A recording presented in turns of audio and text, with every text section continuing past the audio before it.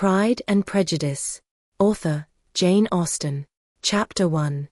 It is a truth universally acknowledged, that a single man in possession of a good fortune must be in want of a wife. However little known the feelings or views of such a man may be on his first entering a neighborhood, this truth is so well fixed in the minds of the surrounding families, that he is considered the rightful property of some one or other of their daughters. "My dear Mr. Bennet," said his lady to him one day, "have you heard that Netherfield Park is let at last?" Mr. Bennet replied that he had not.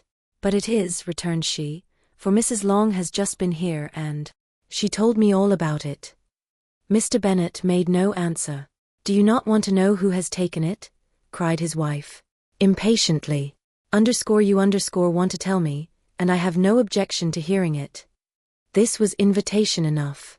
"Why, my dear, you must know. Mrs. Long says that Netherfield is taken by a young man of large fortune from the north of England, that he came down on Monday in a chaise and four to see the place, and was so much delighted with it, that he agreed with Mr. Morris immediately, that he is to take possession before Michaelmas, and some of his servants are to be in the house by the end of next week."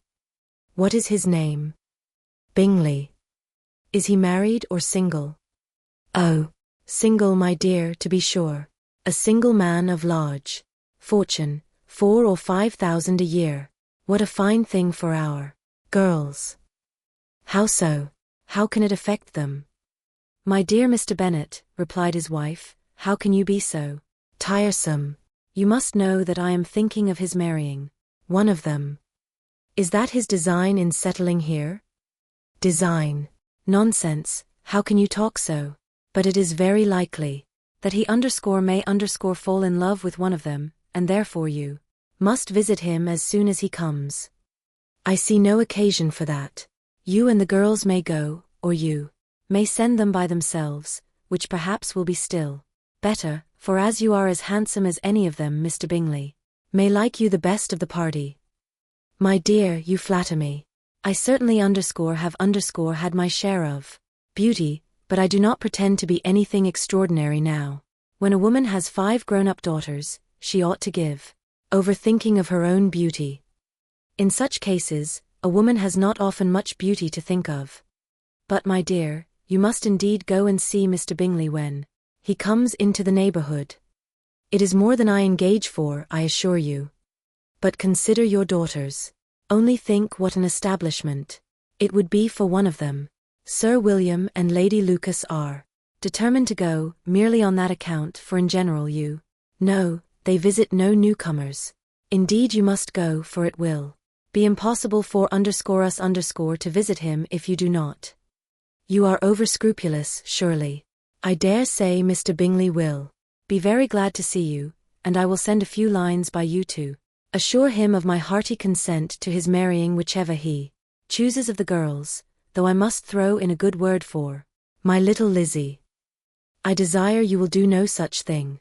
Lizzie is not a bit better than the others, and I am sure she is not half so handsome as Jane, nor half so good-humored as Lydia. But you are always giving her the preference." "They have none of them much to recommend them," replied he. "They are all silly and ignorant like other girls, but Lizzie has something more of quickness than her sisters." "Mr. Bennet, how can you abuse your own children in such a way? You take delight in vexing me. You have no compassion for my poor nerves." "You mistake me, my dear. I have a high respect for your nerves. They are my old friends. I have heard you mention them with consideration these last 20 years at least. Ah, you do not know what I suffer.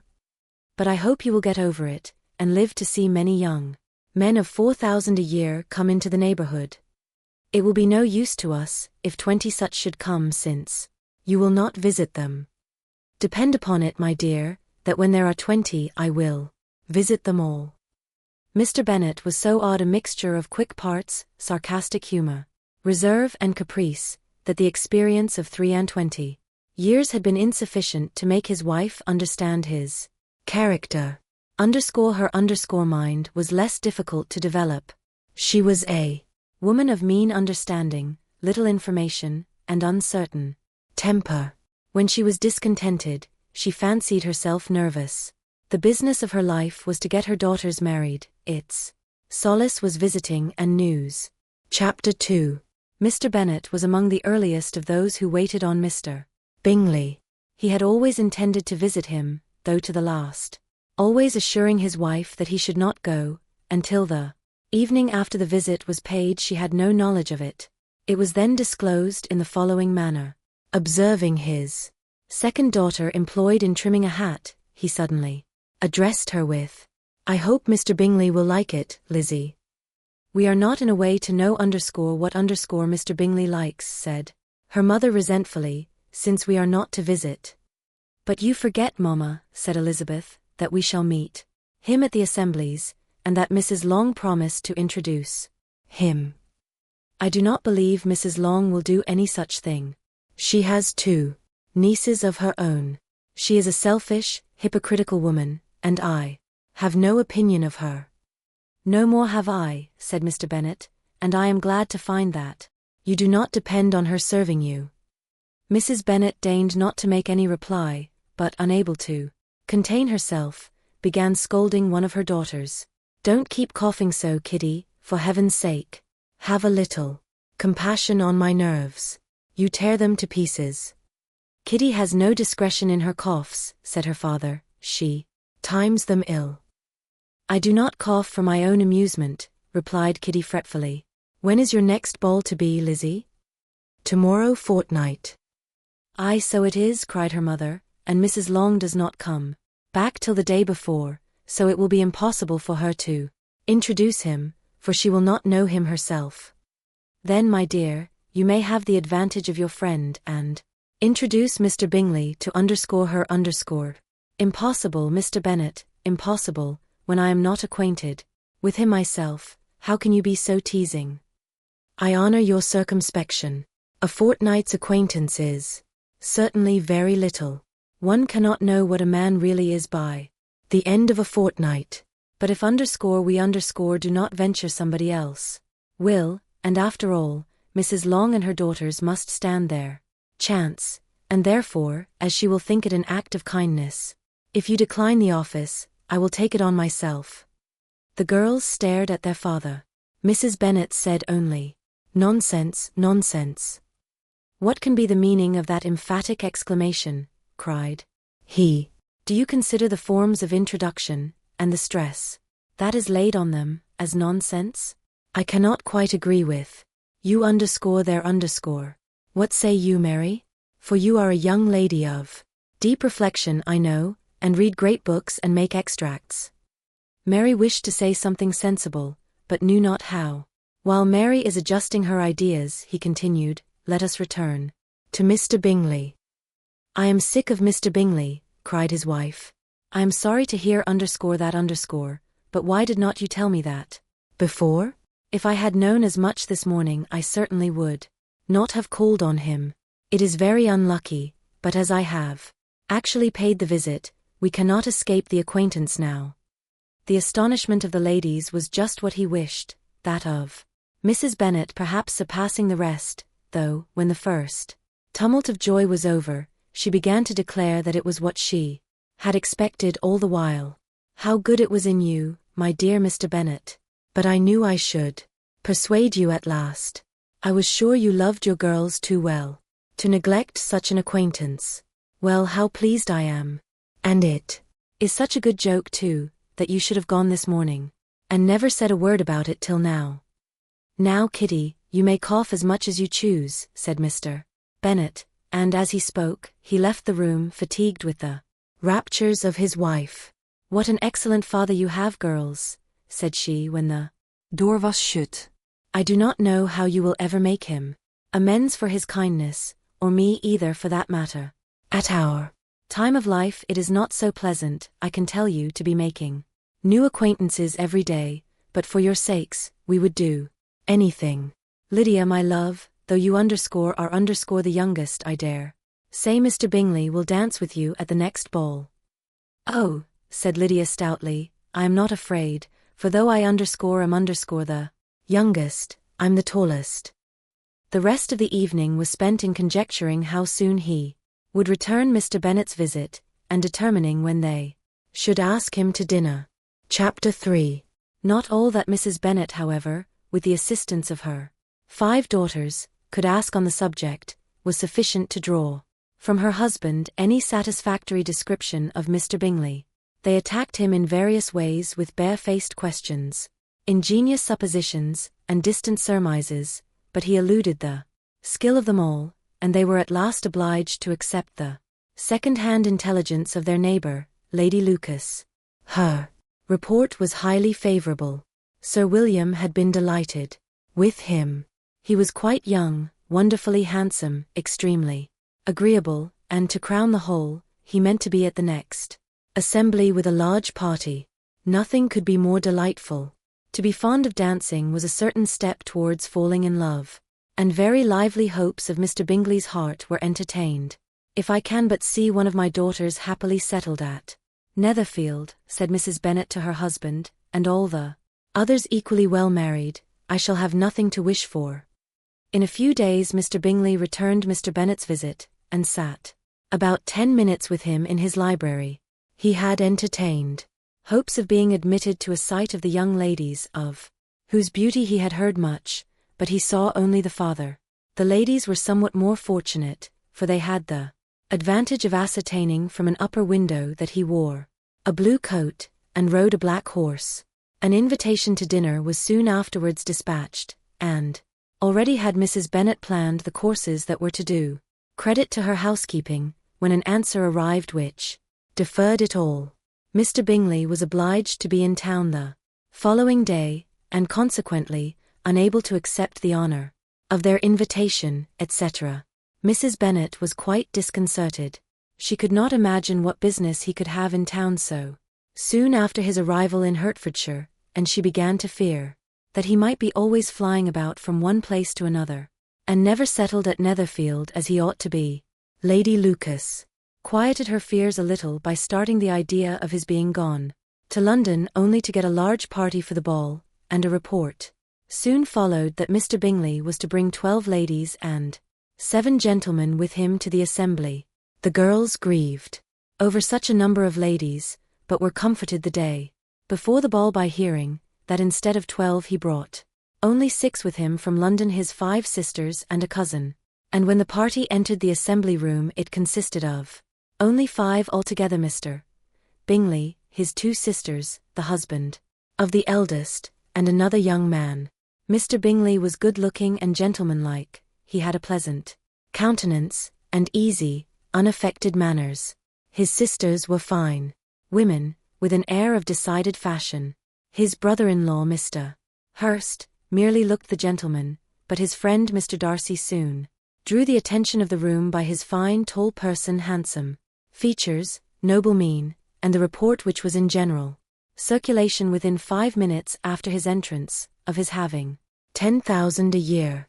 The gentleman pronounced him to be a fine figure of a man.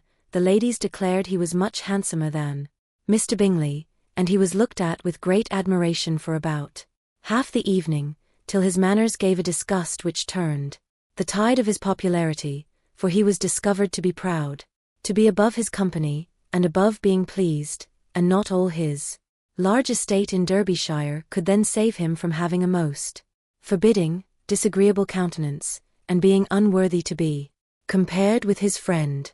Mr. Bingley had soon made himself acquainted with all the principal people in the room. He was lively and unreserved, danced every dance, was angry that the ball closed so early, and talked of giving one himself at Netherfield. Such amiable qualities must speak for themselves. What a contrast between him and his friend. Mr. Darcy danced only once with Mrs. Hurst, and once with Miss Bingley, declined being introduced to any other lady, and spent the rest of the evening in walking about the room, speaking occasionally to one of his own party. His character was decided. He was the proudest, most disagreeable man in the world, and everybody hoped that he would never come there again. Amongst the most violent against him was Mrs. Bennet, whose dislike of his general behavior was sharpened into particular resentment by his having slighted one of her Daughters. Elizabeth Bennet had been obliged, by the scarcity of gentlemen, to sit down for 2 dances, and during part of that time, Mr. Darcy had been standing near enough for her to hear a conversation between him and Mr. Bingley, who came from the dance for a few minutes, to press his friend to join it. "Come, Darcy," said he, "I must have you dance. I hate to see you standing about by yourself in this stupid manner. You had much better dance." "I certainly shall not. You know how I detest it, unless I am particularly acquainted with my partner. At such an assembly as this it would be insupportable. Your sisters are engaged, and there is not another woman in the room whom it would not be a punishment to me to stand up with." "I would not be so fastidious as you are," cried Mr. Bingley, "for a kingdom. Upon my honor, I never met with so many pleasant girls in my life as I have this evening, and there are several of them you see uncommonly pretty. You are dancing with the only handsome girl in the room," said Mr. Darcy, looking at the eldest Miss Bennet. "Oh, she is the most beautiful creature I ever beheld. But there is one of her sisters sitting down just behind you, who is very pretty, and I dare say very agreeable. Do let me ask my partner to introduce you." "Which do you mean?" And turning round he looked for a moment at Elizabeth, till catching her eye, he withdrew his own, and coldly said, "She is tolerable, but not handsome enough to tempt me. I am in no humor at present to give consequence to young ladies who are slighted by other men. You had better return to your partner and enjoy her smiles, for you are wasting your time with me." Mr. Bingley followed his advice. Mr. Darcy walked off, and Elizabeth remained with no very cordial feelings toward him. She told the story, however, with great spirit among her friends, for she had a lively, playful disposition, which delighted in anything ridiculous. The evening altogether passed off pleasantly to the whole family. Mrs. Bennet had seen her eldest daughter much admired by the Netherfield party. Mr. Bingley had danced with her twice, and she had been distinguished by his sisters. Jane was as much gratified by this as her mother could be, though in a quieter way. Elizabeth felt Jane's pleasure. Mary had heard herself mentioned to Miss Bingley as the most accomplished girl in the neighborhood, and Catherine and Lydia had been fortunate enough never to be without partners, which was all that they had yet learnt to care for at a ball. They returned, therefore, in good spirits to Longbourn, the village where they lived, and of which they were the principal inhabitants. They found Mr. Bennet still up with a book. He was regardless of time, and on the present occasion he had a good deal of curiosity as to the events of an evening which had raised such splendid expectations. He had rather hoped that his wife's views on the stranger would be disappointed, but he soon found out that he had a different story to hear. "Oh, my dear Mr. Bennet," as she entered the room, "we have had a most delightful evening, a most excellent ball. I wish you had been there. Jane was so admired, nothing could be like it. Everybody said how well she looked, and Mr. Bingley thought her quite beautiful, and danced with her twice. Only think of my dear, he actually danced with her twice. And she was the only creature in the room that he asked a second time. First of all, he asked Miss Lucas. I was so vexed to see him stand up with her. But however, he did not admire her at all. Indeed, nobody can, you know, and he seemed quite struck with Jane as she was going down the dance. So he inquired who she was, and got introduced, and asked her for the 2 next. Then, the 2 third he danced with Miss King, and the 2 fourth with Maria Lucas, and the 2 fifth with Jane again, and the 2 sixth with Lizzie, and the _Boulanger_. If he had had any compassion for _me_, cried her husband impatiently, he would not have danced half so much. For God's sake, say no more of his partners. Oh, that he had sprained his ankle in the first place. Oh, my dear, I am quite delighted with him. He is so excessively handsome, and his sisters are charming women. I never in my life saw anything more elegant than their dresses. I dare say the lace upon Mrs. Hurst's gown. Here she was interrupted again. Mr. Bennet protested against any description of finery. She was therefore obliged to seek another branch of the subject, and related, with much bitterness of spirit and some exaggeration, the shocking rudeness of Mr. Darcy. But I can assure you, she added, that Lizzie does not lose much by not suiting his fancy, for he is a most disagreeable, horrid man, not at all worth pleasing. So high and so conceited, that there was no enduring him. He walked here, and he walked there, fancying himself so very great, not handsome enough to dance with. I wish you had been there, my dear, to have given him one of your set-downs. I quite detest the man. Chapter 4. When Jane and Elizabeth were alone, the former, who had been cautious in her praise of Mr. Bingley before, expressed to her sister just how very much she admired him. He is just what a young man ought to be, said she, sensible, good-humoured, lively, and I never saw such happy manners. So much ease, with such perfect good breeding. He is also handsome, replied Elizabeth, which a young man ought likewise to be, if he possibly can. His character is thereby complete. I was very much flattered by his asking me to dance a second time. I did not expect such a compliment. Did not you?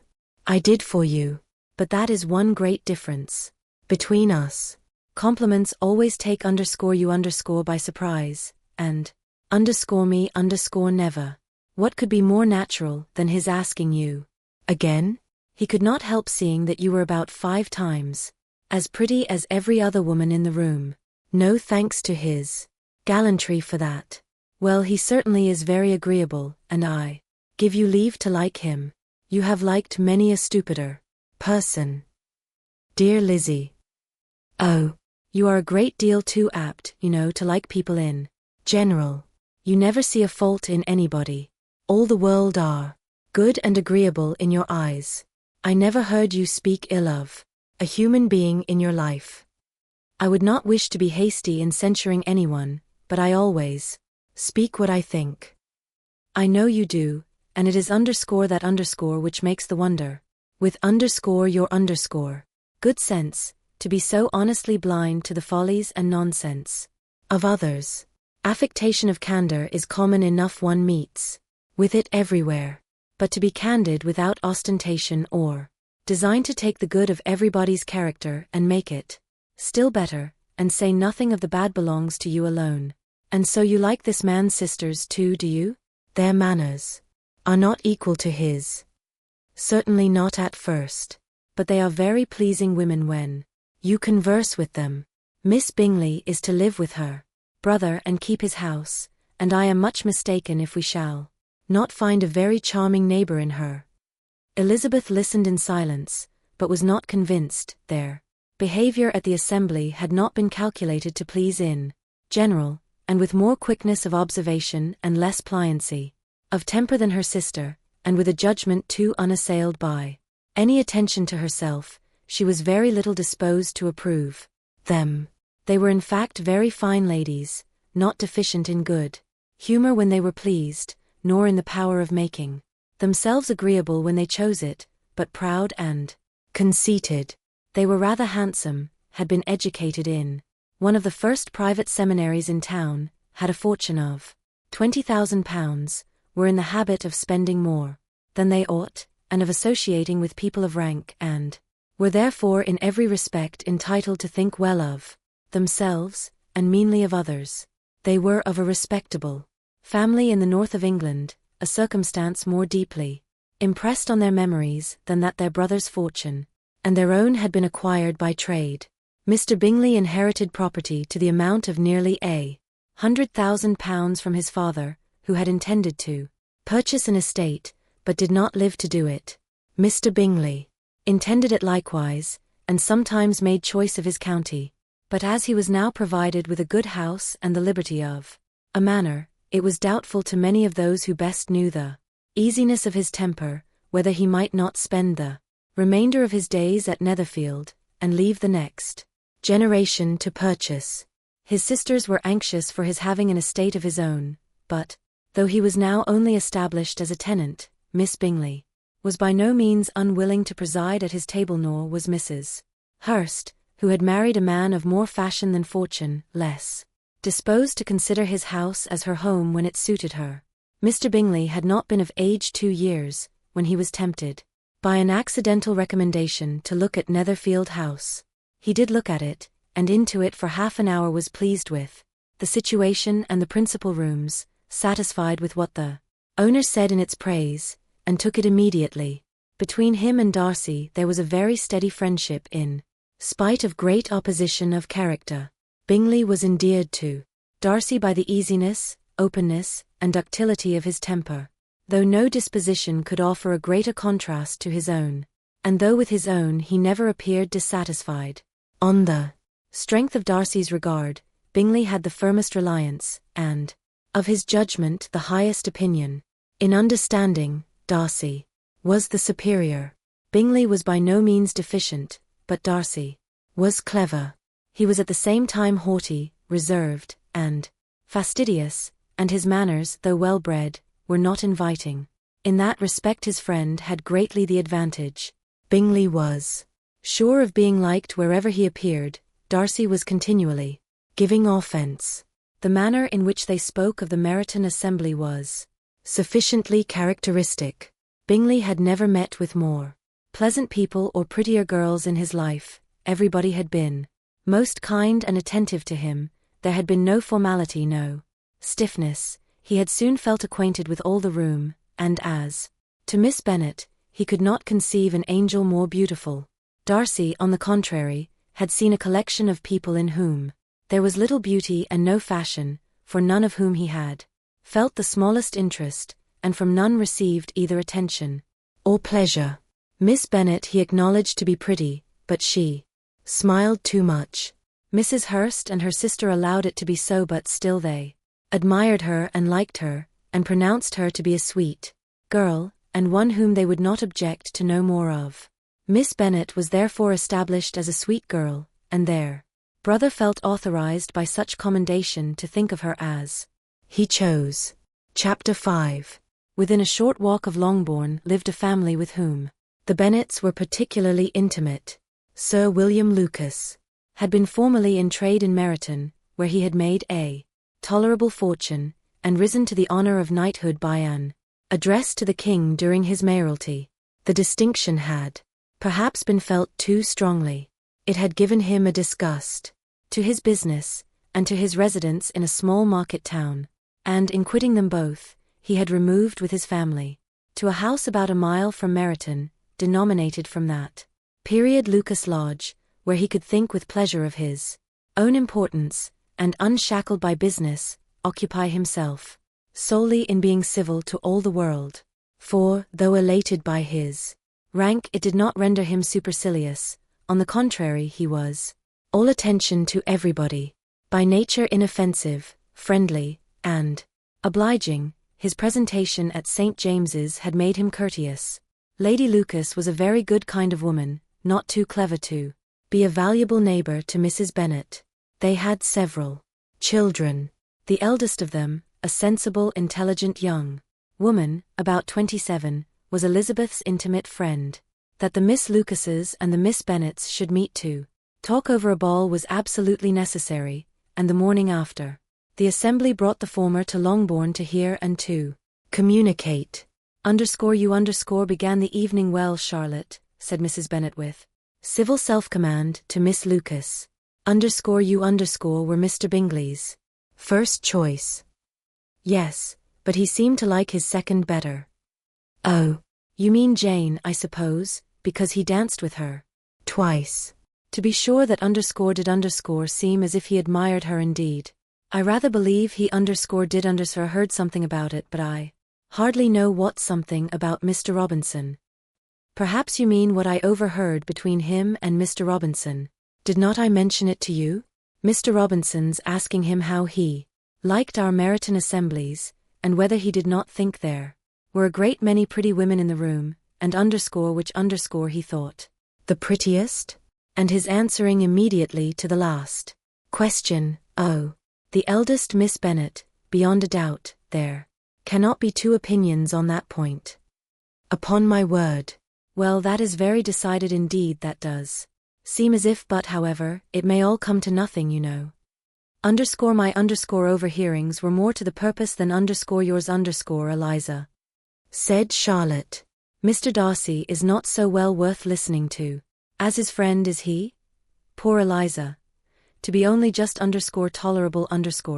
I beg you would not put it into Lizzie's head to be vexed by his ill treatment, for he is such a disagreeable man, that it would be quite a misfortune to be liked by him. Mrs. Long told me last night that he sat close to her for half an hour, without once opening his lips. Are you quite sure, ma'am? Is not there a little mistake? Said Jane. I certainly saw Mr. Darcy speaking to her. Because she asked him at last how he liked Netherfield, and he could not help answering her, but she said he seemed quite angry at being spoke to. Miss Bingley told me, said Jane, that he never speaks much, unless among his intimate acquaintances. With them he is remarkably agreeable. I do not believe a word of it, my dear. If he had been so very agreeable, he would have talked to Mrs. Long. But I can guess how it was. Everybody says that he is eat up with pride, and I dare say he had heard somehow that Mrs. Long does not keep a carriage, and had come to the ball in a hack chaise. I do not mind his not talking to Mrs. Long, said Miss Lucas, but I wish he had danced with Eliza. Another time, Lizzie, said her mother, I would not dance with him if I were you. I believe, ma'am, I may safely promise you never to dance with him. His pride, said Miss Lucas, does not offend me so much as pride often does, because there is an excuse for it. One cannot wonder that so very fine a young man, with family fortune, everything in his favor, should think highly of himself. If ye may so express it, he has a right to be proud. That is very true, replied Elizabeth, and I could easily forgive his pride, if he had not mortified mine pride, observed Mary, who piqued herself upon the solidity of her reflections, is a very common failing, I believe. By all that I have ever read, I am convinced that it is very common. Indeed, that human nature is particularly prone to it, and that there are very few of us who do not cherish a feeling of self-complacency on the score of some quality or other real or imaginary. Vanity and pride are different things, though the words are often used synonymously. A person may be proud without being vain. Pride relates more to our opinion of ourselves, vanity to what we would have others think of us. If I were as rich as Mr. Darcy, cried a young Lucas who came with his sisters, I should not care how proud I was. Would keep a pack of foxhounds, and drink a bottle of wine a day. Then you would drink a great deal more than you ought, said Mrs. Bennet, and if I were to see you at it, I should take away your bottle directly. The boy protested that she should not. She continued to declare that she would, and the argument ended only with the visit. Chapter 6. The ladies of Longbourn soon waited on those of Netherfield. The visit was soon returned in due form. Miss Bennet's pleasing manners grew on the goodwill of Mrs. Hurst and Miss Bingley, and though the mother was found to be intolerable, and the younger sisters not worth speaking to, a wish of being better acquainted with them was expressed towards the two eldest. By Jane, this attention was received with the greatest pleasure, but Elizabeth still saw superciliousness in their treatment of everybody, hardly excepting even her sister, and could not like them, though their kindness to Jane, such as it was, had a value as arising in all probability from the influence of their brother's admiration.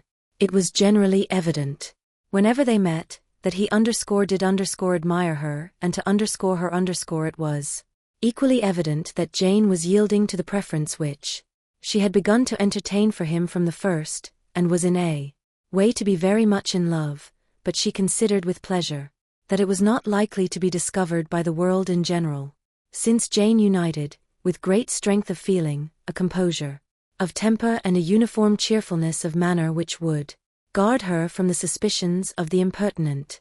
She mentioned this to her friend Miss Lucas, It may perhaps be pleasant, replied Charlotte, to be able to impose on the public in such a case, but it is sometimes a disadvantage to be so very guarded.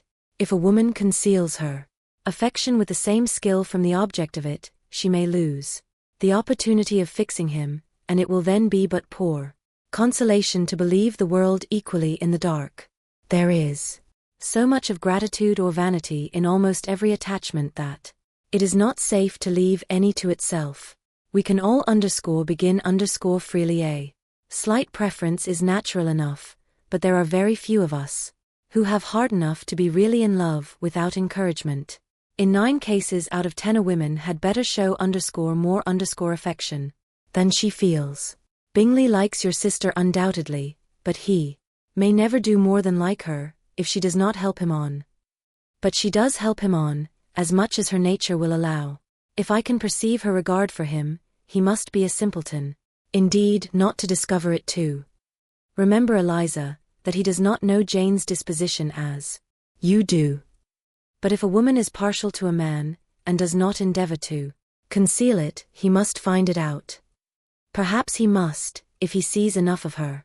But though Bingley and Jane meet tolerably often, it is never for many hours together, and as they always see each other in large mixed parties, it is impossible that every moment should be employed in conversing together.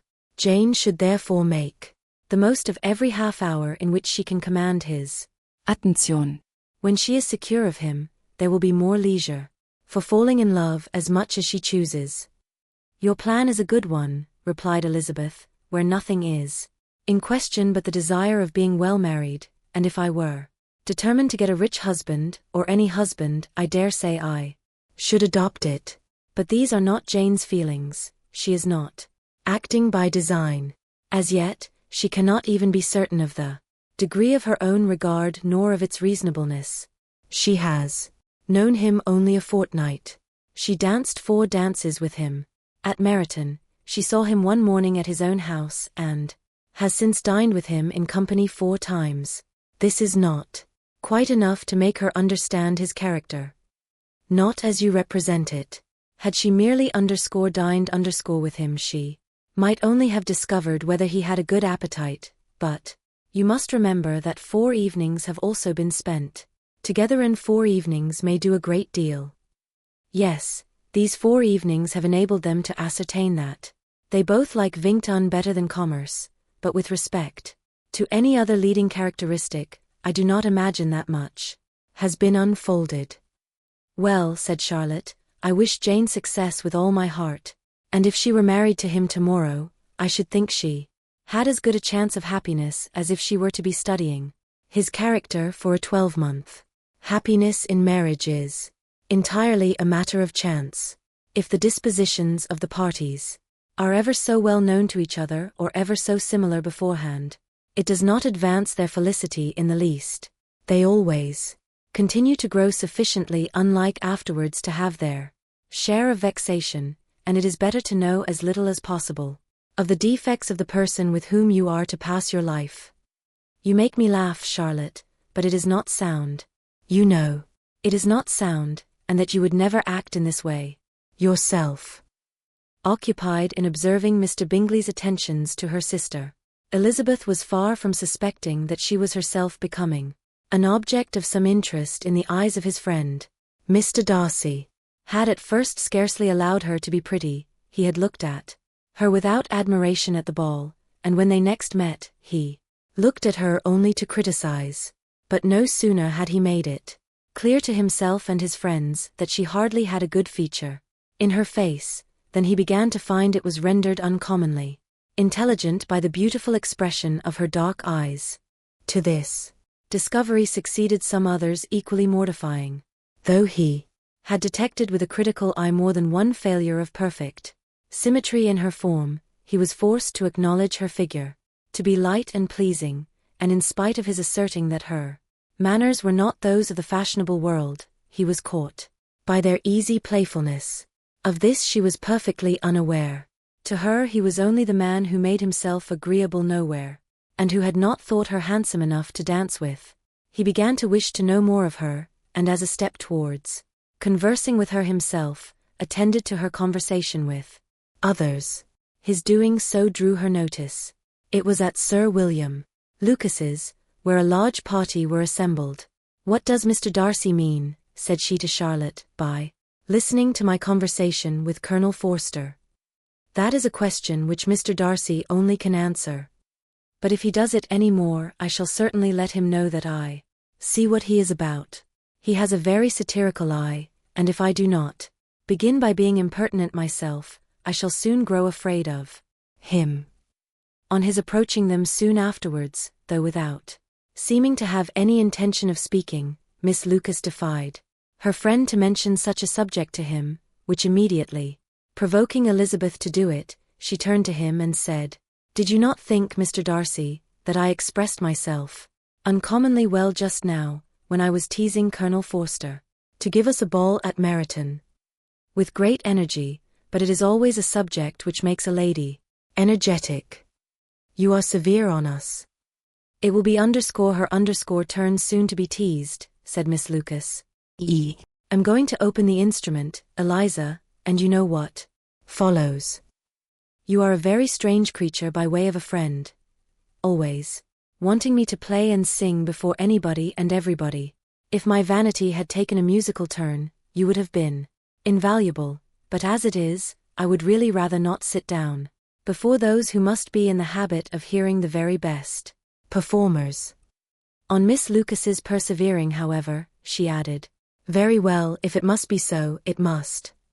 And gravely glancing at Mr. Darcy, "There is a fine old saying which everybody here is of course familiar with, 'Keep your breath to cool your porridge.' And I shall keep mine to swell my song." Her performance was pleasing, though by no means capital. After a song or two, and before she could reply to the entreaties of several that she would sing again, she was eagerly succeeded at the instrument by her sister Mary, who having, in consequence of being the only plain one in the family, worked hard for knowledge and accomplishments, was always impatient for display. Mary had neither genius nor taste, and though vanity had given her application, it had given her likewise a pedantic air and conceited manner, which would have injured a higher degree of excellence than she had reached. Elizabeth, easy and unaffected, had been listened to with much more pleasure, though not playing half so well, and Mary, at the end of a long concerto, was glad to purchase praise and gratitude by Scotch and Irish airs at the request of her younger sisters, who, with some of the Lucases, and 2 or 3 officers, joined eagerly in dancing at one end of the room. Mr. Darcy stood near them in silent indignation at such a mode of passing the evening, to the exclusion of all conversation, and was too much engrossed by his thoughts to perceive that Sir William Lucas was his neighbour, till Sir William thus began. "What a charming amusement for young people this is, Mr. Darcy. There is nothing like dancing after all. I consider it as one of the first refinements of polished society." "Certainly, sir, and it has the advantage also of being in vogue amongst the less polished societies of the world. Every savage can dance." Sir William only smiled. "Your friend performs delightfully," he continued after a pause, on seeing Bingley join the group, "and I doubt not that you are an adept in the science yourself, Mr. Darcy. You savme dance at Meryton, I believe, sir." "Yes, indeed, and received no inconsiderable pleasure from the sight. Do you often dance at St. James's?" "Never, sir."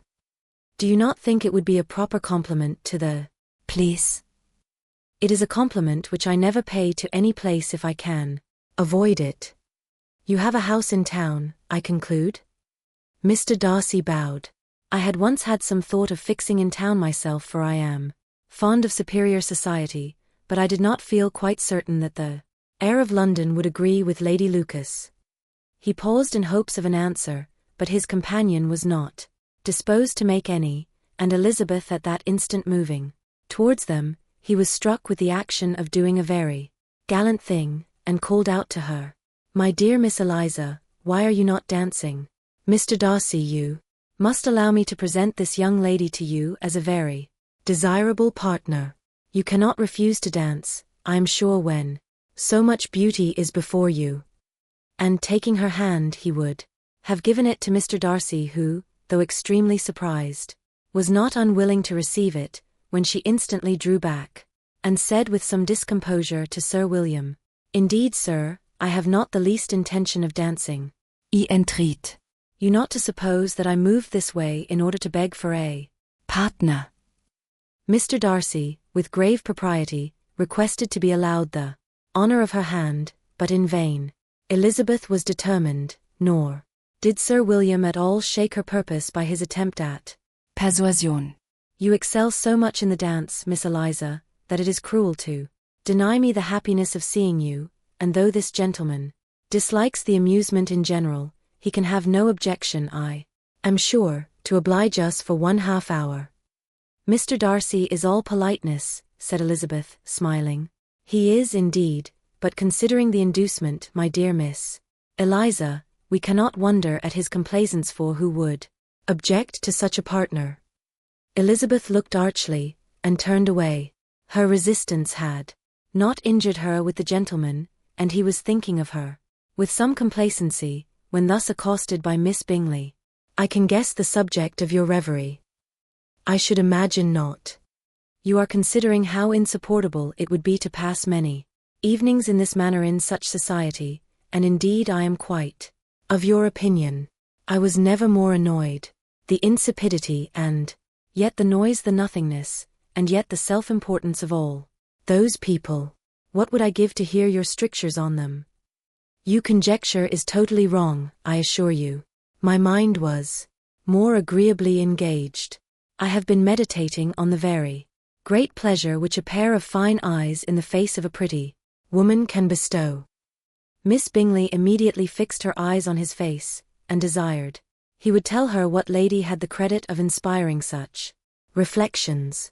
Mr. Darcy replied with great intrepidity, "Miss Elizabeth Bennet." "Miss Elizabeth Bennet," repeated Miss Bingley.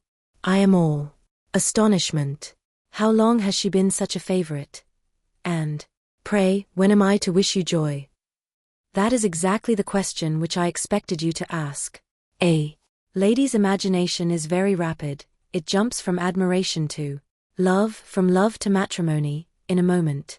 I knew you would be wishing me joy. Nay, if you are serious about it, I shall consider the matter is absolutely settled. You will be having a charming mother-in-law. Indeed, and of course she will always be at Pemberley with you." He listened to her with perfect indifference while she chose to entertain herself in this manner, and as his composure convinced her that all was safe, her wit flowed long. Chapter 7. Mr. Bennet's property consisted almost entirely in an estate of 2,000 a year, which, unfortunately for his daughters, was entailed, in default of heirs male, on a distant relation, and their mother's fortune, though ample for her situation in life, could but ill supply the deficiency of his. Her father had been an attorney in Meryton, and had left her £4,000.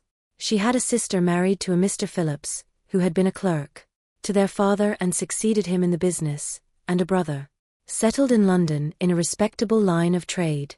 The village of Longbourn was only 1 mile from Meryton, a most convenient distance for the young ladies, who were usually tempted thither 3 or 4 times a week, to pay their duty to their aunt and to a milliner's shop just over the way. The 2 youngest of the family, Catherine and Lydia, were particularly frequent in these attentions. Their minds were more vacant than their sisters', and when nothing better offered, a walk to Mary Tun was necessary to amuse their morning hours and furnish conversation for the evening, and however bare of news the country in general might be, they always contrived to learn some from their aunt. At present, indeed, they were well supplied both with news and happiness by the recent arrival of a militia regiment in the neighbourhood. It was to remain the whole winter, and Meryton was the headquarters. Their visits to Mrs. Phillips were now productive of the most interesting intelligence. Every day added something to their knowledge of the officers' names and connections. Their lodgings were not long a secret, and at length they began to know the officers themselves. Mr. Phillips visited them all, and This opened to his nieces a store of felicity unknown before. They could talk of nothing but officers, and Mr. Bingley's large fortune, the mention of which gave animation to their mother, was worthless in their eyes when opposed to the regimentals of an ensign. After listening one morning to their effusions on this subject, Mr. Bennet coolly observed, "From all that I can collect by your manner of talking, you must be two of the silliest girls in the country. I have suspected it some time, but I am now convinced." Catherine was disconcerted, and made no answer, but Lydia, with perfect indifference, continued to express her admiration of Captain Carter, and her hope of seeing him in the course of the day, as he was going the next morning to London. "I am astonished, my dear," said Mrs. Bennet, "that you should be so ready to think your own children silly. If I wished to think slightingly of anybody's children, it should not be of my own. However, if my children are silly, I must hope to be always sensible of it. Yes, but as it happens, they are all of them very clever. This is the only point, I flatter myself, on which we do not agree. I had hoped that our sentiments coincided in every particular, but I must so far differ from you as to think our two youngest daughters uncommonly foolish. My dear Mr. Bennet, you must not expect such girls to have the sense of their father and mother. When they get to our age, I dare say they will not think about officers any more than we do. I remember the time when I liked a red coat myself very well, and indeed so I do still at my heart, and if a smart young colonel, with 5,000 or 6,000 a year, should want one of my girls, I shall not say nay to him, and I thought Colonel Forster looked very becoming the other night at Sir William's in his regimentals." "Mamma," cried Lydia, "my aunt says that Colonel Forster and Captain Carter do not go so often to Miss Watson's as they did when they first came. She sees them now very often standing in Clark's library." Mrs. Bennet was prevented replying by the entrance of the footman with a note for Miss Bennet. It came from Netherfield, and the servant waited for an answer. Mrs. Bennet's eyes sparkled with pleasure, and she was eagerly calling out while her daughter read. "Well, Jane, who is it from? What is it about? What does he say?" "Well, Jane, meg haste entello es. Meg haste, my love." "It is from Miss Bingley," said Jane, and then read it aloud. "My dear friend, if you are not so compassionate as to dine today with Louisa and me, we shall be in danger of hating each other for the rest of our lives, for a whole day's tete-a-tete between two women can never end without a quarrel. Come as soon as you can on receipt of this. My brother and the gentlemen are to dine with the officers.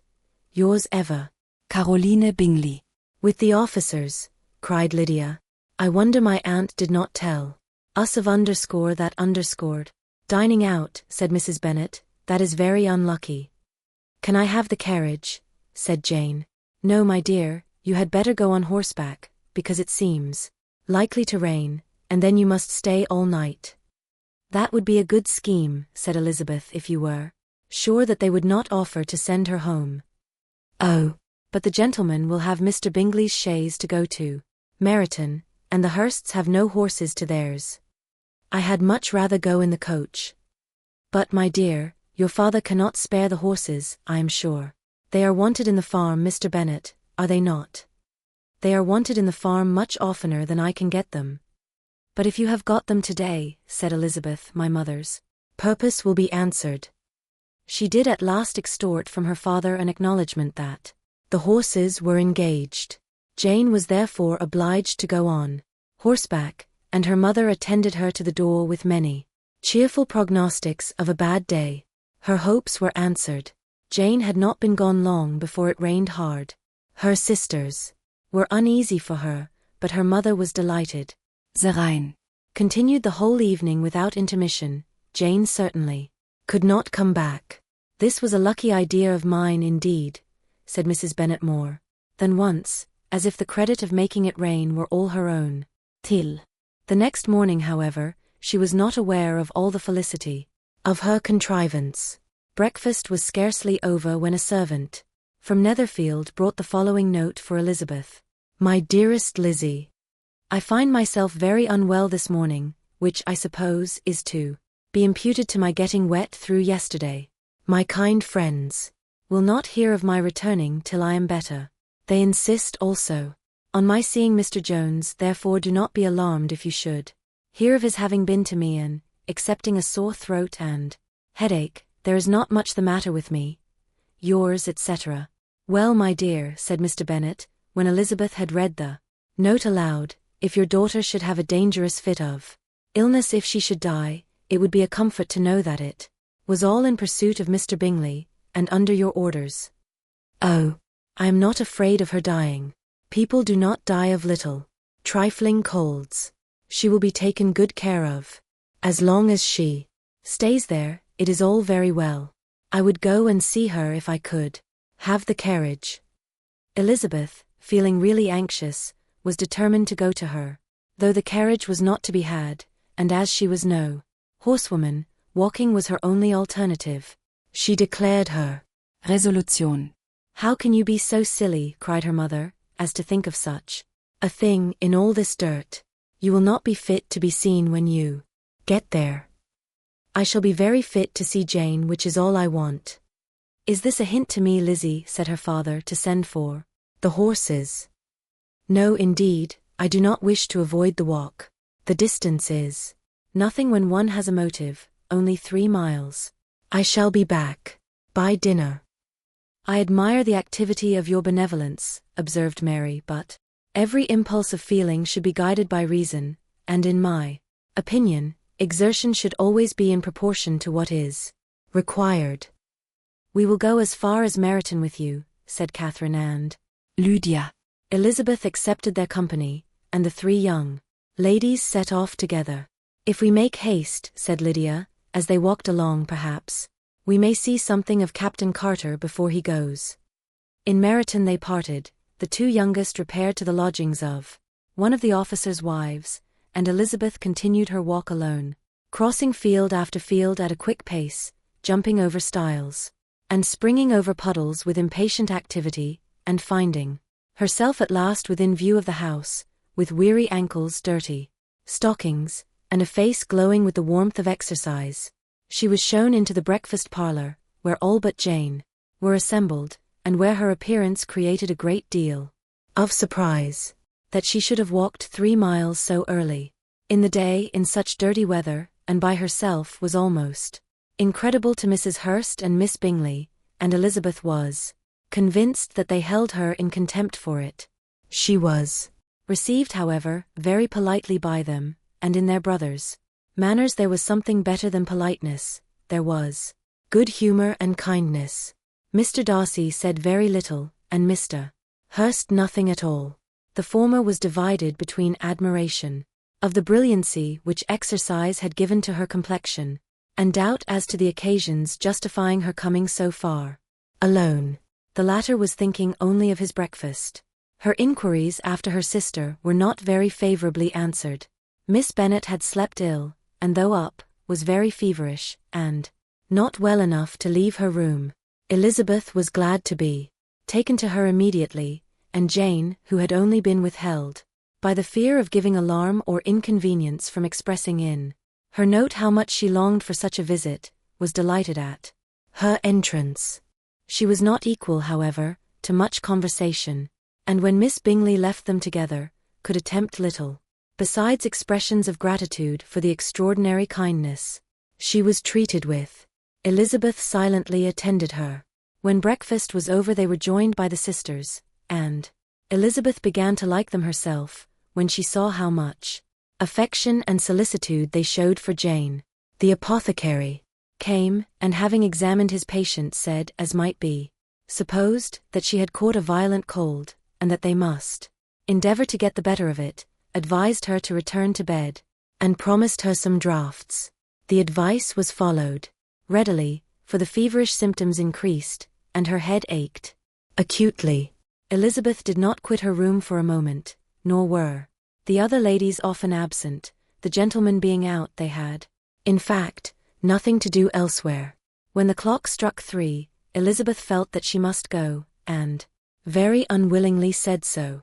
Miss Bingley offered her the carriage, and she only wanted a little pressing to accept it, when Jane testified such concern in parting with her, that Miss Bingley was obliged to convert the offer of the chaise to an invitation to remain at Netherfield for the present.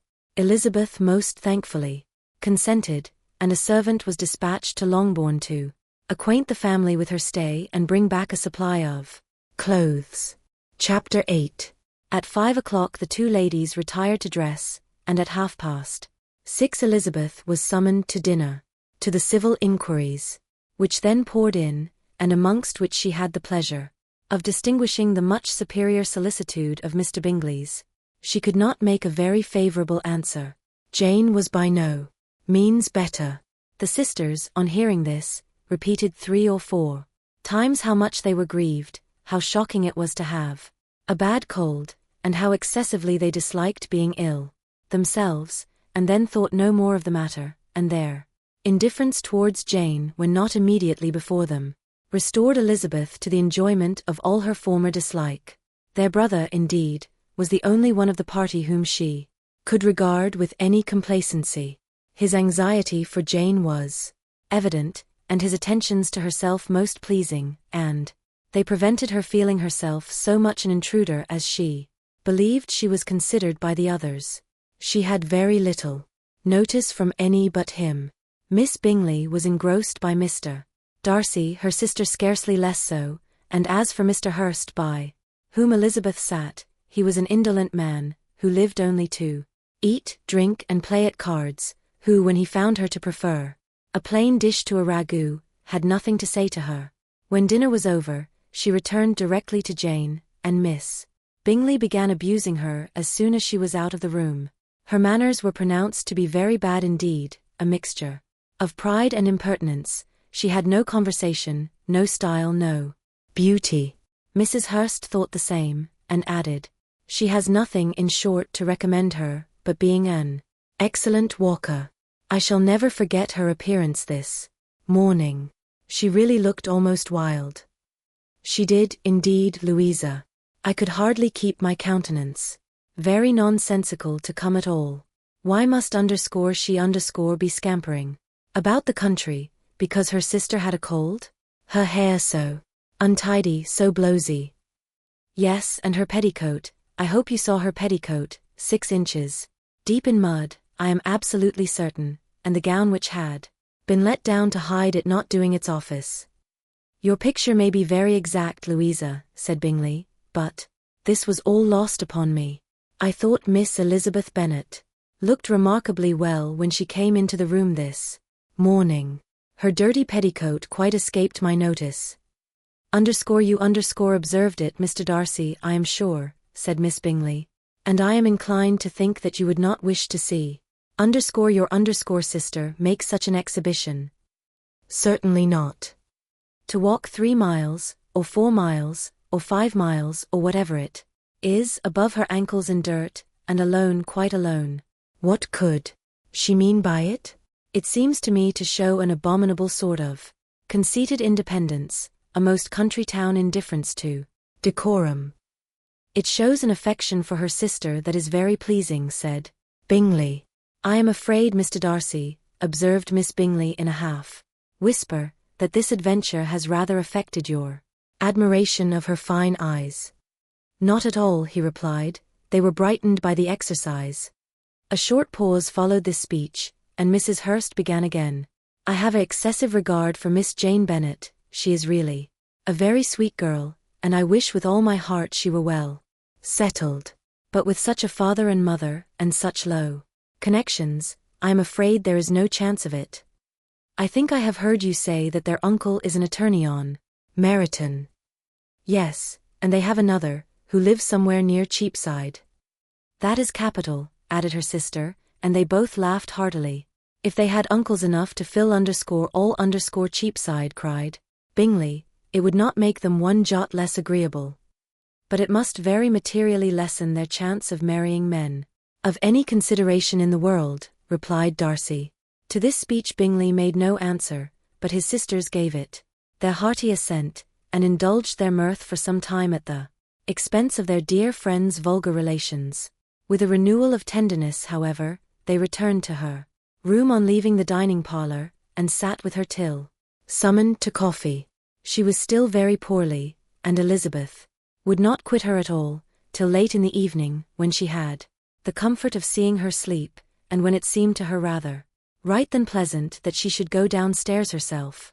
On entering the drawing-room she found the whole party at loo, and was immediately invited to join them, but suspecting them to be playing high she declined it, and making her sister the excuse, said she would amuse herself for the short time she could stay below with a book. Mr. Hurst looked at her with astonishment. "Do you prefer reading to cards?" said he. "That is rather singular." "Miss Eliza Bennet," said Miss Bingley, "despises cards. She is a great reader, and has no pleasure in anything else." "I deserve neither such praise nor such censure," cried Elizabeth. "I am not a great reader, and I have pleasure in many things." "In nursing your sister I am sure you have pleasure," said Bingley, "and I hope it will be soon increased by seeing her quite well." Elizabeth thanked him from her heart, and then walked towards the table where a few books were lying. He immediately offered to fetch her others all that his library afforded. "And I wish my collection were larger for your benefit and my own credit, but I am an idle fellow, and though I have not many, I have more than I ever looked into." Elizabeth assured him that she could suit herself perfectly with those in the room. "I am astonished," said Miss Bingley, "that my father should have left so small a collection of books. What a delightful library you have at Pemberley, Mr. Darcy." "It ought to be good," he replied. "It has been the work of many generations. And then you have added so much to it yourself. You are always buying books. I cannot comprehend the neglect of a family library in such days as these." "Neglect?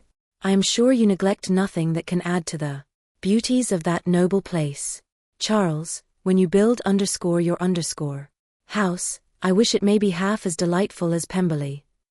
"I wish it may. But I would really advise you to make your purchase in that neighborhood, and take Pemberley for a kind of model.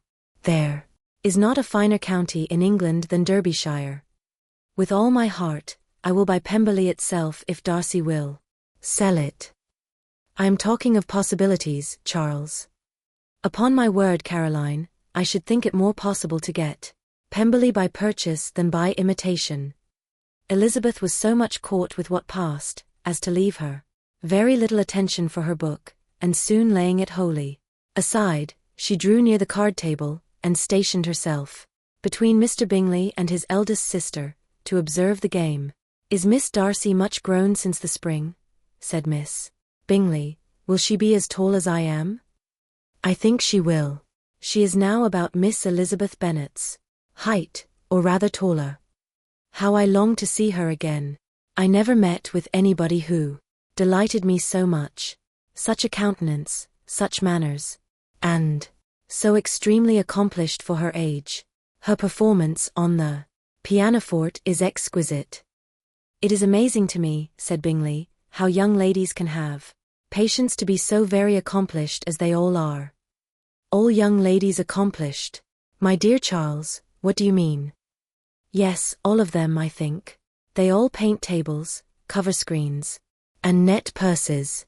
I scarcely know anyone who cannot do all this. And I am sure I never heard a young lady spoken of for the first time, without being informed that she was very accomplished." "Your list of the common extent of accomplishments," said Darcy, "has too much truth. The word is applied to many a woman who deserves it no otherwise than by netting a purse or covering a screen. But I am very far from agreeing with you in your estimation of ladies in general. I cannot boast of knowing more than half a dozen, in the whole range of my acquaintance, that are really accomplished." "Nor I am sure," said Miss Bingley. "Then," observed Elizabeth, "you must comprehend a great deal in your idea of an accomplished woman." "Yes, I do comprehend a great deal in it." "Oh, certainly," cried his faithful assistant, "no one can be really esteemed accomplished who does not greatly surpass what is usually met with. A woman must have a thorough knowledge of music, singing, drawing, dancing, and the modern languages to deserve the word, and besides all this, she must possess a certain Something in her air and manner of walking, the tone of her voice, her address and expressions, or the word will be but half deserved. All this she must possess, added Darcy, and to all this she must yet add something more substantial, in the improvement of her mind by extensive reading. I am no longer surprised at your knowing only_6 accomplished women. I rather wonder now at your knowing any_. Are you so severe upon your own sex as to doubt the possibility of all this? I never saw such a woman. I never saw such capacity, and taste, and application, and elegance, as you describe united. Mrs. Hurst and Miss Bingley both cried out against the injustice of her implied doubt, and were both protesting that they knew many women who answered this description, when Mr. Hurst called them to order, with bitter complaints of their inattention to what was going forward. As all conversation was thereby at an end, Elizabeth soon afterwards left the room. Elizabeth Bennet, said Miss Bingley, when the door was closed on her, is one of those young ladies who seek to recommend themselves to the other sex by undervaluing their own, and with many men I dare say it succeeds. But, in my opinion, it is a paltry device, a very mean art. Undoubtedly, replied Darcy, to whom this remark was chiefly addressed, there is a meanness in the arts which ladies sometimes condescend to employ for captivation. Whatever bears affinity to cunning is despicable. Miss Bingley was not so entirely satisfied with this reply as to continue the subject. Elizabeth joined them again, only to say that her sister was worse, and that she could not leave her. Bingley urged Mr. Jones being sent for immediately, while his sisters, convinced that no country advice could be of any service, recommended an express to town for one of the most eminent physicians. This she would not hear of, but she was not so unwilling to comply with their brother's proposal, and it was settled that Mr. Jones should be sent for early in the morning, if Miss Bennet were not decidedly better. Bingley was quite uncomfortable. His sisters declared that they were miserable. They solaced their wretchedness, however, by duets after supper, while he could find no better relief to his feelings than by giving his housekeeper directions that every attention might be paid to the sick lady and her sister. Chapter 9. Elizabeth passed the chief of the night in her sister's room, and, in the morning, had the pleasure of being able to send a tolerable answer to the inquiries which she very early received from Mr. Bingley by a housemaid, and some time afterwards from the two elegant ladies who waited on his sisters. In spite of this amendment, however, she requested to have a note sent to Longbourn, desiring her mother to visit Jane, and form her own judgment of her situation. The note was immediately dispatched, and its contents as quickly complied with. Mrs. Bennet, accompanied by her two youngest girls, reached Netherfield soon after the family breakfast. Had she found Jane in any apparent danger, Mrs. Bennet would have been very miserable, but being satisfied on seeing her that her illness was not alarming, she had no wish of her recovering immediately, as her restoration to health would probably remove her from Netherfield. She would not listen therefore to her daughter's proposal of being carried home, neither did the apothecary, who arrived about the same time, think it at all advisable. After sitting a little while with Jane, on Miss Bingley's appearance and invitation, the mother and daughter all attended her into the breakfast parlour. Bingley met them with hopes that Mrs. Bennet had not found Miss Bennet worse than she expected. Indeed I have, sir, was her answer. She is a great deal too ill to be moved. Mr. Jones says we must not think of moving her. We must trespass a little longer on your kindness. Removed, cried Bingley. It must not be thought of. My sister, I am sure, will not hear of her removal. You may depend upon it, madam, said Miss Bingley with cold civility, that Miss Bennet will receive every possible attention while she remains with us. Mrs. Bennet was profuse in her acknowledgments. I am sure, she added, if it was not for such good friends I do not know what would become of her, for she is very ill indeed, and suffers a vast deal, though with the greatest patience in the world, which is always the way with her, for she has, without exception, the sweetest temper I have ever met with. I often tell my other girls they are nothing to underscore her underscore. You have a sweet room here, Mr. Bingley, and a charming prospect over the gravel walk. I do not know a place in the country that is equal to Netherfield. You will not think of quitting it in a hurry, I hope, though you have but a short lease. Whatever I do is done in a hurry, replied he, and therefore if I should resolve to quit Netherfield, I should probably be off in 5 minutes. At present, however, I consider myself as quite fixed here. That is exactly what I should have supposed of you, said Elizabeth. You begin to comprehend me, do you? Cried he, turning towards her. Oh, yes, I understand you perfectly. I wish I might take this for a compliment, but to be so easily seen through, I am afraid, is pitiful. That is as it happens. It does not follow that a deep, intricate character is more or less estimable than such a one as yours.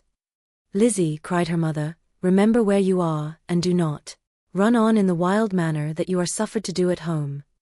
I did not know before, continued Bingley immediately, that you were a studier of character.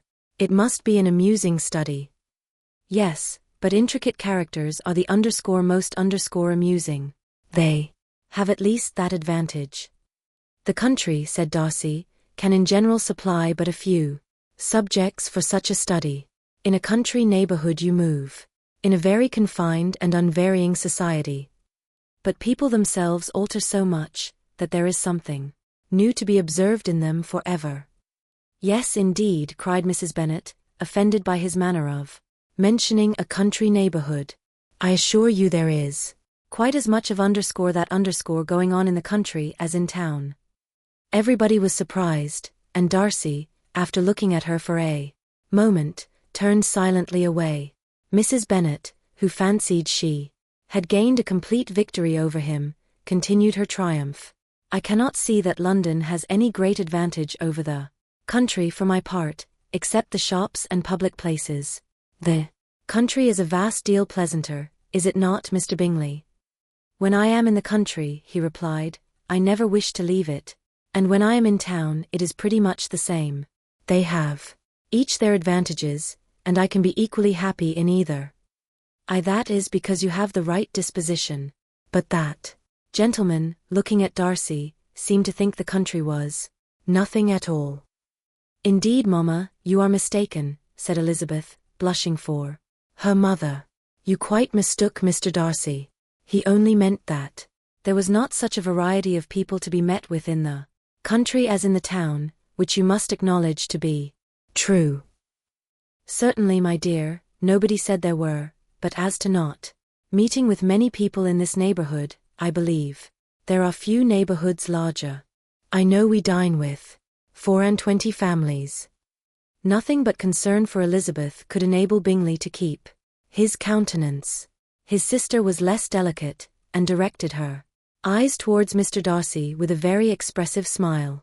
Elizabeth, for the sake of saying something that might turn her mother's thoughts, now asked her if Charlotte Lucas had been at Longbourn since her coming away. Yes, she called yesterday with her father.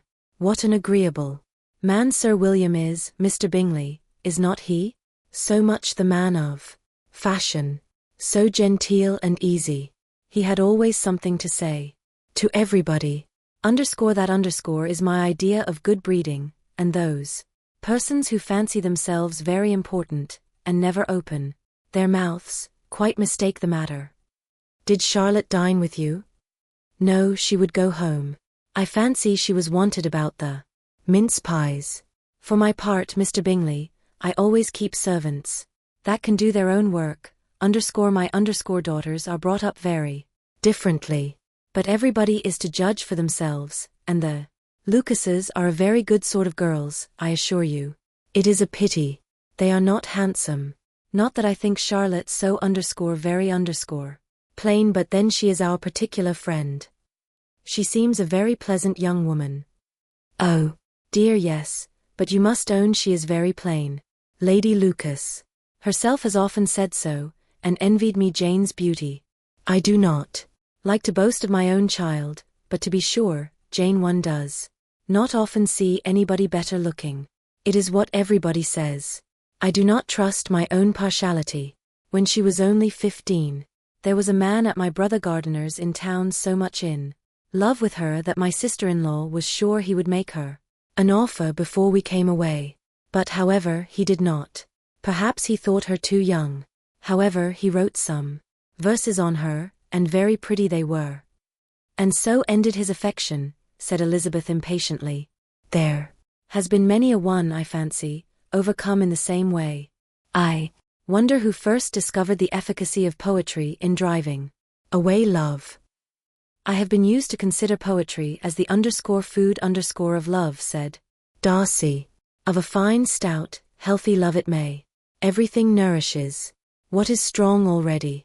But if it be only a slight, thin sort of inclination, I am convinced that one good sonnet will starve it entirely away. Darcy only smiled, and the general pause which ensued made Elizabeth tremble lest her mother should be exposing herself again. She longed to speak, but could think of nothing to say, and after a short silence Mrs. Bennet began repeating her thanks to Mr. Bingley for his kindness to Jane, with an apology for troubling him also with Lizzie. Mr. Bingley was unaffectedly civil in his answer, and forced his younger sister to be civil also, and say what the occasion required. She performed her part indeed without much graciousness, but Mrs. Bennet was satisfied, and soon afterwards ordered her carriage. Upon this signal, the youngest of her daughters put herself forward. The two girls had been whispering to each other during the whole visit, and the result of it was that the youngest should tax Mr. Bingley with having promised on his first coming into the country to give a ball at Netherfield. Lydia was a stout, well-grown girl of 15, with a fine complexion and good-humoured countenance, a favourite with her mother, whose affection had brought her into public at an early age. She had high animal spirits, and a sort of natural self-consequence, which the attention of the officers to whom her uncle's good dinners, and her own easy manners recommended her, had increased into assurance. She was very equal, therefore, to address Mr. Bingley on the subject of the ball, and abruptly reminded him of his promise, adding that it would be the most shameful thing in the world if he did not keep it. His answer to this sudden attack was delightful to their mother's ear. I am perfectly ready, I assure you, to keep my engagement, and when your sister is recovered, you shall, if you please, name the very day of the ball. But you would not wish to be dancing when she is ill. Lydia declared herself satisfied. Oh, yes, it would be much better to wait till Jane was well, and by that time most likely Captain Carter would be at Meryton again. And when you have given your ball, she added, I shall insist on their giving one. Also, I shall tell Colonel Forster it will be quite a shame if he does not. Mrs. Bennet and her daughters then departed, and Elizabeth returned instantly to Jane, leaving her own and her relations' behaviour to the remarks of the two ladies and Mr. Darcy, the latter of whom, however, could not be prevailed on to join in their censure of her in spite of all Miss Bingley's witticisms on fine eyes. Chapter 10. The day passed much as the day before had done. Mrs. Hurst and Miss Bingley had spent some hours of the morning with the invalid, who continued, though slowly, to mend, and in the evening Elizabeth joined their party in the drawing-room. The loo table, however, did not appear. Mr. Darcy was writing, and Miss Bingley, seated near him, was watching the progress of his letter and repeatedly calling off his attention by messages to his sister. Mr. Hurst and Mr. Bingley were at piquet, and Mrs. Hurst was observing their game. Elizabeth took up some needlework, and was sufficiently amused in attending to what passed between Darcy and his companion. The perpetual commendations of the lady, either on his handwriting, or on the evenness of his lines, or on the length of his letter, with the perfect unconcern with which her praises were received, formed a curious dialogue, and was exactly in union with her opinion of each. How delighted Miss Darcy will be to receive such a letter. He made no answer. You write uncommonly fast. You are mistaken. I write rather slowly. How many letters you must have occasion to write in the course of a year. Letters of business, too. How odious I should think them. It is fortunate, then, that they fall to my lot instead of yours. Pray tell your sister that I long to see her. I have already told her so once, by your desire. I am afraid you do not like your pen. Let me mend it for you. I mend pens remarkably well. Thank you, but I always mend my own. How can you contrive to write so even? He was silent. Tell your sister I am delighted to hear of her improvement on the harp, and pray let her know that I am quite in raptures with her beautiful little design for a table, and I think it infinitely superior to Miss Grantley's. Will you give me leave to defer your raptures till I write again? At present I have not room to do them justice. Oh, it is of no consequence. I shall see her in January. But do. You always write such charming long letters to her, Mr. Darcy. They are generally long, but whether always charming it is not for me to determine. It is a rule with me, that a person who can write a long letter with ease, cannot write ill. That will not do for a compliment to Darcy, Caroline cried. Her brother, because he does not write with ease. He studies too much for words of 4 syllables. Do not you, Darcy? My style of writing is very different from yours. Oh, cried Miss Bingley, Charles writes in the most careless way imaginable. He leaves out half his words, and blots the rest. My ideas flow so rapidly that I have not time to express them, by which means my letters sometimes convey no ideas at all to my correspondents. Your humility, Mr. Bingley, said Elizabeth, must disarm reproof. Nothing is more deceitful, said Darcy, than the appearance of humility.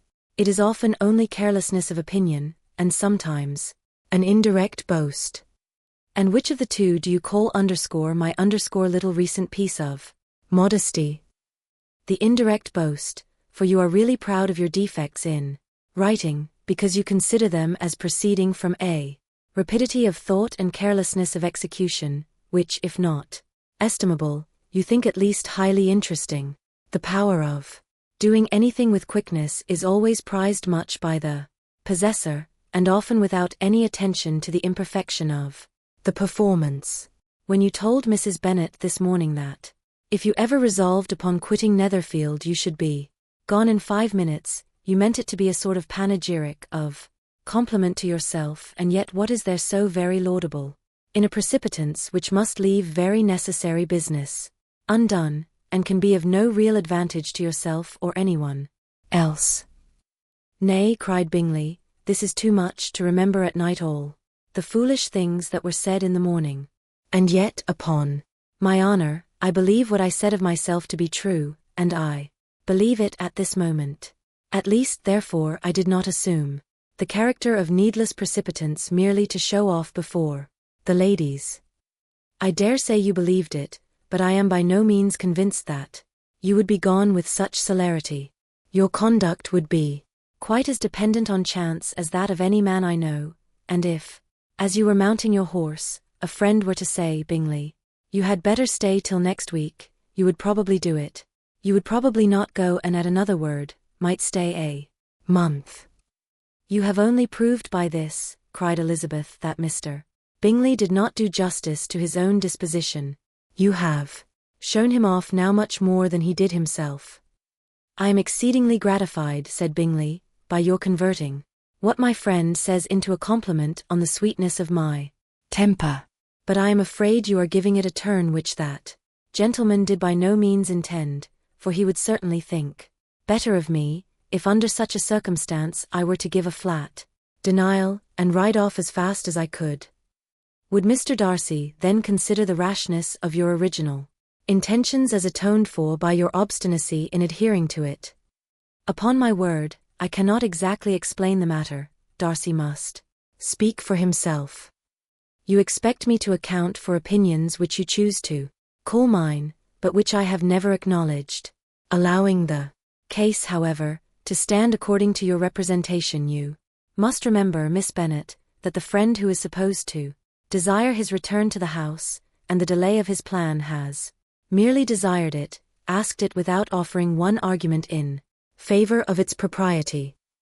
To yield readily easily to the persuasion of a friend is no merit with you. To yield without conviction is no compliment to the understanding of either. You appear to me, Mr. Darcy, to allow nothing for the influence of friendship and affection. A regard for the requester would often make one readily yield to a request, without waiting for arguments to reason one into it. I am not particularly speaking of such a case as you have supposed about Mr. Bingley. We may as well wait, perhaps, till the circumstance occurs before we discuss the discretion of his behavior thereupon. But in general and ordinary cases between friend and friend, where one of them is desired by the other to change a resolution of no very great moment, should you think ill of that person for complying with the desire, without waiting to be argued into it? Will it not be advisable, before we proceed on this subject, to arrange with rather more precision the degree of importance which is to appertain to this request, as well as the degree of intimacy subsisting between the parties? By all means, cried Bingley, let us hear all the particulars, not forgetting their comparative height and size, for that will have more weight in the argument, Miss Bennet, than you may be aware of. I assure you, that if Darcy were not such a great tall fellow in comparison with myself, I should not pay him half so much deference. I declare I do not know a more awful object than Darcy, on particular occasions, and in particular places, at his own house especially, and of a Sunday evening when he has nothing to do. Mr. Darcy smiled, but Elizabeth thought she could perceive that he was rather offended, and therefore checked her laugh.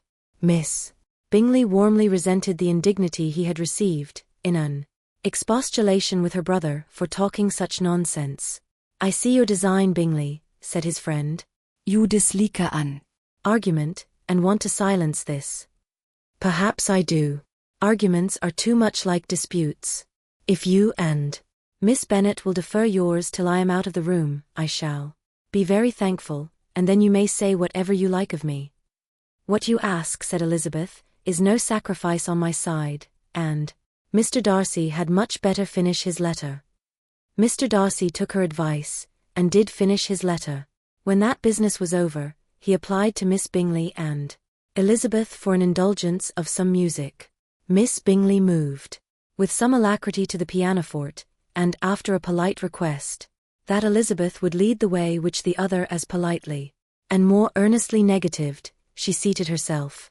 Mrs. Hurst sang with her sister, and while they were thus employed, Elizabeth could not help observing, as she turned over some music books that lay on the instrument, how frequently Mr. Darcy's eyes were fixed on her.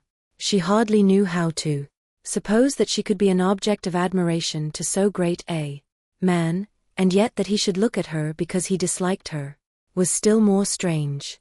She could only imagine, however, at last, that she drew his notice because there was something more wrong and reprehensible, according to his ideas of right, than in any other person present. The supposition did not pain her. She liked him too little to care for his approbation. After playing some Italian songs, Miss Bingley varied the charm by a lively Scotch air, and soon afterwards Mr. Darcy, drawing near Elizabeth, said to her, "Do not you feel a great inclination, Miss Bennet, to seize such an opportunity of dancing a reel?" She smiled, but made no answer. He repeated the question with some surprise at her silence. "Oh," said she, "I heard you before, but I could not immediately determine what to say in reply. You wanted me, I know, to say, yes, that you might have the pleasure of despising my taste. But I always delight in overthrowing those kind of schemes, and cheating a person of their premeditated contempt. I have, therefore, made up my mind to tell you, that I do not want to dance a reel at all, and now despise me if you dare." "Indeed I do not dare." Elizabeth, having rather expected to affront him, was amazed at his gallantry, but there was a mixture of sweetness and archness in her manner which made it difficult for her to affront anybody, and Darcy had never been so bewitched by any woman as he was by her. He really believed that were it not for the inferiority of her connections, he should be in some danger. Miss Bingley saw, or suspected enough to be jealous, and her great anxiety for the recovery of her dear friend Jane received some assistance from her desire of getting rid of Elizabeth. She often tried to provoke Darcy into disliking her guest by talking of their supposed marriage, and planning his happiness in such an alliance. "I hope," said she, as they were walking together in the shrubbery the next day, "you will give your mother-in-law a few hints, when this desirable event takes place, as to the advantage of holding her tongue, and if you can compass it, do cure the younger girls of running after officers. And, if I may mention so delicate a subject, endeavor to check that little something, bordering on conceit and impertinence, which your lady possesses. Have you anything else to propose for my domestic felicity? Oh, yes. Do let the portraits of your uncle and Aunt Phillips be placed in the gallery at Pemberley. Put them next to your great-uncle the judge. They are in the same profession, you know, only in different lines. As for your Elizabeth's picture, you must not have it taken, for what painter could do justice to those beautiful eyes? It would not be easy, indeed, to catch their expression, but their color and shape, and the eyelashes, so remarkably fine, might be copied." At that moment they were met from another walk by Mrs. Hurst and Elizabeth herself. "I did not know that you intended to walk," said Miss Bingley, in some confusion, lest they had been overheard. "You used us abominably ill," answered Mrs. Hurst, running away without telling us that you were coming out. Then, taking the disengaged arm of Mr. Darcy, she left Elizabeth to walk by herself. The path just admitted 3.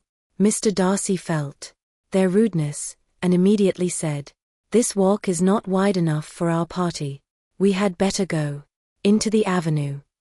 But Elizabeth, who had not the least inclination to remain with them, laughingly answered, "No, no, stay where you are. You are charmingly grouped, and appear to uncommon advantage. The picturesque would be spoilt by admitting a 4th. Goodbye." She then ran gaily off, rejoicing as she rambled about, in the hope of being at home again in a day or 2. Jane was already so much recovered as to intend leaving her room for a couple of hours that evening. Chapter 11. When the ladies removed after dinner, Elizabeth ran up to her sister, and seeing her well guarded from cold, attended her into the drawing-room, where she was welcomed by her 2 friends with many professions of pleasure, and Elizabeth had never seen them so agreeable as they were during the hour which passed before the gentlemen appeared. Their powers of conversation were considerable. They could describe an entertainment with accuracy, relate an anecdote with humor, and laugh at their acquaintance with spirit. But when the gentlemen entered, Jane was no longer the first object. Miss Bingley's eyes were instantly turned toward Darcy, and she had something to say to him before he had advanced many steps. He addressed himself to Miss Bennet, with a polite congratulation. Mr. Hurst also made her a slight bow, and said he was very glad, but diffuseness and warmth remained for Bingley's salutation. He was full of joy and attention. The first half-hour was spent in piling up the fire, lest she should suffer from the change of room, and she removed at his desire to the other side of the fireplace, that she might be further from the door. He then sat down by her, and talked scarcely to anyone else. Elizabeth, at work in the opposite corner, saw it all with great delight. When tea was over, Mr. Hurst reminded his sister-in-law of the card table, but in vain. She had obtained private intelligence that Mr. Darcy did not wish for cards, and Mr. Hurst soon found even his open petition rejected. She assured him that no one intended to play, and the silence of the whole party on the subject seemed to justify her. Mr. Hurst had therefore nothing to do but to stretch himself on one of the sofas and go to sleep. Darcy took up a book, Miss Bingley did the same, and Mrs. Hurst, principally occupied in playing with her bracelets and rings, joined now and then in her brother's conversation with Miss Bennet. Miss Bingley's attention was quite as much engaged in watching Mr. Darcy's progress through his book, as in reading her own, and she was perpetually either making some inquiry, or looking at his page. She could not win him, however, to any conversation. He merely answered her question, and read on. At length, quite exhausted by the attempt to be amused with her own book, which she had only chosen because it was the second volume of his, she gave a great yawn and said, "How pleasant it is to spend an evening in this way. I declare after all there is no enjoyment like reading. How much sooner one tires of anything than of a book. When I have a house of my own, I shall be miserable if I have not an excellent library." No one made any reply. She then yawned again, threw aside her book, and cast her eyes round the room in quest for some amusement, when hearing her brother mentioning a ball to Miss Bennet, she turned suddenly towards him and said, "By the by, Charles, are you really serious in meditating a dance at Netherfield? I would advise you, before you determine on it, to consult the wishes of the present party. I am much mistaken if there are not some among us to whom a ball would be rather a punishment than a pleasure."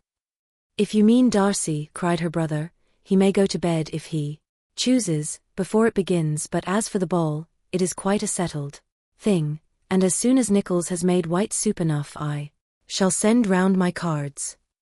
"I should like balls infinitely better," she replied, "if they were carried on in a different manner, but there is something insufferably tedious in the usual process of such a meeting.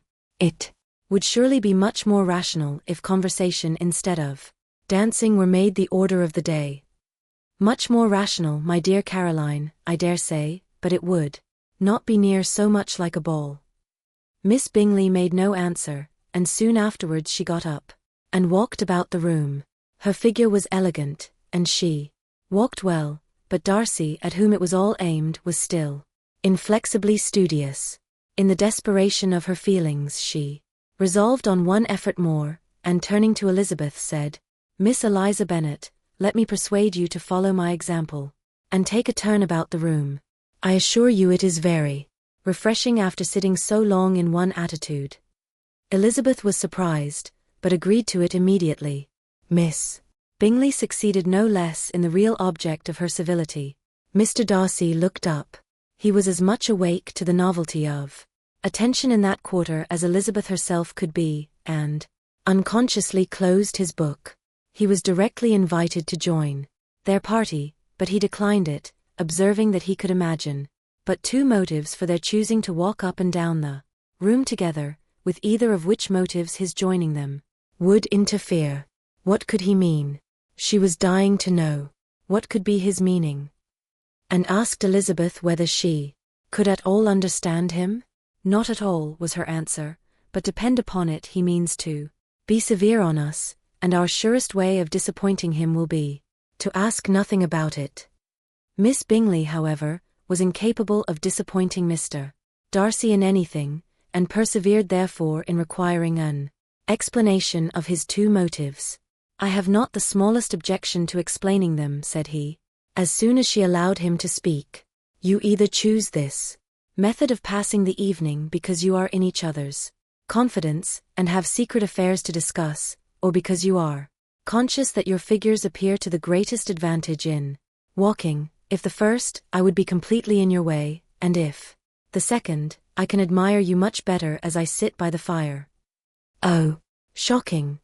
cried Miss Bingley. "I never heard anything so abominable. How shall we punish him for such a speech?" "Nothing so easy, if you have but the inclination," said Elizabeth. "We can all plague and punish one another. Tease him, laugh at him. Intimate as you are, you must know how it is to be done. But upon my honor, I do not underscore. I do assure you that my intimacy has not yet taught me that tease calmness of manner and presence of mind. No feel he may defy us. There. And as to laughter, we will not expose ourselves, if you please, by attempting to laugh without a subject. Mr. Darcy may hug himself." "Mr. Darcy is not to be laughed at," cried Elizabeth. "That is an uncommon advantage, and uncommon I hope it will continue for It would be a great loss to _me_ to have many such acquaintances. I dearly love a laugh. Miss Bingley, said he, has given me more credit than can be. The wisest and the best of men, nay, the wisest and best of their actions may be rendered ridiculous by a person whose first object in life is a joke. Certainly, replied Elizabeth, there are such people, but I hope I am not one of them. I hope I never ridicule what is wise and good. Follies and nonsense, whims and inconsistencies, do divert me, I own, and I laugh at them whenever I can. But these, I suppose, are precisely what you are without. Perhaps that is not possible for anyone, but it has been the study of my life to avoid those weaknesses which often expose a strong understanding to ridicule, such as vanity and pride. Yes, vanity is a weakness indeed, but pride, where there is a real superiority of mind, pride will be always under good regulation. Elizabeth turned away to hide a smile. Your examination of Mr. Darcy is over, I presume, said Miss Bingley, and pray what is the result? I am perfectly convinced by it that Mr. Darcy has no defect. He owns it himself without disguise. No, said Darcy, I have made no such pretension. I have faults enough, but they are not, I hope, of understanding. My temper I dare not vouch for. It is, I believe, too little. Yielding certainly too little for the convenience of the world. I cannot forget the follies and vices of others so soon as I ought, nor their offences against myself. My feelings are not puffed about with every attempt to move them. My temper would perhaps be called resentful. My good opinion once lost, is lost forever. That is a failing indeed, cried Elizabeth. Implacable. Resentment is a shade in a character. But you have chosen your fault well. I really cannot laugh at it. You are safe from me. There is, I believe, in every disposition a tendency to some particular evil, a natural defect, which not even the best education can overcome. And your defect is to hate everybody. And yours, he replied with a smile, is willfully to misunderstand them. Do let us have a little music, cried Miss Bingley, tired of a conversation in which she had no share. Louisa, you will not mind my waking Mr. Hurst. Her sister had not the smallest objection, and the pianoforte was opened, and Darcy, after a few moments' recollection, was not sorry for it. He began to feel the danger of paying Elizabeth too much attention. Chapter 12. In consequence of an agreement between the sisters, Elizabeth wrote the next morning to their mother, to beg that the carriage might be sent for them in the course of the day. But Mrs. Bennet, who had calculated on her daughters remaining at Netherfield till the following Tuesday, which would exactly finish Jane's week, could not bring herself to receive them with pleasure before. Her answer therefore was not propitious, at least not to Elizabeth's wishes, for she was impatient to get home. Mrs. Bennet sent them word that they could not possibly have the carriage before Tuesday, and in her postscript it was added that if Mr. Bingley and his sister pressed them to stay longer, she could spare them very well against staying longer. However, Elizabeth was positively resolved, nor did she much expect it would be asked, and fearful on the contrary as being considered as intruding themselves needlessly long, she urged Jane to borrow Mr. Bingley's carriage immediately, and at length it was settled that their original design of leaving Netherfield that morning should be mentioned, and the request made. The communication excited many professions of concern, and enough was said of wishing them to stay at least till the following day to work on Jane, and till the morrow their going was deferred. Miss Bingley was then sorry that she had proposed the delay, for her jealousy and dislike of one sister much exceeded her affection for the other. The master of the house heard with real sorrow that they were to go so soon, and repeatedly tried to persuade Miss Bennet that it would not be safe for her, that she was not enough recovered. But Jane was firm where she felt herself to be right. To Mr. Darcy it was welcome intelligence Elizabeth had been at Netherfield long enough. She attracted him more than he liked, and Miss Bingley was uncivil to her and more teasing than usual to himself. He wisely resolved to be particularly careful that no sign of admiration should escape him. Nothing that could elevate her with the hope of influencing his felicity, sensible that if such an idea had been suggested, his behavior during the last day must have material weight in confirming or crushing it. Steady to his purpose, he scarcely spoke 10 words to her through the whole of Saturday, and, though they were at one time left by themselves for half an hour, he adhered most conscientiously to his book, and would not even look at her. On Sunday, after morning service, the separation, so agreeable to almost all, took place. Miss Bingley's civility to Elizabeth increased at last very rapidly, as well as her affection for Jane, and when they parted, after assuring the latter of the pleasure it would always give her to see her either at Longbourn or Netherfield, and embracing her most tenderly, she even shook hands with the former. Elizabeth took leave of the whole party in the liveliest of spirits. They were not welcomed home very cordially by their mother. Mrs. Bennet wondered at their coming, and thought them very wrong to give so much trouble, and was sure Jane would have caught cold again. But their father, though very laconic in his expressions of pleasure, was really glad to see them. He had felt their importance in the family circle. The evening conversation, when they were all assembled, had lost much of its animation, and almost all its sense by the absence of Jane and Elizabeth. They found Mary, as usual, deep in the study of thorough base and human nature, and had some extracts to admire and some new observations of threadbare morality to listen to. Catherine And Lydia had information for them of a different sort. Much had been done and much had been said in the regiment since the preceding Wednesday. Several of the officers had dined lately with their uncle, a private had been flogged, and it had actually been hinted that Colonel Forster was going to be married. Chapter 13. I hope, my dear, said Mr. Bennet to his wife as they were at breakfast the next morning, that you have ordered a good dinner today, because I have reason to expect an addition to our family party. Who do you mean, my dear? I know of nobody that is coming, I am sure, unless Charlotte Lucas should happen to call in, and I hope my dinners are good enough for her. I do not believe she often sees such at home. The person of whom I speak is a gentleman, and a stranger. Mrs. Bennet's eyes sparkled. A gentleman and a stranger. It is Mr. Bingley, I am sure. Well, I am sure I shall be extremely glad to see Mr. Bingley. But good Lord, how unlucky. There is not a bit of fish to be got today. Lydia, my love, ring the bell. I must speak to Hill this moment. It is not Mr. Bingley, said her husband. It is a person whom I never saw in the whole course of my life.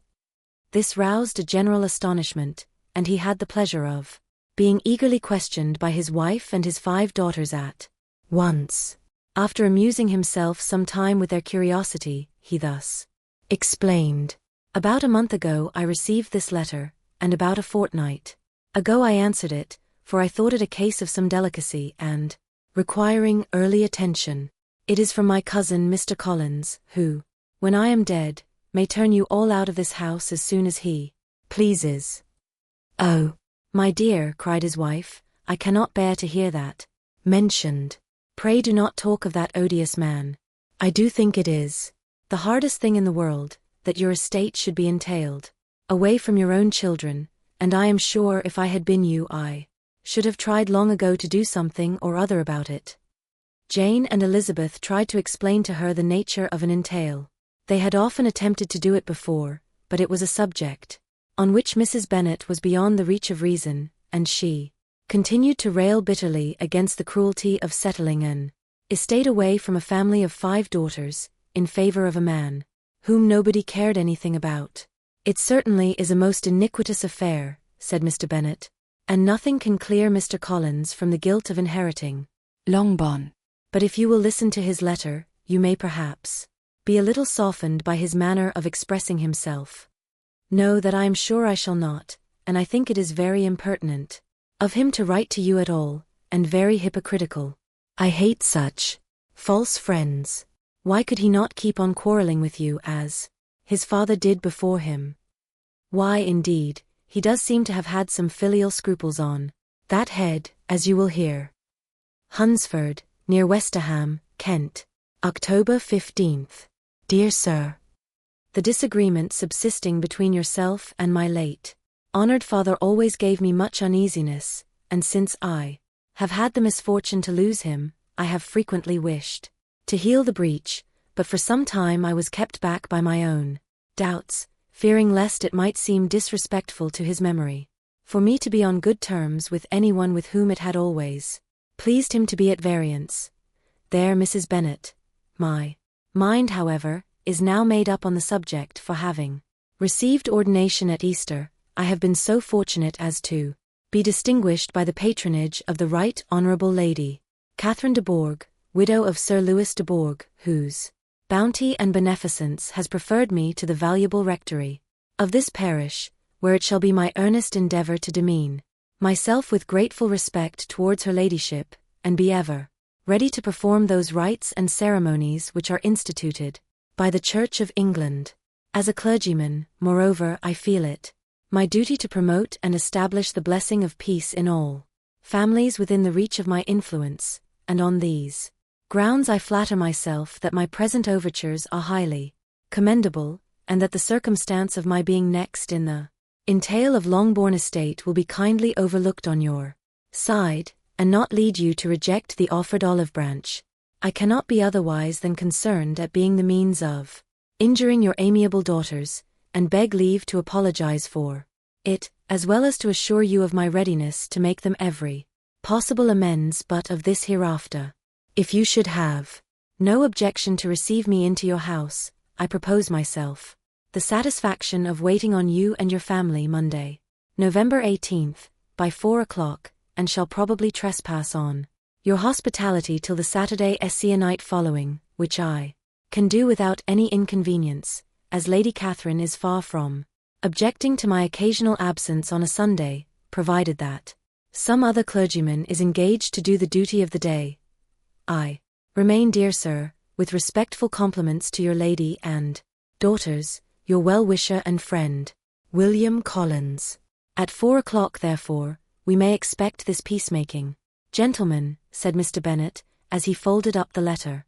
He seems to be a most conscientious and polite young man, upon my word, and I doubt not will prove a valuable acquaintance, especially if Lady Catherine should be so indulgent as to let him come to us again. There is some sense in what he says about the girls, however, and if he is disposed to make them any amends, I shall not be the person to discourage him. Though it is difficult, said Jane, to guess in what way he can mean to make us the atonement he thinks our due, the wish is certainly to his credit. Elizabeth was chiefly struck by his extraordinary deference for Lady Catherine, and his kind intention of christening, marrying, and burying his parishioners whenever it were required. He must be an oddity, I think, said she. I cannot make him out.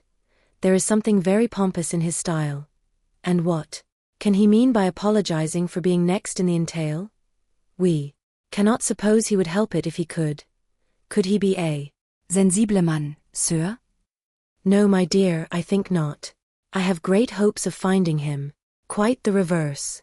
There is a mixture of civility and self-importance in his letter, which promises well. I am impatient to see him. In point of composition, said Mary, the letter does not seem defective. The idea of the olive branch perhaps is not wholly new, yet I think it is well expressed. To Catherine and Lydia, neither the letter nor its writer were in any degree interesting. It was next to impossible that their cousin should come in a scarlet coat, and it was now some weeks since they had received pleasure from the society of a man in any other colour. As for their mother, Mr. Collins's letter had done away much of her ill will, and she was preparing to see him with a degree of composure which astonished her husband and daughters. Mr. Collins was punctual to his time, and was received with great politeness by the whole family. Mr. Bennet indeed said little, but the ladies were ready enough to talk, and Mr. Collins seemed neither in need of encouragement, nor inclined to be silent himself. He was a tall, heavy-looking young man of 25. His air was grave and stately, and his manners were very formal. He had not been long seated before. He complimented Mrs. Bennet on having so fine a family of daughters, said he had heard much of their beauty, but that in this instance fame had fallen short of the truth, and added that he did not doubt her seeing them all in due time disposed of in marriage. This gallantry was not much to the taste of some of his hearers, but Mrs. Bennet, who quarrelled with no compliments, answered most readily, "You are very kind, I am sure, and I wish with all my heart it may prove so, for else they will be destitute enough. Things are settled so oddly." You allude, perhaps, to the entail of this estate. Ah, sir, I do indeed. It is a grievous affair to my poor girls. You must confess. Not that I mean to find fault with _you_ for such things I know are all chance in this world. There is no knowing how estates will go when once they come to be entailed. I am very sensible, madam, of the hardship to my fair cousins, and could say much on the subject, but that I am cautious of appearing forward and precipitate. But I can assure the young ladies that I come prepared to admire them. At present I will not say more, but perhaps when we are better acquainted. He was interrupted by a summons to dinner, and the girls smiled on each other. They were not the only objects of Mr. Collins's admiration. The hall, the dining room, and all its furniture were examined and praised, and his commendation of everything would have touched Mrs. Bennet's heart, but for the mortifying supposition of his viewing it all as his own future property. The dinner too in its turn was highly admired, and he begged to know to which of his fair cousins the excellency of its cooking was owing. But he was set right there by Mrs. Bennet, who assured him with some asperity that they were very well able to keep a good cook, and that her daughters had nothing to do in the kitchen. He begged pardon for having displeased her. In a softened tone she declared herself not at all offended, but he continued to apologize for about a quarter of an hour. Chapter 14. During dinner, Mr. Bennet scarcely spoke at all, but when the servants were withdrawn, he thought it time to have some conversation with his guest, and therefore started a subject in which he expected him to shine, by observing that he seemed very fortunate in his patroness, Lady Catherine de Bourgh's attention to his wishes, and consideration for his comfort, appeared very remarkable. Mr. Bennet could not have chosen better. Mr. Collins was eloquent in her praise. The subject elevated him to more than usual solemnity of manner, and with a most important aspect he protested that he had never in his life witnessed such behavior in a person of rank, such affability and condescension as he had himself experienced from Lady Catherine. She had been graciously pleased to approve of both of the discourses which he had already had the honor of preaching before her. She had also asked him twice to dine at Rosings, and had sent for him only the Saturday before to make up her pool of quadrille in the evening. Lady Catherine was reckoned proud by many people he knew, but he had never seen anything but affability in her. She had always spoken to him as she would to any other gentleman. She made not the smallest objection to his joining in the society of the neighborhood, nor to his leaving the parish occasionally for a week or two, to visit his relations. She had even condescended to advise him to marry as soon as he could, provided he chose with discretion, and had once paid him a visit in his humble parsonage, where she had perfectly approved all the alterations he had been making, and had even vouchsafed to suggest herself some shelves in the closet upstairs.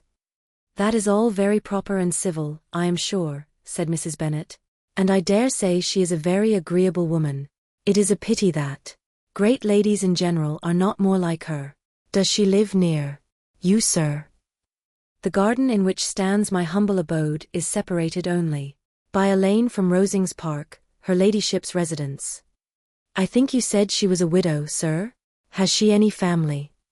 "She has only one daughter, the heiress of Rosings, and of very extensive property." "Ah," said Mrs. Bennet, shaking her head, then she is better off than many girls. And what sort of young lady is she? Is she handsome? She is a most charming young lady indeed. Lady Catherine herself says that, in point of true beauty, Miss de Bourgh is far superior to the handsomest of her sex, because there is that in her features which marks the young lady of distinguished birth.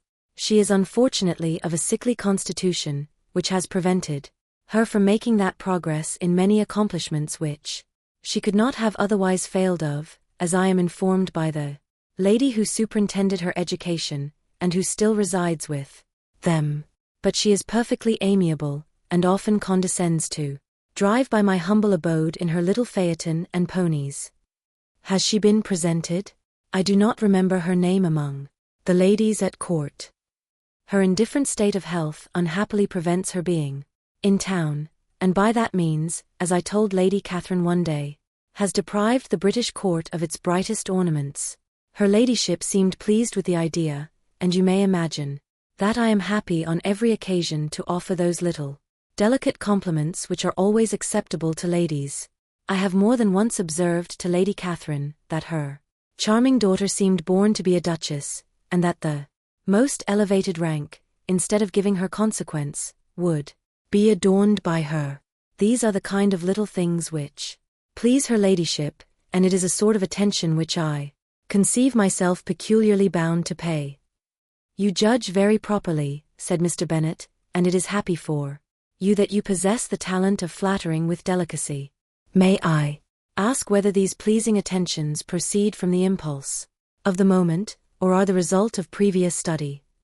They arise chiefly from what is passing at the time, and though I sometimes amuse myself with suggesting and arranging such little elegant compliments as may be adapted to ordinary occasions, I always wish to give them as unstudied an air as possible. Mr. Bennet's expectations were fully answered. His cousin was as absurd as he had hoped, and he listened to him with the keenest enjoyment, maintaining at the same time the most resolute composure of countenance, and except in an occasional glance at Elizabeth, requiring no partner in his pleasure. By tea time, however, the dose had been enough, and Mr. Bennet was glad to take his guest into the drawing-room again, and when tea was over, glad to invite him to read aloud to the ladies. Mr. Collins readily assented, and a book was produced. But on beholding it, for everything announced it to be from a circulating library, he started back, and begging pardon, protested that he never read novels. Kitty stared at him, and Lydia exclaimed. Other books were produced, and after some deliberation he chose Fordyce's Sermons. Lydia gaped as he opened the volume, and before he had, with very monotonous solemnity, read 3 pages, she interrupted him with, "Do you know, Mamma, that my Uncle Phillips talks of turning away Richard, and if he does, Colonel Forster will hire him. My aunt told me so herself on Saturday. I shall walk to Meryton tomorrow to hear more about it, and to ask when Mr. Denny comes back from town." Lydia was bid by her 2 eldest sisters to hold her tongue, but Mr. Collins, much offended, laid aside his book, and said, "I have often observed how little young ladies are interested by books of a serious stamp, though written solely for their benefit. It amazes me, I confess, for certainly there can be nothing so advantageous to them as instruction. But I will no longer importune my young cousin." Then turning to Mr. Bennet, he offered himself as his antagonist at backgammon. Mr. Bennet accepted the challenge, observing that he acted very wisely in leaving the girls to their own trifling amusements.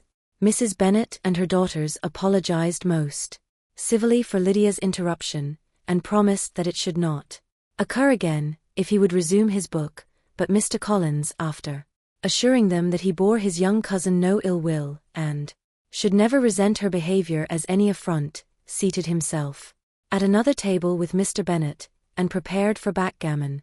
Chapter 15. Mr. Collins was not a sensible man, and the deficiency of nature had been but little assisted by education or society, the greatest part of his life having been spent under the guidance of an illiterate and miserly father, and though he belonged to one of The universities, he had merely kept the necessary terms without forming at it any useful acquaintance. The subjection in which his father had brought him up had given him originally great humility of manner, but it was now a good deal counteracted by the self-conceit of a weak head, living in retirement, and the consequential feelings of early and unexpected prosperity. A fortunate chance had recommended him to Lady Catherine de Bourgh when the living of Hunsford was vacant, and the respect which he felt for her high rank, and his veneration for her as his patroness, mingling with a very good opinion of himself, of his authority as a clergyman, and his right as a rector, made him altogether a mixture of pride and obsequiousness, self-importance and humility. Having now a good house and a very sufficient income, he intended to marry, and in seeking a reconciliation with the Longbourn family he had a wife in view, as he meant to choose one of the daughters, if he found them as handsome and amiable as they were represented by common report. This was his plan of amends of atonement for inheriting their father's estate, and he thought it an excellent one, full of eligibility and suitableness, and excessively generous and disinterested on his own part. His plan did not vary on seeing them. Miss Bennet's lovely face confirmed his views, and established all his strictest notions of what was due to seniority, and for the first evening she was his settled choice. The next morning, however, made an alteration, for in a quarter of an hour's tete-a-tete with Mrs. Bennet before breakfast, a conversation beginning with his parsonage house, and leading naturally to the avowal of his hopes that a mistress might be found for it at Longbourn, produced from her, amid very complaisant smiles and general encouragement, a caution against the very Jane he had fixed on. As to her younger daughters, she could not take upon her to say she could not positively answer, but she did not no of any prepossession. Her eldest daughter, she must just mention she felt it incumbent on her to hint, was likely to be very soon engaged. Mr. Collins had only to change from Jane to Elizabeth, and it was soon done while Mrs. Bennet was stirring the fire. Elizabeth, equally next to Jane in birth and beauty, succeeded her of course. Mrs. Bennet treasured up the hint, and trusted that she might soon have 2 daughters married, and the man whom she could not bear to speak of the day before was now high in her good graces. Lydia's intention of walking to Meryton was not forgotten. Every sister except Mary agreed to go with her, and Mr. Collins was to attend them, at the request of Mr. Bennet, who was most anxious to get rid of him, and have his library to himself, for thither Mr. Collins had followed him after breakfast, and there he would continue, nominally engaged with one of the largest folios in the collection, but really talking to Mr. Bennet, with little cessation, of his house and garden at Hunsford. Such doings discomposed Mr. Bennet exceedingly. In his library he had been always sure of leisure and tranquillity, and though prepared, as he told Elizabeth, to meet with folly and conceit in every other room of the house, he was used to be free from them there. His civility, therefore, was most prompt in inviting Mr. Collins to join his daughters in their walk, and Mr. Collins, being in fact much better fitted for a walker than a reader, was extremely pleased to close his large book, and go in pompous nothings on his side, and civil assents on that of his cousins. Their time passed till they entered Meryton. The attention of the younger ones was then no longer to be gained by him. Their eyes were immediately wandering up in the street in quest of the officers, and nothing less than a very smart bonnet, indeed, or a really new muslin in a shop window, could recall them. But the attention of every lady was soon caught by a young man, whom they had never seen before, of most gentlemanlike appearance, walking with another officer on the other side of the way. The officer was the very Mr. Denny concerning whose return from London Lydia came to inquire, and he bowed as they passed. All were struck with the stranger's air, all wondered who he could be, and Kitty and Lydia, determined if possible to find out, led the way across the street, under pretense of wanting something in an opposite shop, and fortunately had just gained the pavement when the 2 gentlemen, turning back had reached the same spot. Mr. Denny addressed them directly, and entreated permission to introduce his friend, Mr. Wickham, who had returned with him the day before from town, and he was happy to say had accepted a commission in their corps. This was exactly as it should be, for the young man wanted only regimentals to make him completely charming. His appearance was greatly in his favor. He had all the best part of beauty, a fine countenance, a good figure, and very pleasing address. The introduction was followed up on his side by a happy readiness of conversation, a readiness at the same time perfectly correct and unassuming, and the whole party were still standing and talking together very agreeably, when the sound of horses drew their notice, and Darcy and Bingley were seen riding down the street. On distinguishing the ladies of the group, the two gentlemen came directly towards them, and began the usual civilities. Bingley was the principal spokesman, and Miss Bennet the principal object. He was then, he said, on his way to Longbourn, on purpose to inquire after her. Mr. Darcy corroborated it with a bow, and was beginning to determine not to fix his eyes on Elizabeth, when they were suddenly arrested by the sight of the stranger, and Elizabeth, happening to see the countenance of both as they looked at each other, was all astonishment at the effect of the meeting. Both changed color, one looked white, the other red. Mr. Wickham, after a few moments, touched his hat, a salutation which Mr. Darcy just deigned to return. What could be the meaning of it? It was impossible to imagine. It was impossible not to long to know. In another minute Mr. Bingley, but without seeming to have noticed what passed, took leave and rode on with his friend. Mr. Denny and Mr. Wickham walked with the young ladies to the door of Mr. Phillips's house, and then made their bows in spite of Miss Lydia's pressing entreaties that they should come in, and even in spite of Mrs. Phillips's throwing up the parlor window and loudly seconding the invitation. Mrs. Phillips was always glad to see her nieces, and the two eldest, from their recent absence, were particularly welcome, and she was eagerly expressing her surprise at their sudden return home, which, as their own carriage had not fetched them, she should have known nothing about, if she had not happened to see Mr. Jones's shop boy in the street, who had told her that they were not to send any more drafts to Netherfield because the Miss Bennets were come away, when her civility was claimed towards Mr. Collins by Jane's introduction of him. She received him with her very best politeness, which he returned with as much more, apologizing for his intrusion, without any previous acquaintance with her, which he could not help flattering himself, however, might be justified by his relationship to the young ladies who introduced him to her notice. Mrs.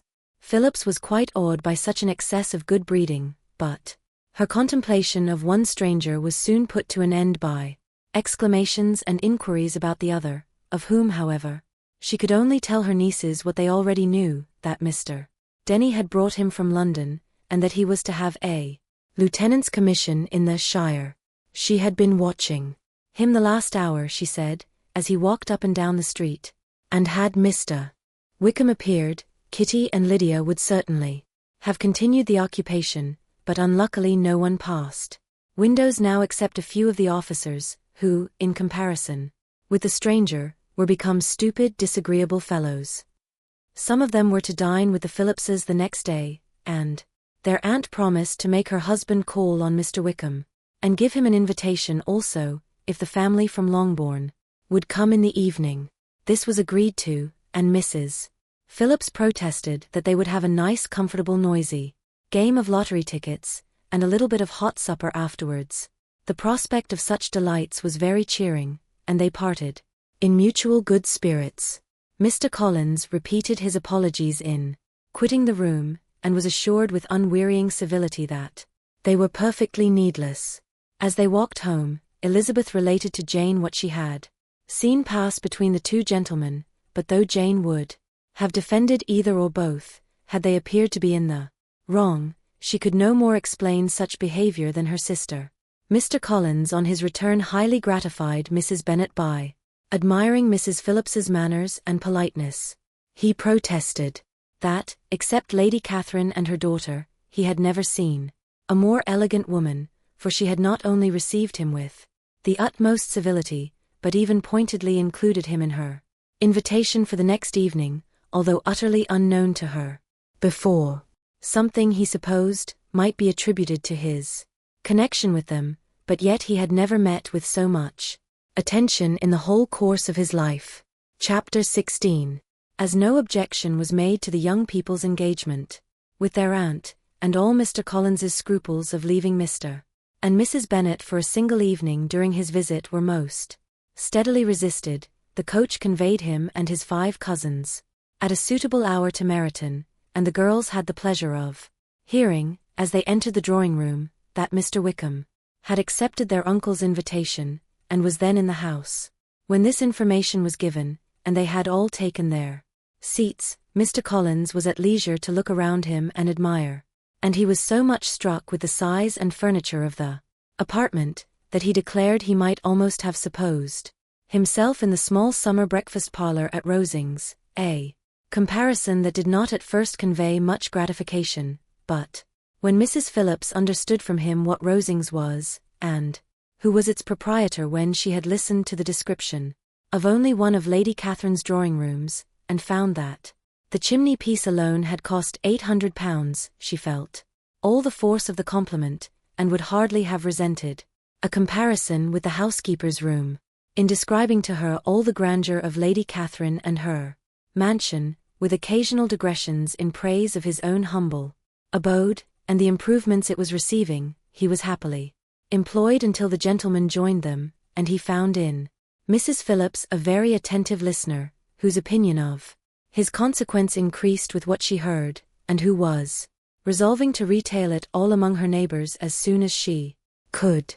To the girls, who could not listen to their cousin, and who had nothing to do but to wish for an instrument, and examine their own indifferent imitations of china on the mantelpiece, the interval of waiting appeared very long. It was over at last, however. The gentleman did approach, and when Mr. Wickham walked into the room, Elizabeth felt that she had neither been seeing him before, nor thinking of him since, with the smallest degree of unreasonable admiration. The officers of the shire were in general a very creditable, gentlemanlike set, and the best of them were of the present party, but Mr. Wickham was as far beyond them all in person, countenance, air, and walk, as they were superior to the broad-faced, stuffy Uncle Phillips, breathing port wine, who followed them into the room. Mr. Wickham was the happy man towards whom almost every female eye was turned, and Elizabeth was the happy woman by whom he finally seated himself, and the agreeable manner in which he immediately fell into conversation, though it was only on its being a wet night, made her feel that the commonest, dullest, most threadbare topic might be rendered interesting by the skill of the speaker. With such rivals for the notice of the fair as Mr. Wickham and the officers, Mr. Collins seemed to sink into insignificance. To the young ladies he certainly was nothing, but he had still at intervals a kind listener in Mrs. Phillips, and was by her watchfulness most abundantly supplied with coffee and muffin. When the card tables were placed, he had the opportunity of obliging her in turn, by sitting down to whist. "I know little of the game at present," said he, "but I shall be glad to improve myself, for in my situation in life." Mrs. Phillips was very glad for his compliance, but could not wait for his reason. Mr. Wickham did not play at whist, and with ready delight was he received at the other table between Elizabeth and Lydia. At first, there seemed danger of Lydia's engrossing him entirely, for she was a most determined talker, but being likewise extremely fond of lottery tickets, she soon grew too much interested in the game, too eager in making bets and exclaiming after prizes to have attention for anyone in particular. Allowing for the common demands of the game, Mr. Wickham was therefore at leisure to talk to Elizabeth, and she was very willing to hear him, though what she chiefly wished to hear she could not hope to be told the history of his acquaintance with Mr. Darcy. She dared not even mention that gentleman. Her curiosity, however, was unexpectedly relieved. Mr. Wickham began the subject himself. He inquired how far Netherfield was from Meryton, and after receiving her answer, asked in a hesitating manner how long Mr. Darcy had been staying there. About a month, said Elizabeth, and then, unwilling to let the subject drop, added, he is a man of very large property in Derbyshire, I understand. Yes, replied Mr. Wickham, his estate there is a noble one, a clear 10,000 per annum. You could not have met with a person more capable of giving you certain information on that head than myself, for I have been connected with his family in a particular manner from my infancy. Elizabeth could not but look surprised. You may well be surprised, Miss Bennet, at such an assertion, after seeing, as you probably might, the very cold manner of our meeting yesterday. Are you much acquainted with Mr. Darcy? As much as I ever wished to be, cried Elizabeth very warmly. I have spent 4 days in the same house with him, and I think him very disagreeable. I have no right to give my opinion, said Wickham, as to his being agreeable or otherwise. I am not qualified to form one. I have known him too long and too well to be a fair judge. It is impossible for me to be impartial, but I believe your opinion of him would in general astonish, and perhaps you would not express it quite so strongly anywhere else. Here you are in your own family. Upon my word, I say no more here than I might say in any house in the neighbourhood, except Netherfield. He is not at all liked in Hertfordshire. Everybody is disgusted with his pride. You will not find him more favourably spoken of by anyone.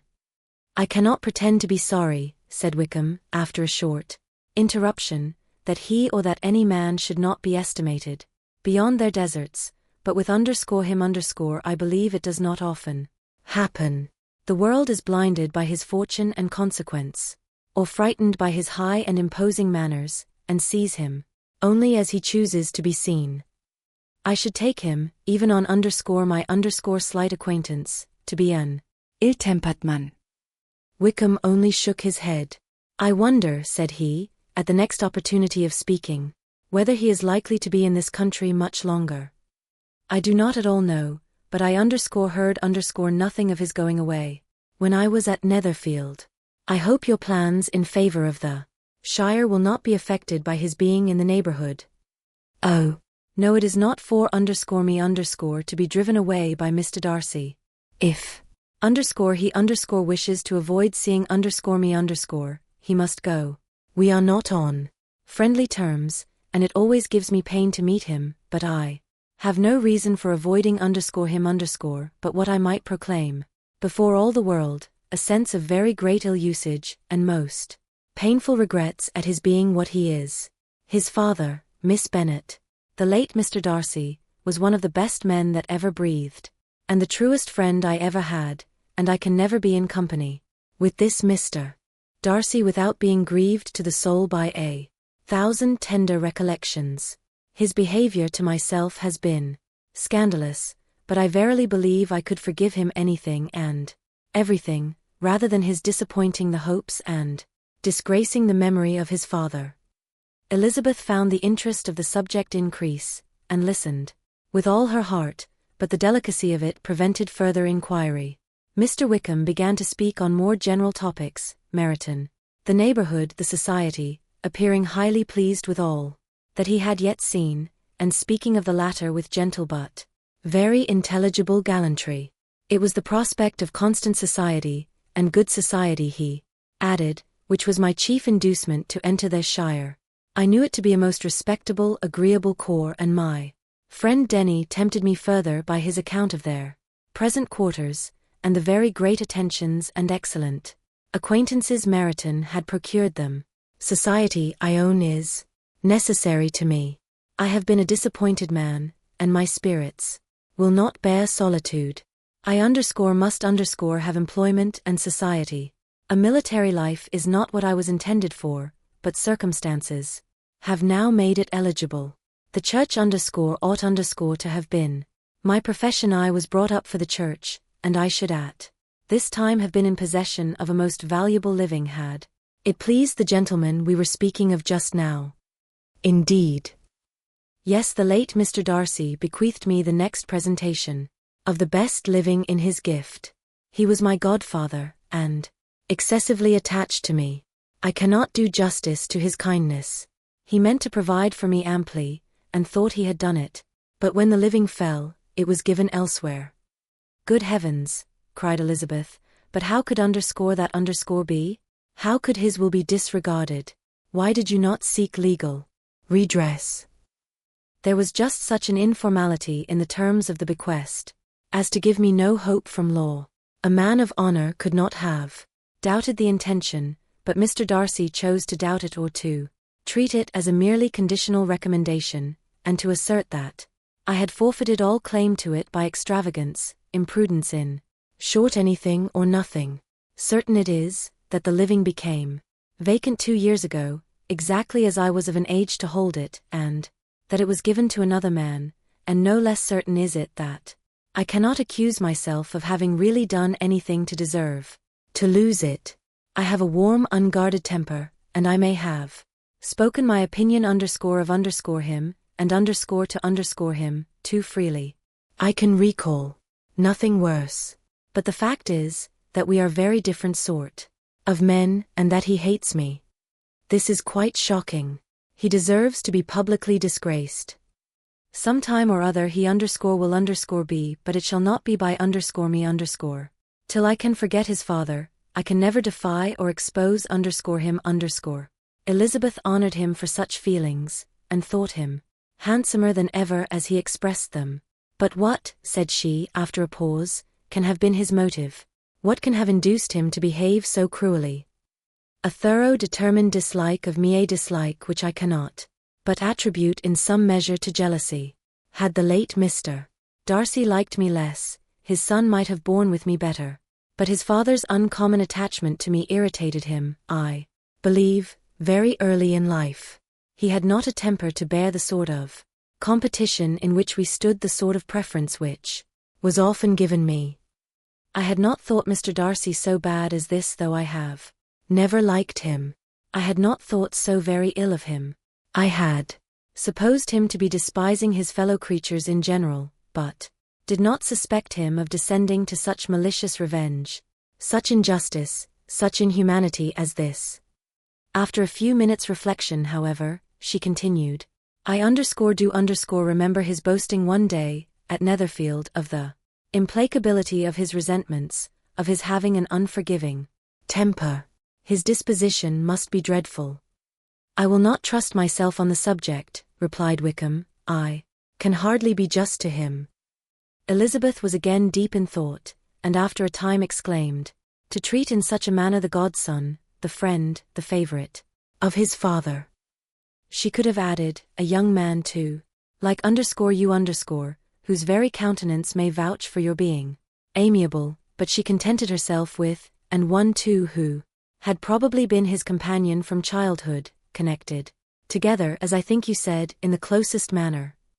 We were born in the same parish, within the same park, the greatest part of our youth was passed together, inmates of the same house, sharing the same amusements, objects of the same parental care. My father began life in the profession which your uncle, Mr. Phillips, appears to do so much credit to, but he gave up everything to be of use to the late Mr. Darcy and devoted all his time to the care of the Pemberley property. He was most highly esteemed by Mr. Darcy, a most intimate, confidential friend. Mr. Darcy often acknowledged himself to be under the greatest obligations to my father's active superintendence, and when, immediately before my father's death, Mr. Darcy gave him a voluntary promise of providing for me, I am convinced that he felt it to be as much a debt of gratitude to him as of his affection to myself. How strange, cried Elizabeth. How abominable. I wonder that the very pride of this Mr. Darcy has not made him just to you, if from no better motive, that he should not have been too proud to be dishonest for dishonesty, I must call it. It is wonderful, replied Wickham, for almost all his actions may be traced to pride, and pride had often been his best friend. It has connected him nearer with virtue than with any other feeling. But we are none of us consistent, and in his behavior, to me there were stronger impulses even than pride. Can such abominable pride as his have ever done him good?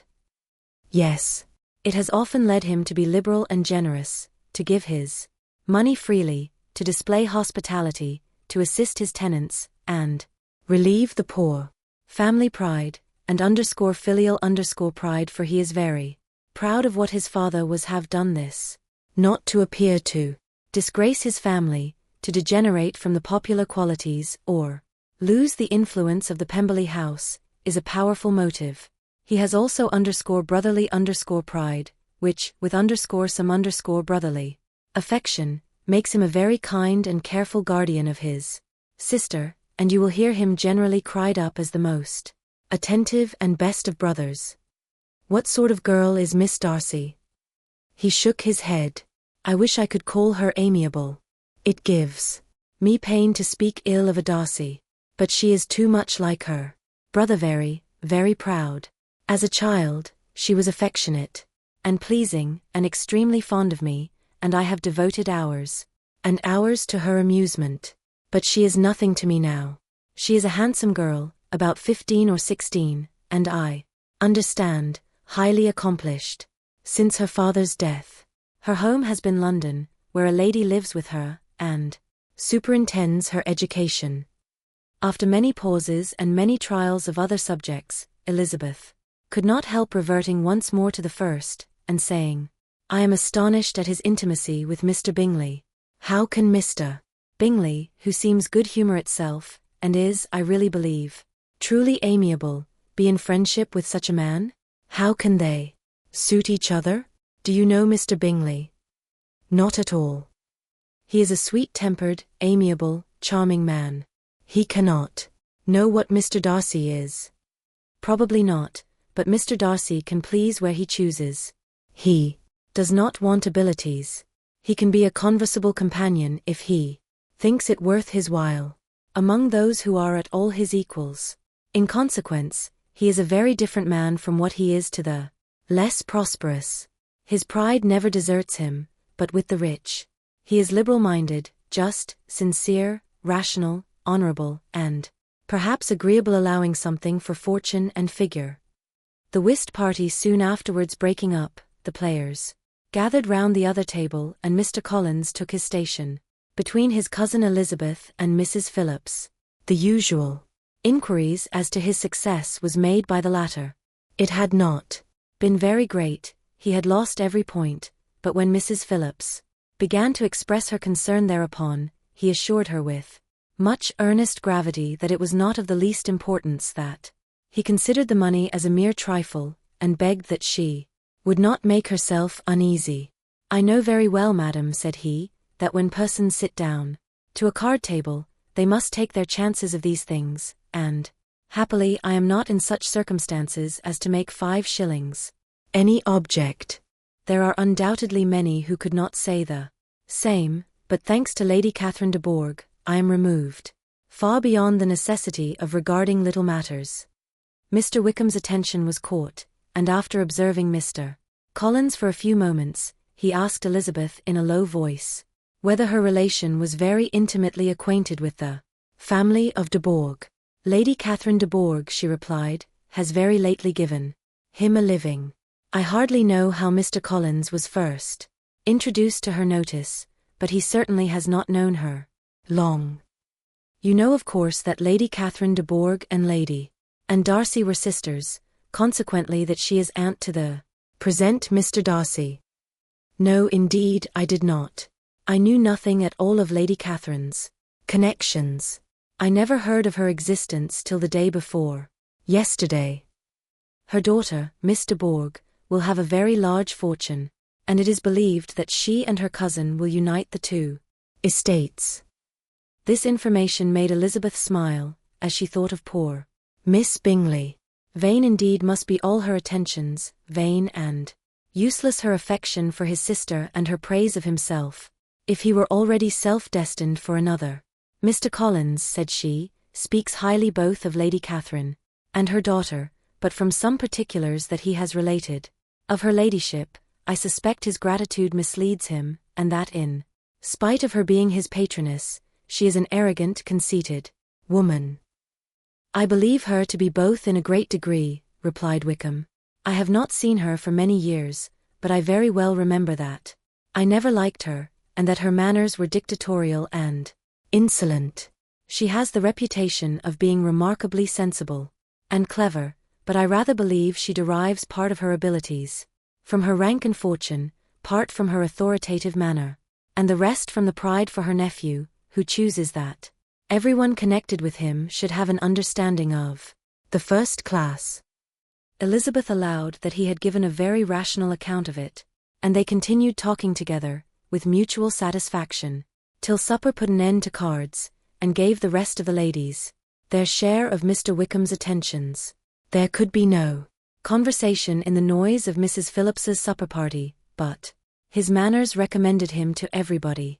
Whatever he said was said well, and whatever he did, done gracefully. Elizabeth went away with her head full of him. She could think of nothing but of Mr. Wickham, and of what he had told her all the way home, but there was not time for her even to mention his name. As they went, for neither Lydia nor Mr. Collins were once silent, Lydia talked incessantly of lottery tickets, of the fish she had lost and the fish she had won, and Mr. Collins in describing the civility of Mr. and Mrs. Phillips, protesting that he did not in the least regard his losses at whist, enumerating all the dishes at supper, and repeatedly fearing that he crowded his cousins, had more to say than he could well manage before the carriage stopped at Longbourn House. Chapter 17. Elizabeth related to Jane the next day what had passed between Mr. Wickham and herself.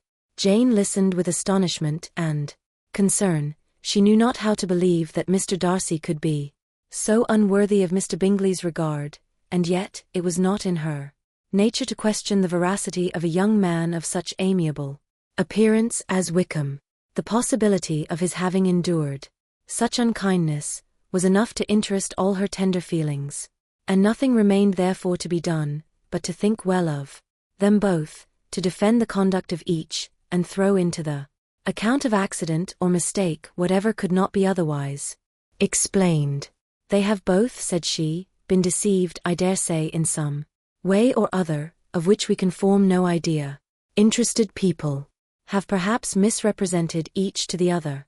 It is, in short, impossible for us to conjecture the causes or circumstances which may have alienated them, without actual blame on either side. Very true indeed. And now, my dear Jane, what have you got to say on behalf of the interested people who have probably been concerned in the business? Do clear _them too, or we shall be obliged to think ill of somebody. Laugh as much as you choose, but you will not laugh me out of my opinion. My dearest Lizzie, do but consider in what a disgraceful light it places Mr. Darcy, to be treating his father's favourite in such a manner, one whom his father had promised to provide for. It is impossible. No man of common humanity, no man who had any value for his character, could be capable of it. Can his most intimate friends be so excessively deceived in him? Oh, no. I can much more easily believe Mr. Bingley's being imposed on, than that Mr. Wickham should invent such a history of himself as he gave me last night, names, facts, everything mentioned, without ceremony. If it be not so, let Mr. Darcy contradict it. Besides, there was truth in his looks. It is difficult indeed, it is distressing. One does not know what to think. I beg your pardon, one knows exactly what to think. But Jane could think with certainty on only one point, that Mr. Bingley, if he had been imposed on, would have much to suffer. When the affair became public, the two young ladies were summoned from the shrubbery, where this conversation passed, by the arrival of the very persons of whom they had been speaking. Mr. Bingley and his sisters came to give their personal invitation for the long-expected ball at Netherfield, which was fixed for the following Tuesday. The two ladies were delighted to see their dear friend again, called it an age since they had met, and repeatedly asked what she had been doing with herself since their separation. To the rest of the family they paid little attention, avoiding Mrs. Bennet as much as possible, saying not much to Elizabeth, and nothing at all to the others. They were soon gone again, rising from their seats with an activity which took their brother by surprise, and hurrying off as if eager to escape from Mrs. Bennet's civilities. The prospect of the Netherfield ball was extremely agreeable to every female of the family. Mrs. Bennet chose to consider it as given in compliment to her eldest daughter, and was particularly flattered by receiving the invitation from Mr. Bingley himself, instead of a ceremonious card. Jane pictured to herself a happy evening in the society of her two friends, and the attentions of her brother, and Elizabeth thought with pleasure of dancing a great deal with Mr. Wickham, and of seeing a confirmation of everything in Mr. Darcy's look and behaviour. The happiness anticipated by Catherine and Lydia depended less on any single event, or any particular person, for though they each, like Elizabeth, meant to dance half the evening with Mr. Wickham, he was by no means the only partner who could satisfy them, and a ball was, at any rate, a ball. And even Mary could assure her family that she had no disinclination for it. "While I can have my mornings to myself," said she, "it is enough. I think it is no sacrifice to join occasionally in evening engagements. Society has claims on us all, and I profess myself one of those who consider intervals of recreation and amusement as desirable for everybody."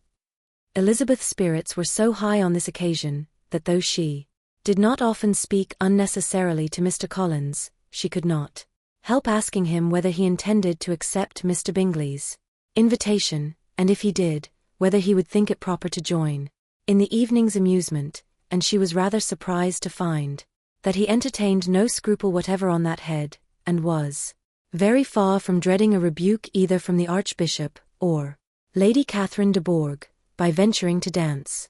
"I am by no means of the opinion, I assure you," said he, "that a ball of this kind, given by a young man of character to respectable people, can have any evil tendency, and I am so far from objecting to dancing myself, that I shall hope to be honoured with the hands of all my fair cousins in the course of the evening, and I take this opportunity of soliciting yours, Miss Elizabeth, for the two first dances especially, a preference which I trust my cousin Jane will attribute to the right cause, and not to any disrespect for her." Elizabeth felt herself completely taken in. She had fully proposed being engaged by Mr. Wickham for those very dances, and to have Mr. Collins instead. Her liveliness had never been worse timed. There was no help for it, however. Mr. Wickham's happiness and her own were perforce delayed a little longer, and Mr. Collins's proposal accepted with as good a grace as she could. She was not the better pleased with his gallantry from the idea it suggested of something more.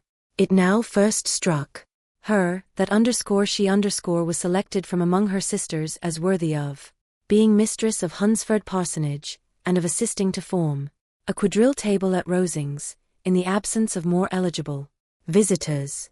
The idea soon reached to conviction, as she observed his increasing civilities toward herself, and heard his frequent attempt at a compliment on her wit and vivacity, and, though more astonished than gratified herself by this effect of her charms, it was not long before her mother gave her to understand that the probability of their marriage was extremely agreeable to her. Elizabeth, however, did not choose to take the hint, being well aware that a serious dispute must be the consequence of any reply. Mr. Collins might never make the offer, and till he did, it was useless to quarrel about him. If there had not been a Netherfield ball to prepare for and talk of, the younger Miss Bennets would have been in a very pitiable state at this time, for from the day of the invitation to the day of the ball, there was such a succession of rain as prevented their walking to Meryton once. No aunt, no officers, no news could be sought after the very shoe roses for Netherfield were got by proxy. Even Elizabeth might have found some trial of her patience in weather which totally suspended the improvement of her acquaintance with Mr. Wickham, and nothing less than a dance on Tuesday could have made such a Friday, Saturday, Sunday, and Monday endurable to Kitty and Lydia. Chapter 18. Till Elizabeth entered the drawing-room at Netherfield, and looked in vain for Mr. Wickham among the cluster of red coats there assembled, a doubt of his being present had never occurred to her. The certainty of meeting him had not been checked by any of those recollections that might not unreasonably have alarmed her. She had dressed with more than usual care, and prepared in the highest spirits for the conquest of all that remained unsubdued of his heart, trusting that it was not more than might be won in the course of the evening. But in an instant arose the dreadful suspicion of his being purposely omitted for Mr. Darcy's pleasure in the Bingleys' invitation to the officers, and though this was not exactly the case, the absolute fact of his absence was pronounced by his friend Denny, to whom Lydia eagerly applied, and who told them that Wickham had been obliged to go to town on business the day before, and was not yet returned, adding with a significant smile, "I do not imagine his business would have called him away just now, if he had not wanted to avoid a certain gentleman here."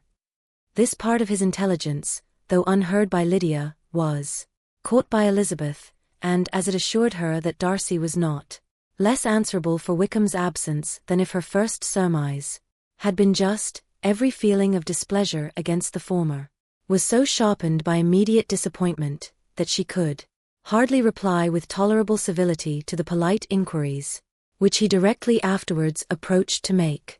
Attendance, forbearance, patience with Darcy, was injury to Wickham. She was resolved against any sort of conversation with him, and turned away with a degree of ill humour which she could not wholly surmount even in speaking to Mr. Bingley, whose blind partiality provoked her. But Elizabeth was not formed for ill humour, and though every prospect of her own was destroyed for the evening, it could not dwell long on her spirits, and having told all her griefs to Charlotte Lucas, whom she had not seen for a week, she was soon able to make a voluntary transition to the oddities of her cousin, and to point him out to her particular notice. The first 2 dances, however, brought a return of distress. They were dances of mortification. Mr. Collins, awkward and solemn, apologizing instead of attending, and often moving wrong, without being aware of it, gave her all the shame and misery which a disagreeable partner for a couple of dances can give. The moment of her release from him was ecstasy. She danced next with an officer, and had the refreshment of talking of Wickham, and of hearing that he was universally liked. When those dances were over, she returned to Charlotte Lucas, and was in conversation with her, when she found herself suddenly addressed by Mr. Darcy, who took her so much by surprise in his application for her hand, that without knowing what she did, she accepted him. He walked away again immediately, and she was left to fret over her own want of presence of mind. Charlotte tried to console her. "I dare say you will find him very agreeable." "Heaven forbid. That would be the greatest misfortune of all. To find a man agreeable whom one is determined to hate. Do not wish me such an evil." When the dancing recommenced, however, and Darcy approached to claim her hand, Charlotte could not help cautioning her in a whisper not to be a simpleton, and allow her fancy for Wickham to make her appear unpleasant in the eyes of a man 10 times his consequence. Elizabeth made no answer, and took her place in the set, amazed at the dignity to which she was arrived in being allowed to stand opposite to Mr. Darcy, and reading in her neighbours' looks their equal amazement in beholding it. They stood for some time without speaking a word, and she began to imagine that their silence was to last through the 2 dances, and at first was resolved not to break it, till suddenly, fancying that it would be the greater punishment to her partner to oblige him to talk, she made some slight observation on the dance. He replied, and was again silent. After a pause of some minutes, she addressed him a second time with, "It is your turn to say something now, Mr. Darcy. I talked about the dance, and you ought to make some sort of remark on the size of the room, or the number of couples." He smiled, and assured her that whatever she wished him to say should be said. "Very well. That reply will do for the present. Perhaps by and by I may observe that private balls are much pleasanter than public ones. But now we may be silent." "Do you talk by rule, then, while you are dancing?" "Sometimes. One must speak a little, you know. It would look odd to be entirely silent for half an hour together, and yet for the advantage of some conversation ought to be so arranged as that they may have the trouble of saying as little as possible. Are you consulting your own feelings in the present case, or do you imagine that you are gratifying mine? Both, replied Elizabeth archly, for I have always seen a great similarity in the turn of our minds. We are each of an unsocial, taciturn disposition, unwilling to speak, unless we expect to say something that will amaze the whole room, and be handed down to posterity with all the eclat of a proverb. This is no very striking resemblance of your own character, I am sure, said he. How near it may be to mine I cannot pretend to say. You think it a faithful portrait, undoubtedly. I must not decide on my own performance. He made no answer, and they were again silent till they had gone down the dance, when he asked her if she and her sisters did not very often walk to Meryton.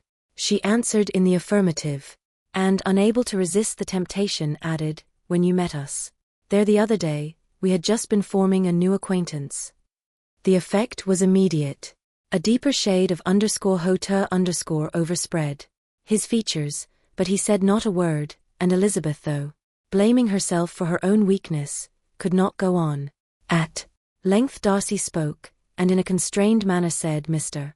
Wickham is blessed with such happy manners as may ensure his making friends, whether he may be equally capable of retaining them is less certain. He has been so unlucky as to lose your friendship, replied Elizabeth with emphasis, and in a manner which he is likely to suffer from all his life. Darcy made no answer, and seemed desirous of changing the subject. At that moment, Sir William Lucas appeared close to them, meaning to pass through the set to the other side of the room, but on perceiving Mr. Darcy, he stopped with a bow of superior courtesy to compliment him on his dancing and his partner. I have been most highly gratified indeed, my dear sir. Such very superior dancing is not often seen. It is evident that you belong to the first circles. Allow me to say, however, that your fair partner does not disgrace you, and that I must hope to have this pleasure often repeated, especially when a certain desirable event, my dear Eliza, glancing at her sister and Bing, shall take place. What congratulations will then flow in. I appeal to Mr. Darcy, but let me not interrupt you, sir. You will not thank me for detaining you from the bewitching converse of that young lady, whose bright eyes are also upbraiding me. The latter part of this address was scarcely heard by Darcy, but Sir William's allusion to his friend seemed to strike him forcibly, and his eyes were directed with a very serious expression towards Bingley and Jane, who were dancing together. Recovering himself, however, shortly, he turned to his partner, and said, Sir William's interruption has made me forget what we were talking of. I do not think we were speaking at all. Sir William could not have interrupted two people in the room who had less to say for themselves. We have tried 2 or 3 subjects already without success, and what we are to talk of next I cannot imagine. What think you of books? Said he, smiling. Books, oh, no. I am sure we never read the same, or not with the same feelings. I am sorry you think so, but if that be the case, there can at least be no want of subject. We may compare our different opinions. No, I cannot talk of books in a ballroom, my head is always full of something else. The present always occupies you in such scenes, does it? Said he, with a look of doubt. Yes, always, she replied, without knowing what she said, for her thoughts had wandered far from the subject, as soon afterwards appeared by her suddenly exclaiming, I remember hearing you once say, Mr. Darcy, that you hardly ever forgave, that your resentment once created was unappeasable. You are very cautious, I suppose, as to its being created. I am, said he, with a firm voice. And never allow yourself to be blinded by prejudice? I hope not. It is particularly incumbent on those who never change their opinion, to be secure of judging properly at first. May I ask to what these questions tend? Merely to the illustration of your character, said she, endeavoring to shake off her gravity. I am trying to make it out. And what is your success? She shook her head. I do not get on at all. I hear such different accounts of you as puzzle me exceedingly. I can readily believe, answered he gravely, that reports may vary greatly with respect to me, and I could wish, Miss Bennet, that you were not to sketch my character at the present moment, as there is reason to fear that the performance would reflect no credit on either. But if I do not take your likeness now, I may never have another opportunity. I would by no means suspend any pleasure of yours, he coldly replied.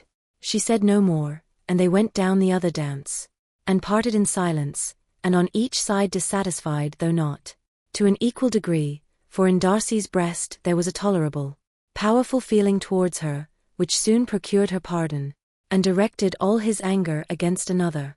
They had not long separated, when Miss Bingley came towards her, and with an expression of civil disdain accosted her. So, Miss Eliza, I hear you are quite delighted with George Wickham. Your sister has been talking to me about him, and asking me 1,000 questions, and I find that the young man quite forgot to tell you, among his other communication, that he was the son of old Wickham, the late Mr. Darcy's steward.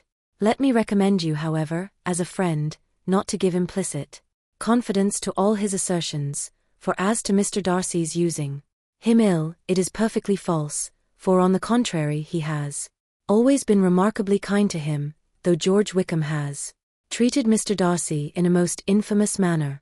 I do not know the particulars, but I know very well that Mr. Darcy is not in the least to blame, that he cannot bear to hear George Wickham mentioned, and that though my brother thought that he could not well avoid including him in his invitation to the officers, he was excessively glad to find that he had taken himself out of the way. His coming into the country at all is a most insolent thing, indeed, and I wonder how he could presume to do it. I pity you, Miss Eliza, for this discovery of your favourite's guilt, but, really, considering his descent, one could not expect much better. His guilt and his descent appear by your account to be the same, said Elizabeth angrily, for I have heard you accuse him of nothing worse than of being the son of Mr. Darcy's steward, and of _that_ I can assure you, he informed me himself. I beg your pardon, replied Miss Bingley, turning away with a sneer. Excuse my interference, it was kindly meant. Insolent girl, said Elizabeth to herself, you are much mistaken if you expect to influence me by such a paltry attack as this. I see nothing in it but your own wilful ignorance and the malice of Mr. Darcy. She then sought her eldest sister, who has undertaken to make inquiries on the same subject of Bingley. Jane met her with a smile of such sweet complacency, a glow of such happy expression, as sufficiently marked how well she was satisfied with the occurrences of the evening. Elizabeth instantly read her feelings, and at that moment solicitude for Wickham, resentment against his enemies, and everything else, gave way before the hope of Jane's being in the fairest way for happiness. I want to know, said she, with a countenance no less smiling than her sister's, what you have learnt about Mr. Wickham. But perhaps you have been too pleasantly engaged to think of any third person, in which case you may be sure of my pardon. No, replied Jane, I have not forgotten him, but I have nothing satisfactory to tell you. Mr. Bingley does not know the whole of his history, and is quite ignorant of the circumstances which have principally offended Mr. Darcy, but he will vouch for the good conduct, the probity, and honour of his friend, and is perfectly convinced that Mr. Wickham has deserved much less attention from Mr. Darcy than he has received, and I am sorry to say by his account as well as his sister's, Mr. Wickham is by no means a respectable young man. I am afraid he has been very imprudent, and has deserved to lose Mr. Darcy's regard. Mr. Bingley does not know Mr. Wickham himself? No, he never saw him till the other morning at Meryton. This account, then, is what he has received from Mr. Darcy. I am satisfied. But what does he say of the living? He does not exactly recollect the circumstances, though he has heard them from Mr. Darcy more than once, but he believes that It was left to him conditionally only. I have not a doubt of Mr. Bingley's sincerity, said Elizabeth, warmly, but you must excuse my not being convinced by assurances only. Mr. Bingley's defence of his friend was a very able one, I dare say, but since he is unacquainted with several parts of the story, and has learnt the rest from that friend himself, I shall venture to still think of both gentlemen as I did before. She then changed the discourse to one more gratifying to each, and on which there could be no difference of sentiment. Elizabeth listened with delight to the happy, though modest, hopes which Jane entertained of Mr. Bingley's regard, and said all in her power to heighten her confidence in it. On their being joined by Mr. Bingley himself, Elizabeth withdrew to Miss Lucas, to whose inquiry after the pleasantness of her last partner she had scarcely replied, before Mr. Collins came up to them, and told her with great exultation that he had just been so fortunate as to make a most important discovery. I have found out, said he, by a singular accident, that there is now in the room a near relation of my patroness. I happened to overhear the gentleman himself mentioning to the young lady who does the honours of the house the names of his cousin Miss de Bourgh, and of her mother Lady Catherine. How wonderfully these sort of things occur! Who would have thought of my meeting with, perhaps, a nephew of Lady Catherine de Bourgh in this assembly? I am most thankful that the discovery is made in time for me to pay my respects to him, which I am now going to do, and trust he will excuse my not having done it before. My total ignorance of the connection must plead my apology. You are not going to introduce yourself to Mr. Darcy? Indeed I am. I shall entreat his pardon for not having done it earlier. I believe him to be Lady Catherine's nephew. It will be in my power to assure him that her ladyship was quite well yesterday night. Elizabeth tried hard to dissuade him from such a scheme, assuring him that Mr. Darcy would consider his addressing him without introduction as an impertinent freedom, rather than a compliment to his aunt, that it was not in the least necessary there should be any notice on either side, and that if it were, it must belong to Mr. Darcy, the superior in consequence, to begin the acquaintance. Mr. Collins listened to her with the determined air of following his own inclination, and when she ceased speaking, replied thus: My dear Miss Elizabeth, I have the highest opinion in the world in your excellent judgment in all matters within the scope of your understanding, but permit me to say that there must be a wide difference between the established forms of ceremony amongst the laity, and those which regulate the clergy, for give me leave to observe that I consider the clerical office as equal in point of dignity with the highest rank in the kingdom, provided that a proper humility of behavior is at the same time maintained. You must therefore allow me to follow the dictates of my conscience on this occasion, which leads me to perform what I look on as a point of duty. Pardon me for neglecting to profit by your advice, which on every other subject shall be my constant guide, though in the case before us I consider myself more fitted by education and habitual study to decide on what is right than a young lady like yourself. And with a low bow he left her to attack Mr. Darcy, whose reception of his advances she eagerly watched, and whose astonishment at being so addressed was very evident. Her cousin prefaced his speech with a solemn bow, and, though she could not hear a word of it, she felt as if hearing it all, and saw in the motion of his lips the words apology, Hunsford, and Lady Catherine de Bourgh. It vexed her to see him expose himself to such a man. Mr. Darcy was eyeing him with unrestrained wonder, and when at last Mr. Collins allowed him time to speak, replied with an air of distant civility. Mr. Collins, however, was not discouraged from speaking again, and Mr. Darcy's contempt seemed abundantly increasing with the length of his second speech, and at the end of it he only made him a slight bow, and moved another way. Mr. Collins then returned to Elizabeth. I have no reason, I assure you, said he, to be dissatisfied with my reception. Mr. Darcy seemed much pleased with the attention. He answered me with the utmost civility, and even paid me the compliment of saying that he was so well convinced of Lady Catherine's discernment as to be certain she could never bestow a favour unworthily. It was really a very handsome thought. Upon the whole, I am much pleased with him. As Elizabeth had no longer any interest of her own to pursue, she turned her attention almost entirely on her sister and Mr. Bingley, and the train of agreeable reflections which her observations gave birth to, made her perhaps almost as happy as Jane. She saw her in idea settled in that very house in all the felicity which a marriage of true affection could bestow, and she felt capable, under such circumstances, of endeavouring even to like Bingley's two sisters.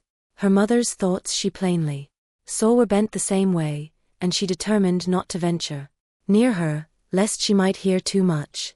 When they sat down to supper, therefore, she considered it a most unlucky perverseness, which placed them within one of each other, and deeply was she vexed to find that her mother was talking to that one person, Lady Lucas, freely, openly, and of nothing else but her expectation that Jane would soon be married to Mr. Bingley.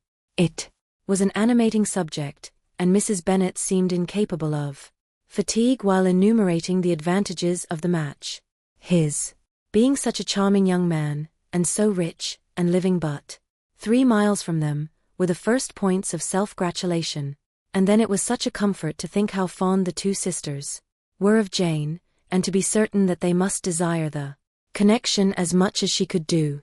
It was moreover such a promising thing for her younger daughters, as Jane's marrying so greatly must throw them in the way of other rich men, and lastly, it was so pleasant at her time of life to be able to consign her single daughters to the care of their sister, that she might not be obliged to go into company more than she liked.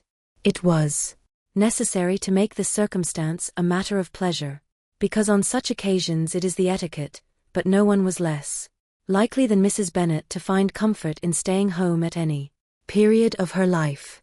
She concluded with many good wishes that Lady Lucas might soon be equally fortunate, though evidently and triumphantly believing there was no chance of it.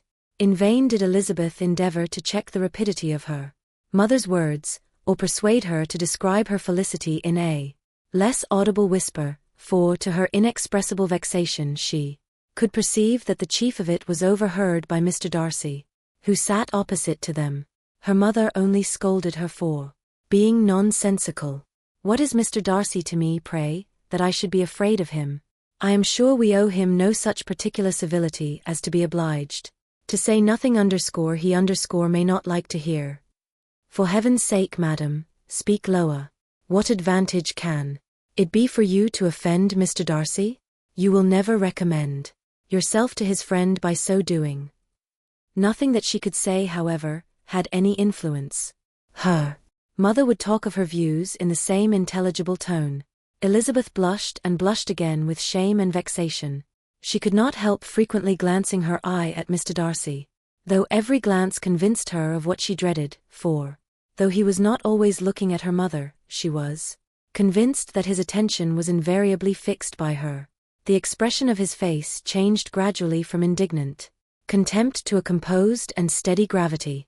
At length, however, Mrs. Bennet had no more to say, and Lady Lucas, who had been long yawning at the repetition of delights which she saw no likelihood of sharing, was left to the comforts of cold ham and chicken. Elizabeth now began to revive. But not long was the interval of tranquillity, for when supper was over, singing was talked of, and she had the mortification of seeing Mary, after very little entreaty, preparing to oblige the company by many significant looks and silent entreaties. Did she endeavour to prevent such a proof of complaisance, but in vain. Mary would not understand them. Such an opportunity of exhibiting was delightful to her, and she began her song.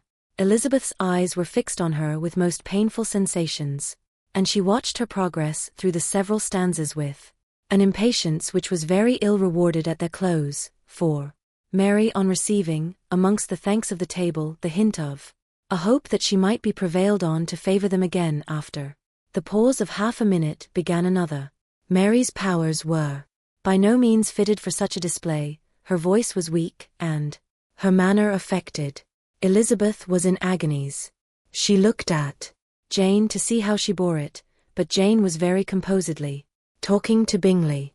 She looked at his two sisters, and saw them making signs of derision at each other, and at Darcy, who continued, however, imperturbably grave. She looked at her father to entreat his interference, lest Mary should be singing all night. He took the hint, and when Mary had finished her second song, said aloud, "That will do extremely well, child. You have delighted us long enough. Let the other young ladies have time to exhibit." Mary, though pretending not to hear, was somewhat disconcerted, and Elizabeth, sorry for her, and sorry for her father's speech, was afraid her anxiety had done no good. Others of the party were now applied to. "If I," said Mr. Collins, "were so fortunate as to be able to sing, I should have great pleasure, I am sure, in obliging the company with an air, for I consider music as a very innocent diversion, and perfectly compatible with the profession of a clergyman. I do not mean, however, to assert that we can be justified in devoting too much of our time to music, for there are certainly other things to be attended to. The rector of a parish has much to do. In the first place, he must make such an agreement for tithes as may be beneficial to himself and not offensive to his patron. He must write his own sermons, and the time that remains will not be too much for his parish duties, and the care and improvement of his dwelling, which he cannot be excused from making as comfortable as possible. And I do not think it of light importance that he should have attentive and conciliatory manner towards everybody, especially towards those to whom he owes his preferment. I cannot acquit him of that duty, nor could I think well of the man who should omit an occasion of testifying his respect towards anybody connected with the family." And with a bow to Mr. Darcy, he concluded his speech, which had been spoken so loud as to be heard by half the room. Many stared, many smiled, but no one looked more amused than Mr. Bennet himself, while his wife seriously commended Mr. Collins for having spoken so sensibly, and observed in a half-whisper to Lady Lucas that he was a remarkably clever, good kind of young man. To Elizabeth it appeared that, had her family made an agreement to expose themselves as much as they could during the evening, it would have been impossible for them to play their parts with more spirit or finer success, and happy did she think it for Bingley and her sister that some of the exhibition had escaped his notice, and that his feelings were not of a sort to be much distressed by the folly which he must have witnessed. That his two sisters and Mr. Darcy, however, should have such an opportunity of ridiculing her relations, was bad enough, and she could not determine whether the silent contempt of the gentlemen, or the insolent smiles of the ladies, were more intolerable. The rest of the evening brought her little amusement. She was teased by Mr. Collins, who continued most perseveringly by her side, and though he could not prevail on her to dance with him, again put it out of her power to dance with others. In vain did she entreat him to stand up with somebody else, and offer to introduce him to any young lady in the room. He assured her that as to dancing, he was perfectly indifferent to it, that his chief object was by delicate attentions to recommend himself to her, and that he should therefore make a point of remaining close to her the whole evening. There was no arguing upon such a project. She owed her greatest relief to her friend Miss Lucas, who often joined them, and good-naturedly engaged Mr. Collins's conversation to herself. She was at least free from the offence of Mr. Darcy's further notice, though often standing within a very short distance of her. Quite disengaged, he never came near enough to speak. She felt it to be the probable consequence of her allusions to Mr. Wickham, and rejoiced in it. The Longbourn party were the last of all the company to depart, and by a manoeuvre of Mrs. Bennet, had to wait for their carriage a quarter of an hour after everybody else was gone, which gave them time to see how heartily they were wished away by some of the family. Mrs. Hurst and her sister scarcely opened their mouths, except to complain of fatigue, and were evidently impatient to have the house to themselves.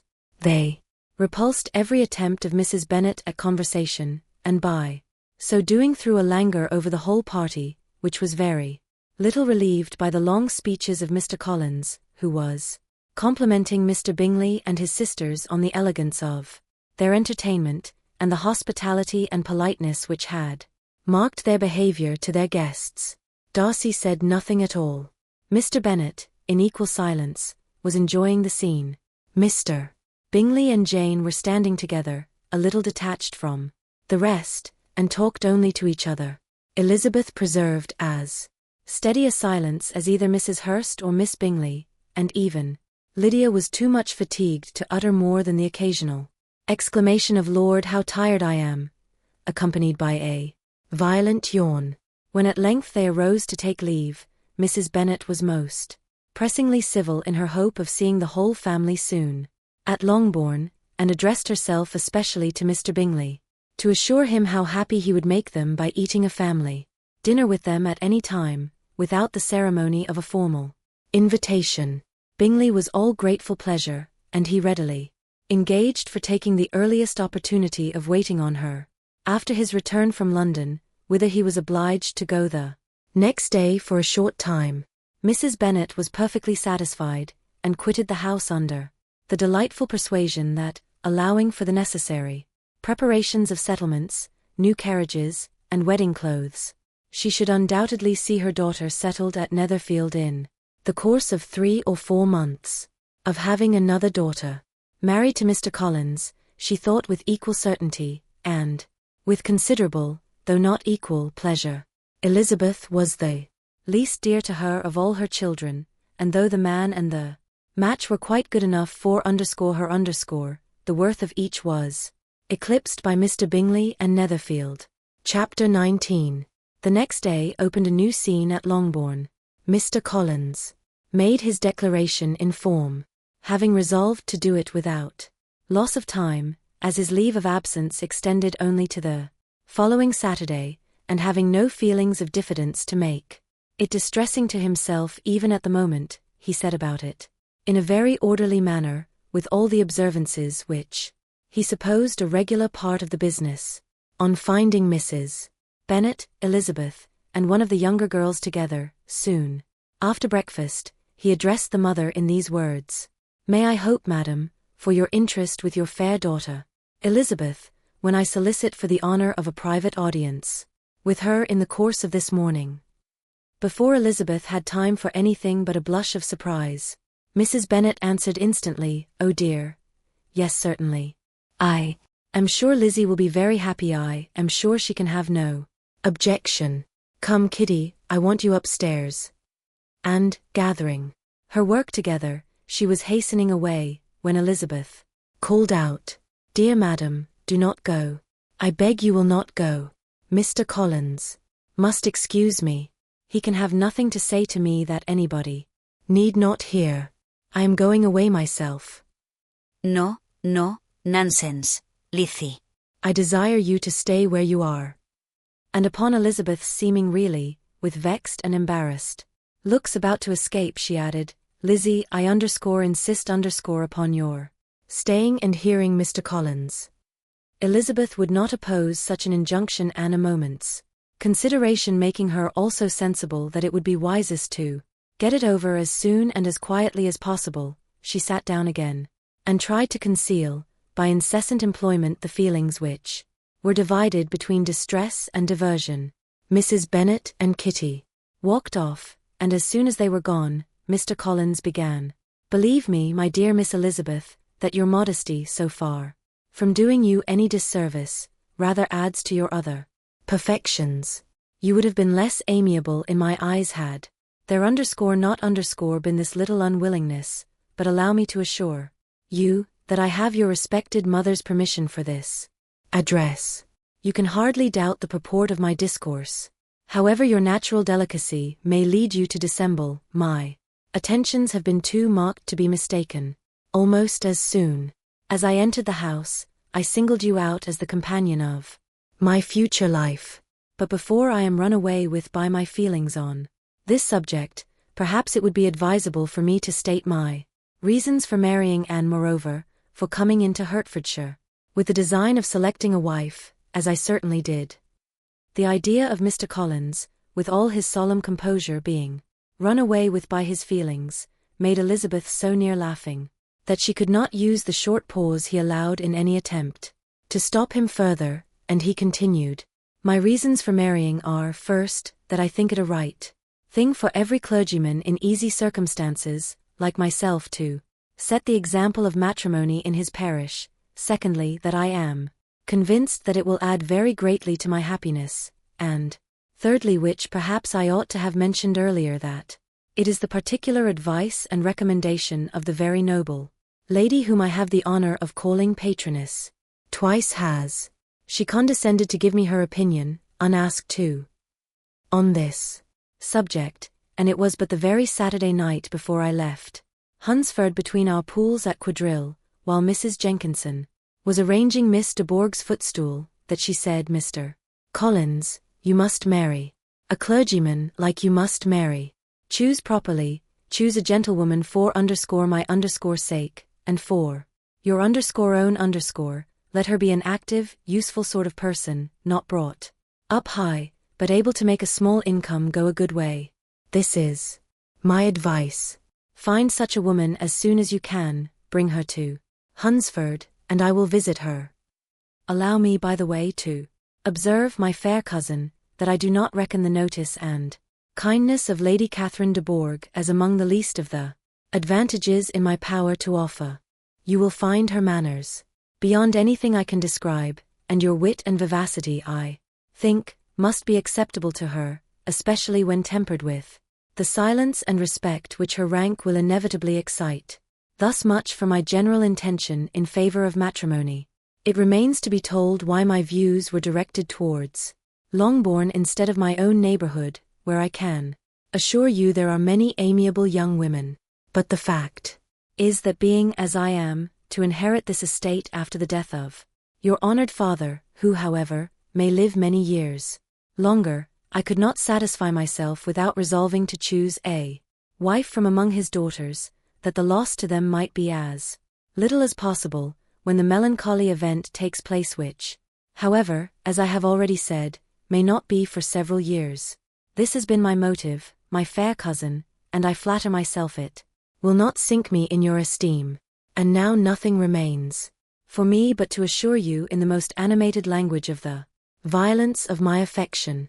To fortune I am perfectly indifferent, and shall make no demand of that nature on your father, since I am well aware that it could not be complied with, and that £1,000 in the 4%, which will not be yours till after your mother's decease, is all that you may ever be entitled to. On that head, therefore, I shall be uniformly silent, and you may assure yourself that no ungenerous reproach shall ever pass my lips when we are married." It was absolutely necessary to interrupt him now. You are too hasty, sir, j'écris. You forget that I have made no answer.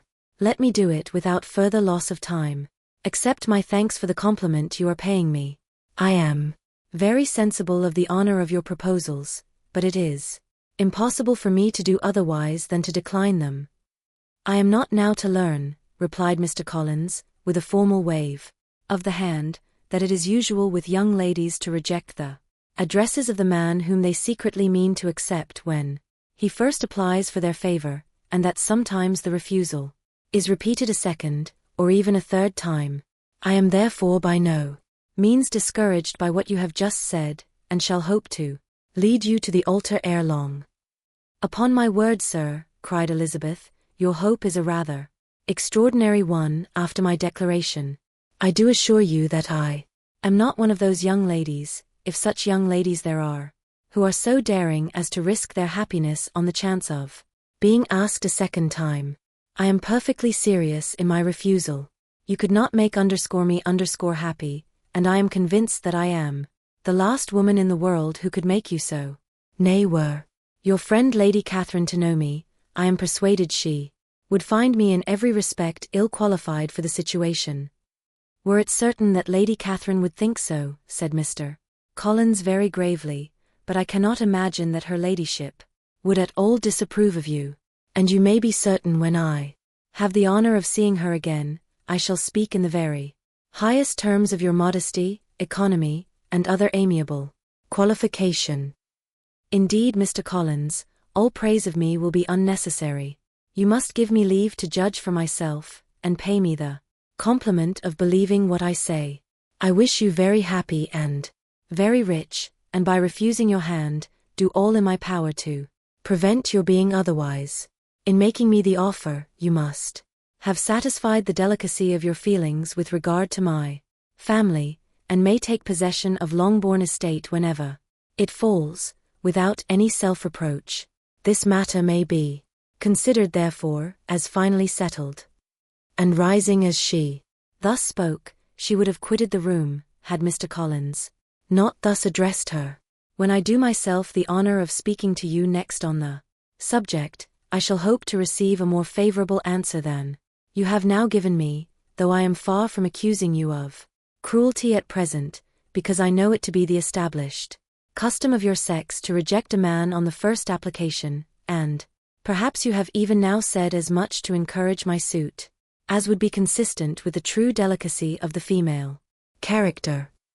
Really, Mr. Collins, cried Elizabeth with some warmth, you puzzle me exceedingly. If what I have hitherto said can appear to you in the form of encouragement, I know not how to express my refusal in such a way as to convince you of its being one. You must give me leave to flatter myself, my dear cousin, that your refusal of my addresses is merely words of course. My reasons for believing it are briefly these: it does not appear to me that my hand is unworthy your acceptance, or that the establishment I can offer would be any other than highly desirable. My situation in life, my connections with the family of de Bourgh, and my relationship to your own, are circumstances highly in my favor, and you should take it into further consideration, that in spite of your manifold attractions, it is by no means certain that another offer of marriage may ever be made you. Your portion is unhappily so small that it will in all likelihood undo the effects of your loveliness and amiable qualifications. As I must therefore conclude that you are not serious in your rejection of me, I shall choose to attribute it to your wish of increasing my love by suspense, according to the usual practice of elegant females. I do assure you, sir, that I have no pretensions whatever to that kind of elegance which consists in tormenting a respectable man. I would rather be paid the compliment of being believed sincere. I thank you again and again for the honor you have done me in your proposals, but to accept them is absolutely impossible. My feelings in every respect forbid it. Can I speak plainer? Do not consider me now as an elegant female, intending to plague you, but as a rational creature, speaking the truth from her heart. You are uniformly charming, cried he, with an air of awkward gallantry, and I am persuaded that when sanctioned by the express authority of both your excellent parents, my proposals will not fail of being acceptable. To such perseverance in wilful self-deception Elizabeth would make no reply, and immediately and in silence withdrew, determined, if he persisted in considering her repeated refusals as flattering encouragement, to apply to her father, whose negative might be uttered in such a manner as to be decisive, and whose behavior at least could not be mistaken for the affectation and coquetry of an elegant female. Chapter 20. Mr. Collins was not left long to the silent contemplation of his successful love, for Mrs. Bennet, having dawdled about in the vestibule to watch for the end of the conference, no sooner saw Elizabeth open the door and with quick step pass her towards the staircase, than she entered the breakfast-room, and congratulated both him and herself in warm terms on the happy prospect or their nearer connection. Mr. Collins received and returned these felicitations with equal pleasure, and then proceeded to relate the particulars of their interview, with the result of which he trusted he had every reason to be satisfied, since the refusal which his cousin had steadfastly given him would naturally flow from her bashful modesty and the genuine delicacy of her character. This information, however, startled Mrs. Bennet. She would have been glad to be equally satisfied that her daughter had meant to encourage him by protesting against his proposals, but she dared not believe it, and could not help saying so. But depend upon it, Mr. Collins, she added, that Lizzie shall be brought to reason. I will speak to her about it directly. She is a very headstrong, foolish girl, and does not know her own interest, but I will make her know it. Pardon me for interrupting you, madam, cried Mr. Collins, but if she is really headstrong and foolish, I know not whether she would altogether be a very desirable wife to a man in my situation, who naturally looks for happiness in the marriage state. If therefore she actually persists in rejecting my suit, perhaps it were better not to force her into accepting me, because if liable to such defects of temper, she could not contribute much to my felicity. Sir, you quite misunderstand me, said Mrs. Bennet, alarmed. Lizzie is only headstrong in such matters as these. In everything else she is as good-natured a girl as ever lived. I will go directly to Mr. Bennet, and we shall very soon settle it with her, I am sure. She would not give him time to reply, but hurrying instantly to her husband, called out as she entered the library, "Oh, Mr. Bennet, you are wanted immediately, we are all in an uproar. You must come and make Lizzie marry Mr. Collins, for she vows she will not have him, and if you do not make haste he will change his mind and not have her underscored." Mr. Bennet raised his eyes from his book as she entered, and fixed them on her face with a calm unconcern which was not in the least altered by her communication. "I have not the pleasure of understanding you," said he when she had finished her speech. "Of what are you talking?" "Of Mr. Collins and Lizzie. Lizzie declares she will not have Mr. Collins, and Mr. Collins begins to say that he will not have Lizzie. And what am I to do on the occasion? It seems an hopeless business. Speak to Lizzie about it yourself. Tell her that you insist upon her marrying him. Let her be called down. She shall hear my opinion." Mrs. Bennet rang the bell, and Miss Elizabeth was summoned to the library. "Come here, child," cried her father as she appeared. "I have sent for you on an affair of importance. I understand that Mr. Collins has made you an offer of marriage. Is it true?" Elizabeth replied that it was. "Very well, and this offer of marriage you have refused?" "I have, sir." "Very well. We now come to the point. Your mother insists upon your accepting it. Is it not so, Mrs. Bennet?" "Yes, or I will never see her again." "An unhappy alternative is before you, Elizabeth. From this day, you must be a stranger to one of your parents. Your mother will never see you again if you do not marry Mr. Collins, and I will never see you again if you do. Elizabeth could not but smile at such a conclusion of such a beginning, but Mrs. Bennet, who had persuaded herself that her husband regarded the affair as she wished, was excessively disappointed. "What do you mean, Mr. Bennet, in talking this way? You promised me to insist upon her marrying him." "My dear," replied her husband, "I have two small favors to request. First, that you will allow me the free use of my understanding on the present occasion, and secondly, of my room. I shall be glad to have the library to myself as soon as may be." Not yet, however, in spite of her disappointment in her husband, did Mrs. Bennet give up the point. She talked to Elizabeth again, and again, coaxed and threatened her by turns. She endeavored to secure Jane in her interest, but Jane, with all possible mildness, declined interfering, and Elizabeth, sometimes with real earnestness, and sometimes with playful gaiety, replied to her attacks. Though her manner varied, however, her determination never did. Mr. Collins, meanwhile, was meditating in solitude on what had passed. He thought too well of himself to comprehend on what motives his cousin could refuse him, and though his pride was hurt, he suffered in no other way. His regard for her was quite imaginary, and the possibility of her deserving her mother's reproach prevented his feeling any regret. While the family were in this confusion, Charlotte Lucas came to spend the day with them. She was met in the vestibule by Lydia, who, flying to her, cried in a half-whisper, "I am glad you are come, for there is such fun here. What do you think has happened this morning? Mr. Collins has made an offer to Lizzie, and she will not have him."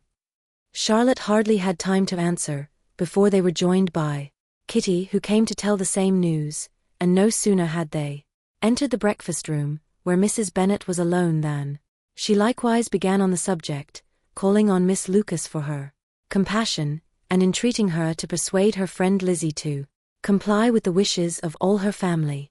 "Pray do, my dear Miss Lucas," she added in a melancholy tone, "for nobody is on my side, nobody takes part with me. I am cruelly used, nobody feels for my poor nerves." Charlotte's reply was spared by the entrance of Jane and Elizabeth. "Aye, there she comes," continued Mrs. Bennet, looking as unconcerned as may be, and caring no more for us than if we were at York, provided she can have her own way. "But I tell you, Miss Lizzie, if you take it into your head to go on refusing every offer of marriage in this way, you will never get a husband at all, and I am sure I do not know who is to maintain you. When your father is dead, I shall not be able to keep you, and so I warn you. I have done with you from this very day. I told you in the library, you know, that I should never speak to you again, and you will find me as good as my word. I have no pleasure in talking to undutiful children, not that I have much pleasure, indeed, in talking to anybody. People who suffer as I do from nervous complaints can have no great inclination for talking. Nobody can tell what I suffer, but it is always so. Those who do not complain are never pitied." Her daughters listened in silence to this effusion, sensible that any attempt to reason with her or soothe her would only increase the irritation. She talked on therefore without interruption from any of them, till they were joined by Mr. Collins, who entered the room with an air more stately than usual, and on perceiving whom, she said to the girls, "Now I do insist upon it that you all of you hold your tongues and let me and Mr. Collins have a little conversation together." Elizabeth passed quietly out of the room, Jane and Kitty followed, but Lydia stood her ground, determined to hear all she could, and Charlotte, detained first by the civility of Mr.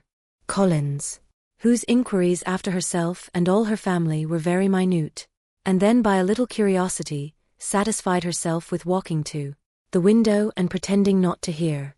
In a doleful voice Mrs. Bennet began the projected conversation. "Oh, Mr. Collins." "My dear madam," replied he, "let us be for ever silent on this point. Far be it from me," he presently continued, in a voice that marked his displeasure, "to resent the behavior of your daughter. Resignation to inevitable evils is the evil duty of us all, the peculiar duty of a young man who has been so fortunate as I have been in early preferment, and I trust one am resigned, perhaps not the less so from feeling a doubt of my positive happiness had my fair cousin honored me with her hand, for I have often observed that resignation is never so perfect as when the blessing denied begins to lose somewhat of its value in our estimation. You will not, I hope, consider me as showing any disrespect to your family, my dear madam, by thus withdrawing my pretensions to your daughter's favor, without having paid yourself and Mr. Bennet the compliment of requesting you to interpose your authority in my behalf. My conduct may, I fear, be objectionable in having accepted my dismission from your daughter's lips instead of your own, but we are all liable to error.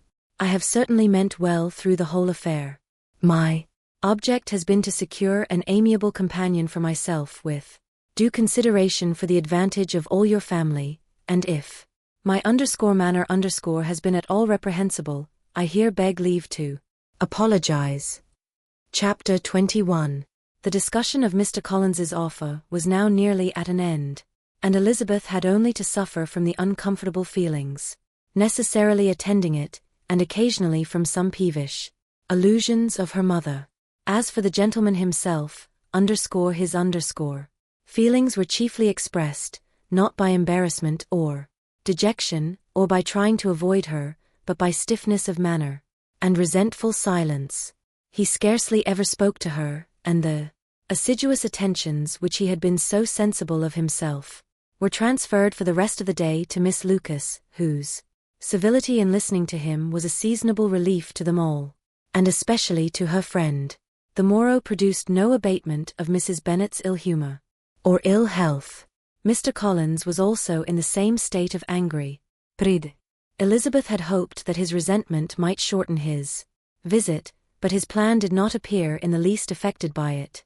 He was always to have gone on Saturday, and to Saturday he meant to stay. After breakfast, the girls walked to Meryton to inquire if Mr. Wickham were returned, and to lament over his absence from the Netherfield ball.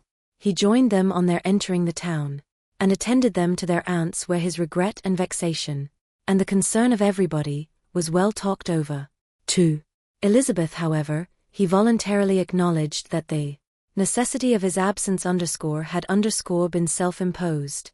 "I found," said he, as the time drew near, "that I had better not meet Mr. Darcy, that to be in the same room, the same party, with him for so many hours together, might be more than I could bear, and that scenes might arise unpleasant to more than myself." She highly approved his forbearance, and they had leisure for a full discussion of it, and for all the commendation which they civilly bestowed on each other, as Wickham and another officer walked back with them to Longbourn, and during the walk he particularly attended to her. His accompanying them was a double advantage. She felt all the compliment it offered to herself, and it was most acceptable as an occasion of introducing him to her father and mother. Soon after their return, a letter was delivered to Miss Bennet. It came from Netherfield. The envelope contained a sheet of elegant, little, hot-pressed paper, well covered with a lady's fair, flowing hand, and Elizabeth saw her sister's countenance change as she read it, and saw her dwelling intently on some particular passages.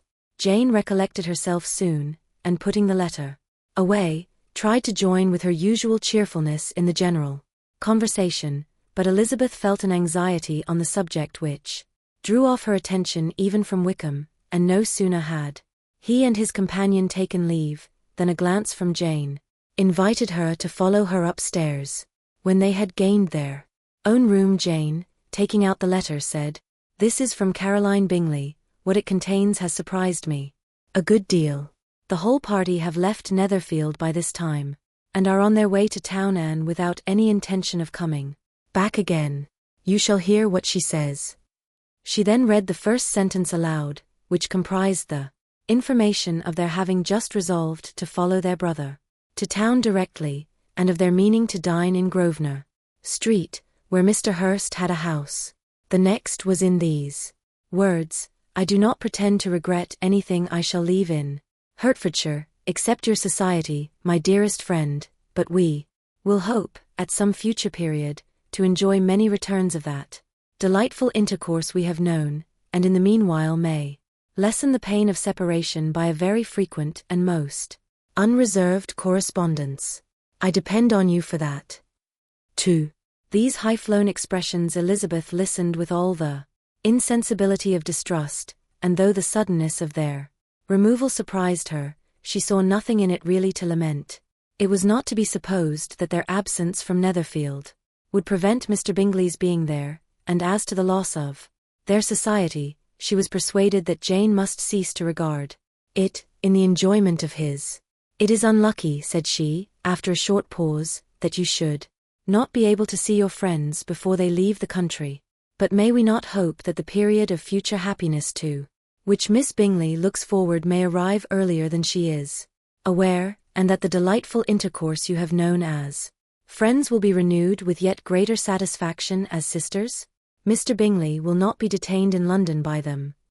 Caroline decidedly says that none of the party will return into Hertfordshire this winter. I will read it to you.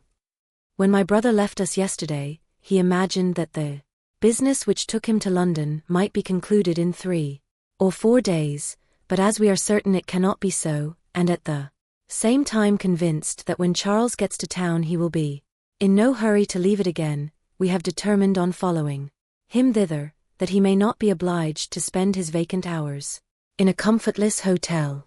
Many of my acquaintances are already there for the winter. I wish that I could hear that you, my dearest friend, had any intention of making one of the crowd, but of that I despair. I sincerely hope your Christmas in Hertfordshire may abound in the gaieties which that season generally brings, and that your beaux will be so numerous as to prevent your feeling the loss of the 3 of whom we shall deprive you. It is evident by this, added Jane, that he comes back no more. This winter. It is only evident that Miss Bingley does not mean that he should underscored. Why will you think so? It must be his own doing. He is his own master. But you do not know all underscore. I will read you the passage which particularly hurts me. I will have no reserves. From you underscored. Mr. Darcy is impatient to see his sister, and to confess the truth, we are scarcely less eager to meet her again. I really do not think Georgiana Darcy has her equal for beauty, elegance, and accomplishments, and the affection she inspires in Louisa, and myself is heightened into something still more interesting, from the hope we dare entertain of her being hereafter our sister. I do not know whether I ever before mentioned to you my feelings on this subject, but I will not leave the country without confiding them, and I trust you will not esteem them unreasonable. My brother admires her greatly already. He will have frequent opportunity now of seeing her on the most intimate footing. Her relations all wish the connection as much as his own, and a sister's partiality is not misleading me, I think, when I call Charles most capable of engaging any woman's heart. With all these circumstances to favor an attachment, and nothing to prevent it, am I wrong, my dearest Jane, in indulging the hope of an event which will secure the happiness of so many? What do you think of this sentence, my dear Lizzie? Said Jane as she finished it. Is it not clear enough? Does it not expressly declare that Caroline neither expects nor wishes me to be her sister, that she is perfectly convinced of her brother's indifference, and that if she suspects nature of my feelings for him, she means, most kindly, to put me on my guard? Can there be any other opinion on the subject? Yes, there can, for mine is totally different. Will you hear it? Most willingly. You shall have it in a few words. Miss Bingley sees that her brother is in love with you, and wants him to marry Miss Darcy. She follows him to town in hope of keeping him there, and tries to persuade you that he does not care about you. Jane shook her head. Indeed, Jane, you ought to believe me. No one who has ever seen you together can doubt his affection. Miss Bingley, I am sure, cannot. She is not such a simpleton. Could she have seen half as much love in Mr. Darcy for herself, she would have ordered her wedding clothes. But the case is this: we are not rich enough or grand enough for them, and she is the more anxious to get Miss Darcy for her brother, from the notion that, when there has been one intermarriage, she may have less trouble in achieving a second, in which there is certainly some ingenuity, and I dare say it would succeed, if Miss de Bourgh were out of the way. But, my dearest Jane, you cannot seriously imagine that because Miss Bingley tells you her brother greatly admires Miss Darcy, he is in the smallest degree less sensible of your merit than when he took leave of you on Tuesday, or that it will be in her power to persuade him that instead of being in love with you, he is very much in love with her friend. If we thought alike of Miss Bingley, replied Jane, your representation of all this might make me quite easy. But I know the foundation is unjust. Caroline is incapable of wilfully deceiving anyone, and all that I can hope in this case is that she is deceiving herself. That is right. You could not have started a more happy idea. Since you will not take comfort in mine, believe her to be deceived, by all means. You have now done your duty by her, and must fret no longer. But, my dear sister, can I be happy, even supposing the best in accepting a man whose sisters and friends are all wishing him to marry elsewhere? You must decide for yourself, said Elizabeth, and if upon mature deliberation, you find that the misery of disobliging his two sisters is more than equivalent to the happiness of being his wife, I advise you by all means to refuse him. How can you talk so? Said Jane, faintly smiling. You must know that though I should be exceedingly grieved at their disapprobation, I could not hesitate. I did not think you would, and that being the case, I cannot consider your situation with much compassion. But if he returns no more this winter, my choice will never be required. 1,000 things may arise in 6 months. The idea of his returning no more Elizabeth treated with the utmost contempt. It appeared to her merely the suggestion of Caroline's interested wishes, and she could not for a moment suppose that those wishes, however openly or artfully spoken, could influence a young man so totally independent of everyone. She represented to her sister as forcibly as possible what she felt on the subject, and had soon the pleasure of seeing its happy effect.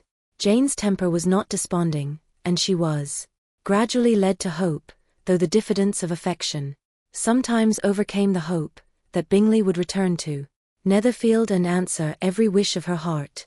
They agreed that Mrs. Bennet should only hear of the departure of the family, without being alarmed on the score of the gentleman's conduct, but even this partial communication gave her a great deal of concern, and she bewailed it as exceedingly unlucky that the ladies should happen to go away just as they were all getting so intimate together. After lamenting it, however, at some length, she had the consolation that Mr. Bingley would be soon down again and soon dining at Longbourn, and the conclusion of all was the comfortable declaration that though he had been invited only to a family dinner, she would take care to have 2 full courses. Chapter 22. The Bennets were engaged to dine with the Lucases, and again, during the chief of the day, was Miss Lucas so kind as to listen to Mr. Collins. Elizabeth took an opportunity of thanking her. "It keeps him in good humour," said she, "and I am more obliged to you than I can express." Charlotte assured her friend of her satisfaction in being useful, and that it amply repaid her for the little sacrifice of her time. This was very amiable, but Charlotte's kindness extended farther than Elizabeth had any conception of. Its object was nothing else than to secure her from any return of Mr. Collins's addresses, by engaging them towards herself. Such was Miss Lucas's scheme, and appearances were so favourable, that when they parted at night, she would have felt almost secure of success if he had not been to leave Hertfordshire so very soon. But here she did injustice to the fire and independence of his character, for it led him to escape out of Longbourn House the next morning with admirable slyness, and hasten to Lucas Lodge to throw himself at her feet. He was anxious to avoid the notice of his cousins, from a conviction that if they saw him depart, they could not fail to conjecture his design, and he was not willing to have the attempt known till its success might be known likewise, for, though feeling almost secure, and with reason, for Charlotte had been tolerably encouraging, he was comparatively diffident since the adventure of Wednesday. His reception, however, was of the most flattering kind. Miss Lucas perceived him from an upper window as he walked towards the house, and instantly set out to meet him accidentally in the lane. But little had she dared to hope that so much love and eloquence awaited her there. In as short a time as Mr. Collins's long speeches would allow, everything was settled between them to the satisfaction of both, and as they entered the house he earnestly entreated her to name the day that was to make him the happiest of men, and though such a solicitation must be waived for the present, the lady felt no inclination to trifle with his happiness. The stupidity with which he was favoured by nature must guard his courtship from any charm that could make a woman wish for its continuance, and Miss Lucas, who accepted him solely from the pure and disinterested desire of an establishment, cared not how soon that establishment were gained. Sir William and Lady Lucas were speedily applied to for their consent, and it was bestowed with a most joyful alacrity. Mr. Collins's present circumstances made it a most eligible match for their daughter, to whom they could give little fortune, and his prospects of future wealth were exceedingly fair. Lady Lucas began directly to calculate, with more interest than the matter had ever excited before, how many years longer Mr. Bennet was likely to live, and Sir William gave it as his decided opinion, that whenever Mr. Collins should be in possession of the Longbourn estate, it would be highly expedient that both he and his wife should make their appearance at St. James's. The whole family, in short, were properly overjoyed on the occasion. The younger girls formed hopes of coming out a year or two sooner than they might otherwise have done, and the boys were relieved from their apprehension of Charlotte's dying an old maid. Charlotte herself was tolerably composed. She had gained her point, and had time to consider of it. Her reflections were in general satisfactory. Mr. Collins, to be sure, was neither sensible nor agreeable, his society was irksome, and his attachment to her must be imaginary. But still he would be her husband, without thinking highly either of men or matrimony. Marriage had always been her object, it was the only provision. 4 well-educated young women of small fortune, and however uncertain of giving happiness, must be their pleasantest preservative from want. This preservative she had now obtained, and at the age of 27, without having ever been handsome, she felt all the good luck of it. The least agreeable circumstance in the business was the surprise it must occasion to Elizabeth Bennet, whose friendship she valued beyond that of any other person. Elizabeth would wonder, and probably would blame her, and though her resolution was not to be shaken, her feelings must be hurt by such a disapprobation.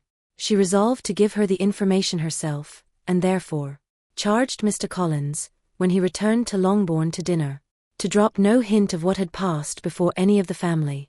A promise of secrecy was of course very dutifully given, but it could not be kept without difficulty, for the curiosity excited by his long absence burst forth in such very direct questions on his return as required some ingenuity to evade, and he was at the same time exercising great self-denial, for he was longing to publish his prosperous love, as he was to begin his journey too early on the morrow to see any of the family. The ceremony of leave-taking was performed, when the ladies moved for the night, and Mrs. Bennet, with great politeness and cordiality, said how happy they should be to see him at Longbourn again, whenever his engagements might allow him to visit them.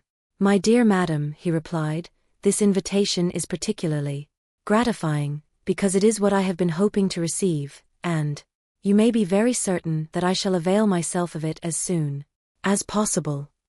They were all astonished, and Mr. Bennet, who could by no means wish for so speedy a return, immediately said, "But is there not danger of Lady Catherine's disapprobation? Here, my good sir, you had better neglect your relations than run the risk of offending your patroness."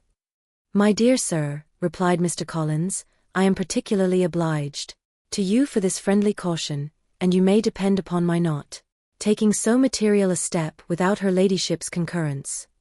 You cannot be too much upon your guard. Risk anything rather than her displeasure, and if you find it likely to be raised by your coming to us again, which I should think exceedingly probable, stay quietly at home, and be satisfied that we shall take no offense. Believe me, my dear sir, my gratitude is warmly excited by such affectionate attention, and depend upon it, you will speedily receive from me a letter of thanks for this, and for every other mark of your regard during my stay in Hertfordshire. As for my fair cousins, though my absence may not be long enough to render it necessary, I shall now take the liberty of wishing them health and happiness, not excepting my cousin Elizabeth." With proper civilities the ladies then withdrew, all of them equally surprised that he meditated a quick return. Mrs. Bennet wished to understand by it that he thought of paying his addresses to one of her younger girls, and Mary might have been prevailed on to accept him. She rated his abilities much higher than any of the others. There was a solidity in his reflections which often struck her, and though by no means so clever as herself, she thought that if encouraged to read and improve himself by such an example as hers, he might become a very agreeable companion. But on the following morning, every hope of this kind was done away. Miss Lucas called soon after breakfast, and in a private conference with Elizabeth related the event of the day before. The possibility of Mr. Collins's fancying himself in love with her friend had once occurred to Elizabeth within the last day or two, but that Charlotte could encourage him seemed almost as far from possibility as she could encourage him herself, and her astonishment was consequently so great as to overcome at first the bounds of decorum, and she could not help crying out, "Engaged to Mr. Collins! My dear Charlotte, impossible!" The steady countenance which Miss Lucas had commanded in telling her story gave way to a momentary confusion hereon. Receiving so direct a reproach, though, as it was no more than she expected, she soon regained her composure, and calmly replied, "Why should you be surprised, my dear Eliza? Do you think it incredible that Mr. Collins should be able to procure any woman's good opinion, because he was not so happy as to succeed with you?" But Elizabeth had now recollected herself, and making a strong effort for it, was able to assure with tolerable firmness that the prospect of their relationship was highly grateful to her, and that she wished her all imaginable happiness. "I see what you are feeling," replied Charlotte. "You must be surprised, very much surprised, so lately as Mr. Collins was wishing to marry you. But when you have had time to think it over, I hope you will be satisfied with what I have done. I am not romantic, you know, I never was. I ask only a comfortable home, and considering Mr. Collins's character, connection, and situation in life, I am convinced that my chance of happiness with him is as fair as most people can boast on entering the marriage state."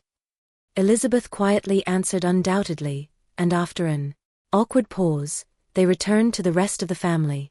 Charlotte did not stay much longer, and Elizabeth was then left to reflect on what she had heard. It was a long time before she became at all reconciled to the idea of so unsuitable a match.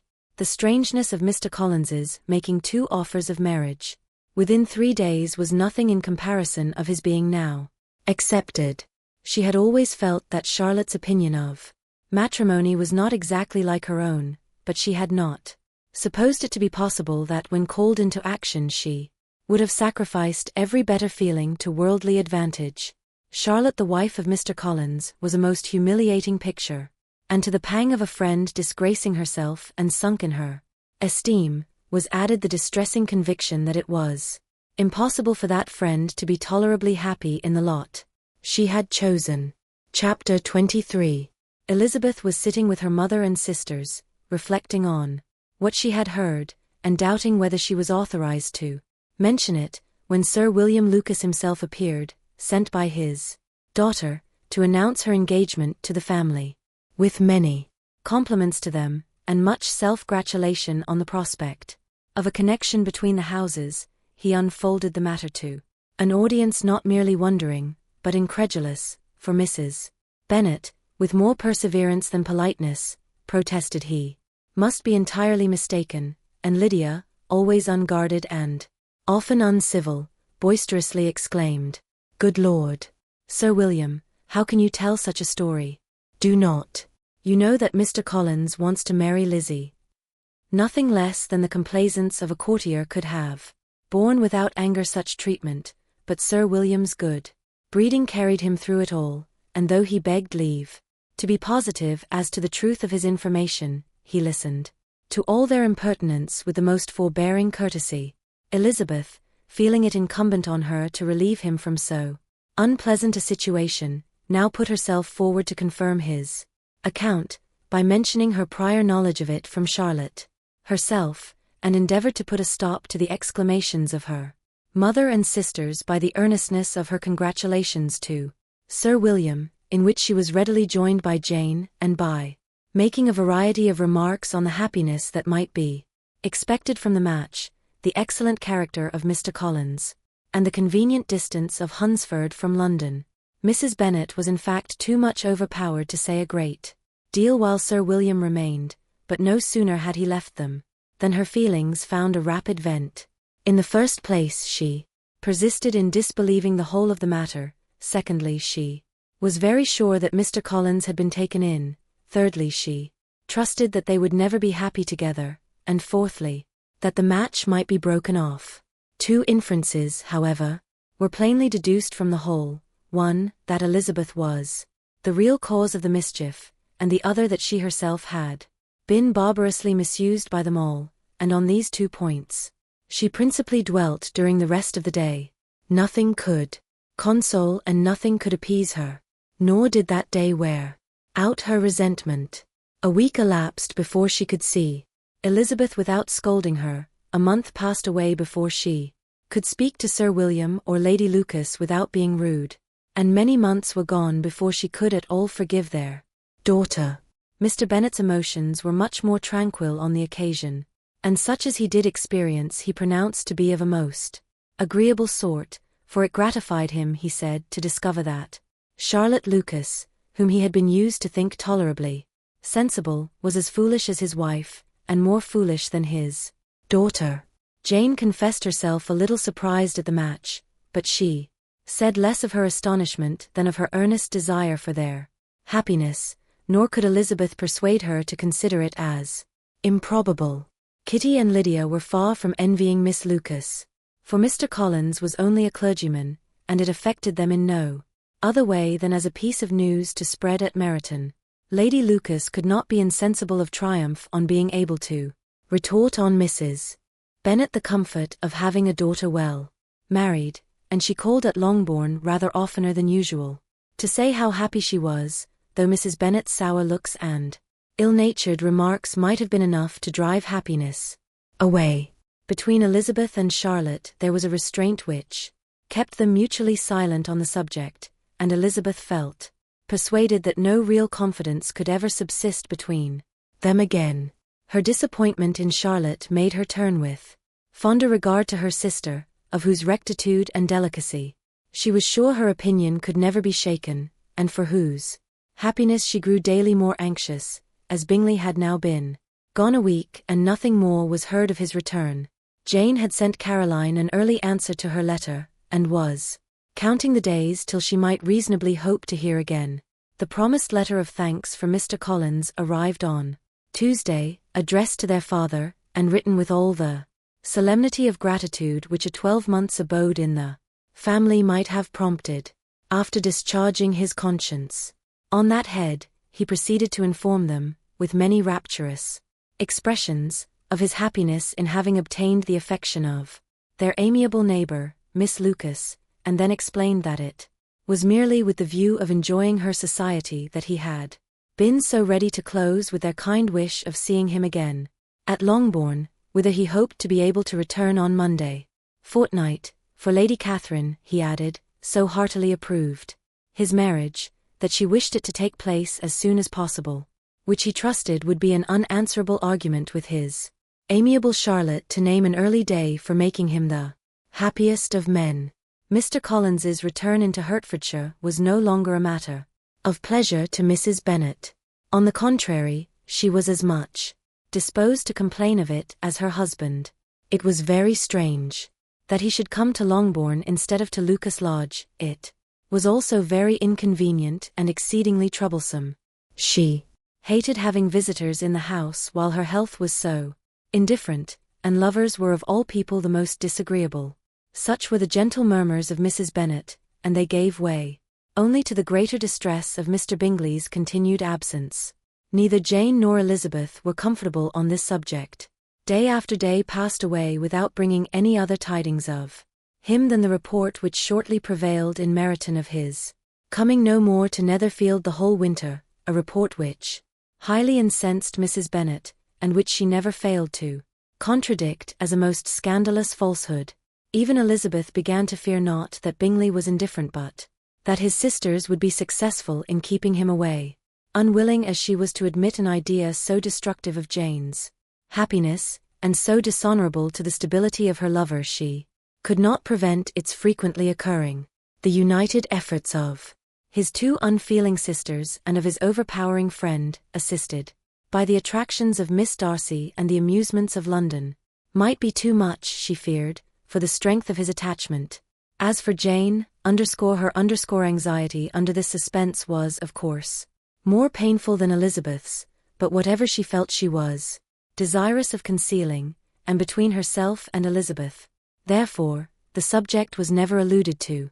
But as no such delicacy restrained her mother, an hour seldom passed in which she did not talk of Bingley, express her impatience for his arrival, or even require Jane to confess that if he did not come back she would think herself very ill-used.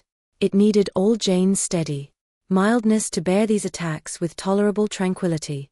Mr. Collins returned most punctually on Monday fortnight, but His reception at Longbourn was not quite so gracious as it had been on his first introduction. He was too happy, however, to need much attention, and luckily for the others, the business of love-making relieved them from a great deal of his company.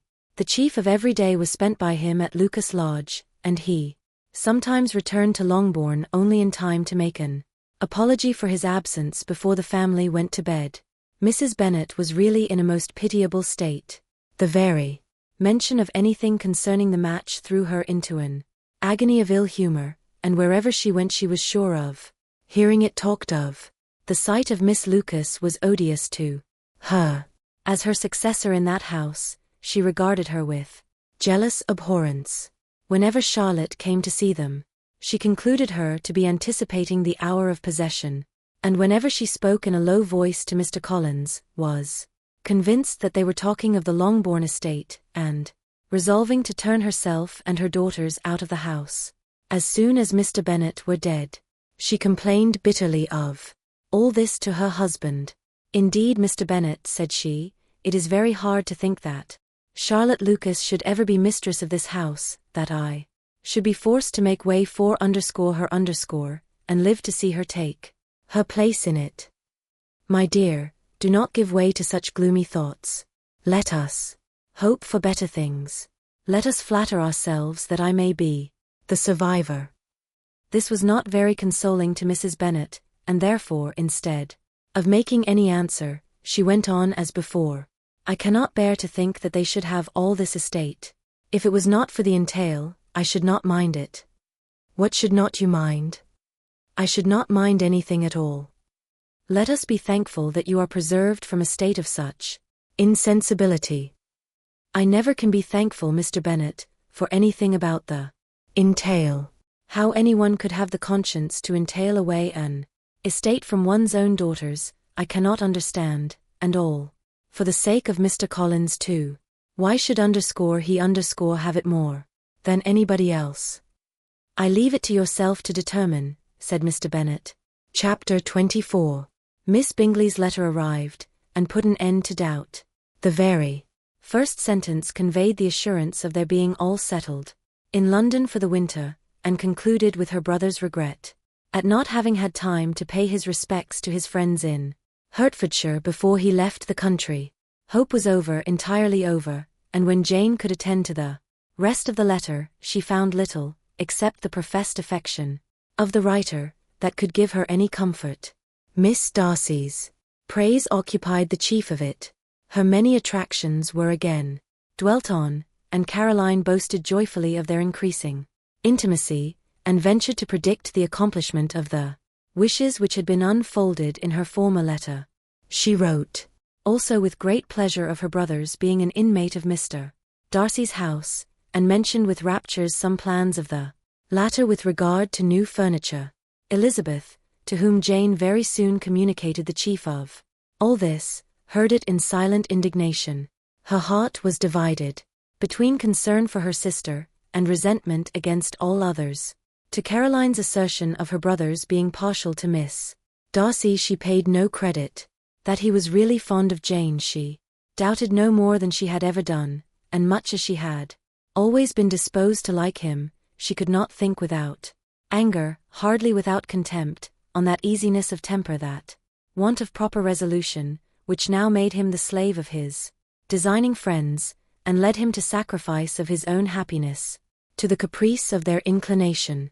Had his own happiness, however, been the only sacrifice, he might have been allowed to sport with it in whatever manner he thought best, but her sister's was involved in it, as she thought he must be sensible himself. It was a subject, in short, on which reflection would be long indulged, and must be unavailing.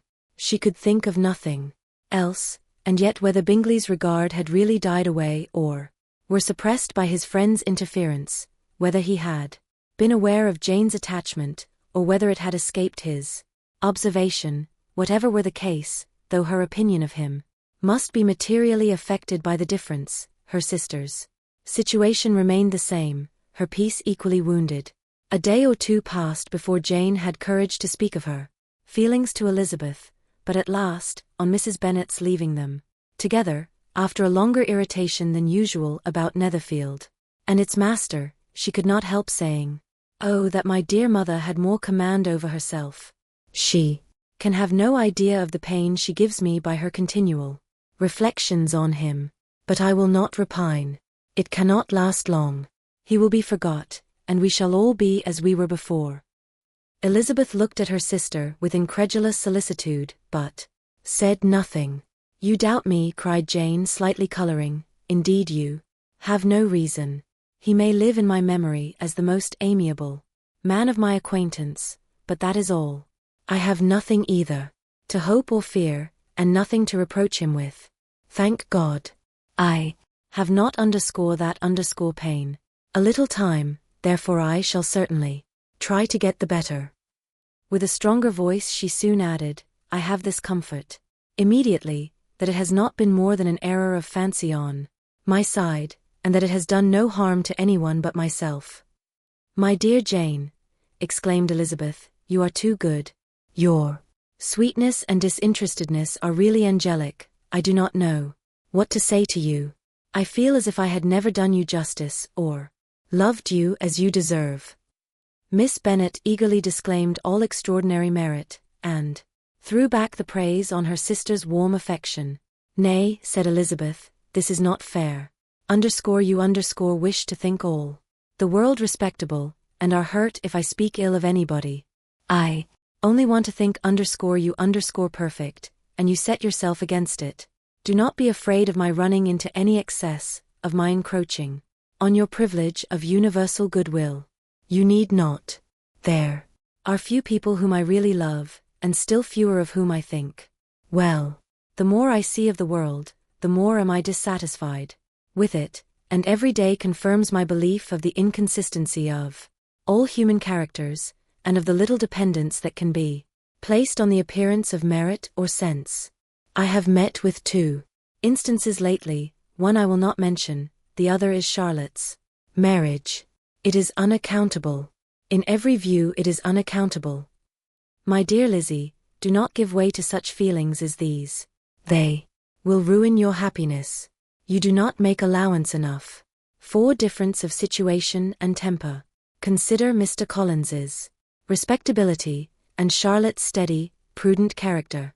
Remember that she is one of a large family, that as to fortune, it is a most eligible match, and be ready to believe for everybody's sake, that she may feel something like regard and esteem for our cousin. To oblige you, I would try to believe almost anything, but no one else could be benefited by such a belief as this, for were I persuaded that Charlotte had any regard for him, I should only think worse of her understanding than I now do of her heart. My dear Jane, Mr. Collins is a conceited, pompous, narrow-minded, silly man. You know he is as well as I do, and you must feel as well as I do, that the woman who married him cannot have a proper way of thinking. You shall not defend her, though it is Charlotte Lucas. You shall not, for the sake of one individual, change the meaning of principle and integrity, nor endeavor to persuade yourself or me that selfishness is prudence, and insensibility of danger security for happiness. I must think your language too strong in speaking of both," replied Jane, "and I hope you will be convinced of it by seeing them happy together. But enough of this. You alluded to something else. You mentioned _2 instances. I cannot misunderstand you, but I entreat you, dear Lizzie, not to pain me by thinking that person to blame, and saying your opinion of him is sunk. We must not be so ready to fancy ourselves intentionally injured. We must not expect a lively young man to be always so guarded and circumspect. It is very often nothing but our own vanity that deceives us. Women fancy admiration means more than it does, and men take care that they should. If it is designedly done, they cannot be justified, but I have no idea of there being so much design in the world as some persons imagine. I am far from attributing any part of Mr. Bingley's conduct to design, said Elizabeth, but without scheming to do wrong or to make others unhappy, there may be error, and there may be misery, thoughtlessness, want of attention to other people's feelings, and want of resolution, will do the business. And do you impute it to either of those? Yes, to the last. But if I go on, I shall displease you by saying what I think of persons you esteem. Stop me whilst you can. You persist, then, in supposing his sisters influence him? Yes, in conjunction with his friend. I cannot believe it. Why should they try to influence him? They can only wish his happiness, and if he is attached to me, no other woman can secure it. Your first position is false. They may wish many things besides his happiness. They may wish his increase of wealth and consequence.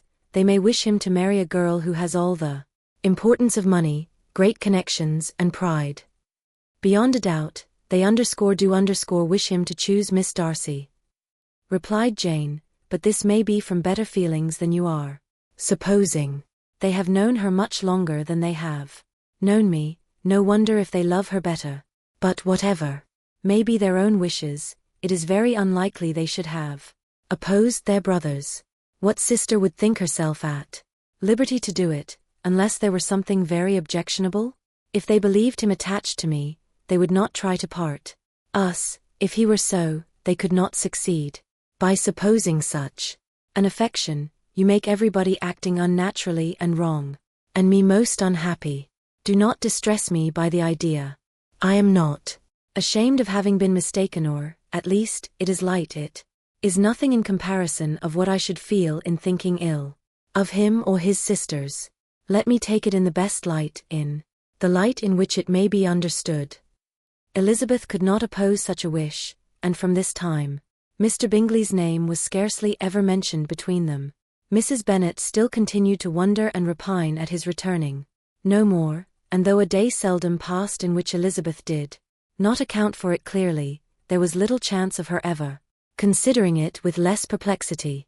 Her daughter endeavored to convince her of what she did not believe herself, that his attentions to Jane had been merely the effect of a common and transient liking, which ceased when he saw her no more. But, though the probability of the statement was admitted at the time, she had the same story to repeat every day. Mrs. Bennet's best comfort was that Mr. Bingley must be down again in the summer. Mr. Bennet treated the matter differently. So Lizzie, said he, one day, your sister is crossed in love, I find. I congratulate her. Next to being married, a girl likes to be crossed a little in love now and then. It is something to think of, and it gives her a sort of distinction among her companions. When is your turn to come? You will hardly bear to be long outdone by Jane. Now is your time. Here are officers enough in Meryton to disappoint all the young ladies in the country. Let Wickham be your man. He is a pleasant fellow, and would jilt you creditably. Thank you, sir, but a less agreeable man would satisfy me.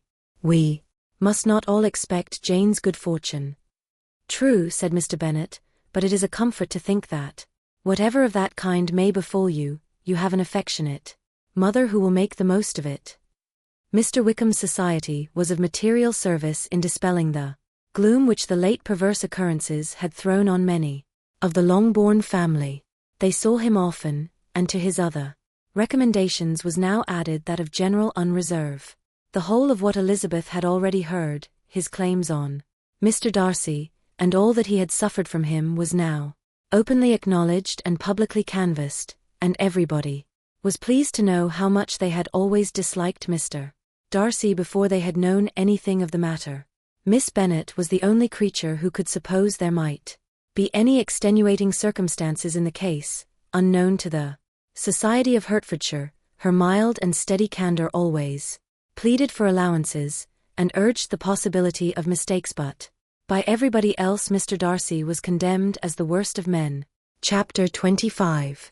After a week spent in professions of love and schemes of felicity, Mr. Collins was called from his amiable Charlotte by the arrival of Saturday. The pain of separation, however, might be alleviated on his side by preparations for the reception of his bride, as he had reason to hope that shortly after his return into Hertfordshire, the day would be fixed that was to make him the happiest of men. He took leave of his relations at Longbourn, with as much solemnity as before, wished his fair cousin's health and happiness again, and promised their father another letter of thanks. On the following Monday Mrs. Bennet had the pleasure of receiving her brother and his wife, who came as usual to spend the Christmas at Longbourn.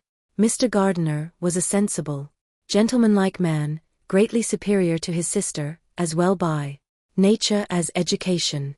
The Netherfield ladies would have had difficulty in believing that a man who lived by trade, and within view of his own warehouses, could have been so well bred and agreeable. Mrs. Gardiner, who was several years younger than Mrs. Bennet and Mrs. Phillips, was an amiable, intelligent, elegant woman, and a great favourite with all her Longbourn nieces. Between the two eldest and herself especially there subsisted a particular regard.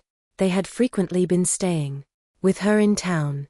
The first part of Mrs. Gardiner's business on her arrival was to distribute her presents and describe the newest fashions. When this was done she had a less active part to play. It became her turn to listen. Mrs. Bennet had many grievances to relate, and much to complain of. They had all been very ill-used since she last saw her sister. 2 of her girls had been upon the point of marriage, and after all there was nothing in it. I do not blame Jane, she continued, for Jane would have got Mr. Bingley if she could. But Lizzie, oh sister, it is very hard. To think that she might have been Mr. Collins's wife by this time. Had it not been for her own perverseness. He made her an offer in this very room, and she refused him. The consequence of it is that Lady Lucas will have a daughter married before I have, and that the Longbourn estate is just as much entailed as ever. The Lucases are very artful people indeed, sister. They are all for what they can get. I am sorry to say it of them, but so it is. It makes me very nervous and poorly, to be thwarted so in my own family, and to have neighbors who think of themselves before anybody else. However, your coming just at this time is the greatest of comforts, and I am very glad to hear what you tell us of long sleeves. Mrs. Gardiner, to whom the chief of this news had been given before, in the course of Jane and Elizabeth's correspondence with her, made her sister a slight answer, and in compassion to her nieces, turned the conversation. When alone with Elizabeth afterwards, she spoke more on the subject. It seems likely to have been a desirable match for Jane, said she. I am sorry it went off. But these things happen so often.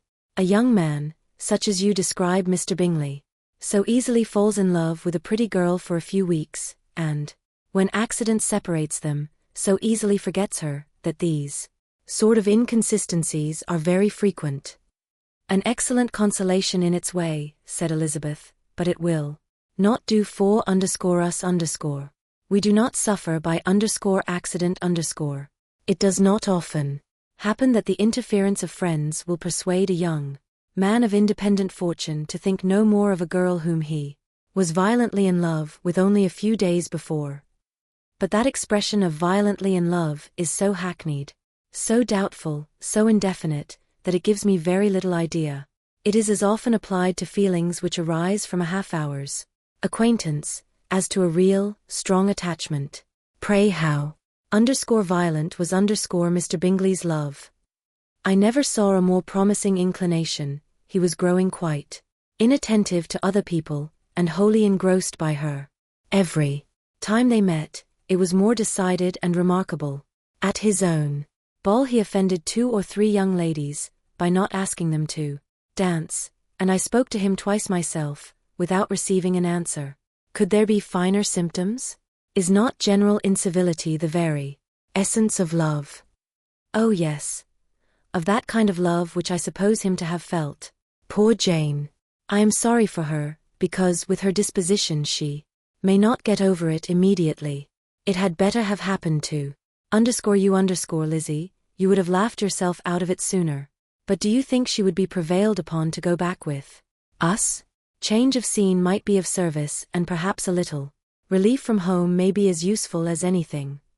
Elizabeth was exceedingly pleased with this proposal, and felt persuaded of her sister's ready acquiescence. I hope, added Mrs. Gardiner, that no consideration with regard to this young man will influence her. We live in so different a part of town, all our connections are so different, and, as you well know, we go out so little, that it is very improbable that they should meet at all, unless he really comes to see her. And that is quite impossible, for he is now in the custody of his friend, and Mr. Darcy would no more suffer him to call on Jane in such a part of London. My dear aunt, how could you think of it? Mr. Darcy may perhaps have heard of such a place as Grasachich Street, but he would hardly think a month's ablution enough to cleanse him from its impurities were he once to enter it, and depend upon it, Mr. Bingley never stirs without him. So much the better. I hope they will not meet at all. But does not Jane correspond with his sister? She will not be able to help calling.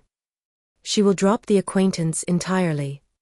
But in spite of the certainty in which Elizabeth affected to place this point, as well as the still more interesting one of Bingley's being withheld from seeing Jane, she felt a solicitude on the subject which convinced her, on examination, that she did not consider it entirely hopeless. It was possible, and sometimes she thought it probable, that his affection might be reanimated, and the influence of his friends successfully combated by the more natural influence of Jane's attractions. Miss Bennet accepted her aunt's invitation with pleasure, and the Bingleys were no otherwise in her thoughts at the same time than as she hoped by Caroline's not living in the same house with her brother, she might occasionally spend a morning with her, without any danger of seeing him.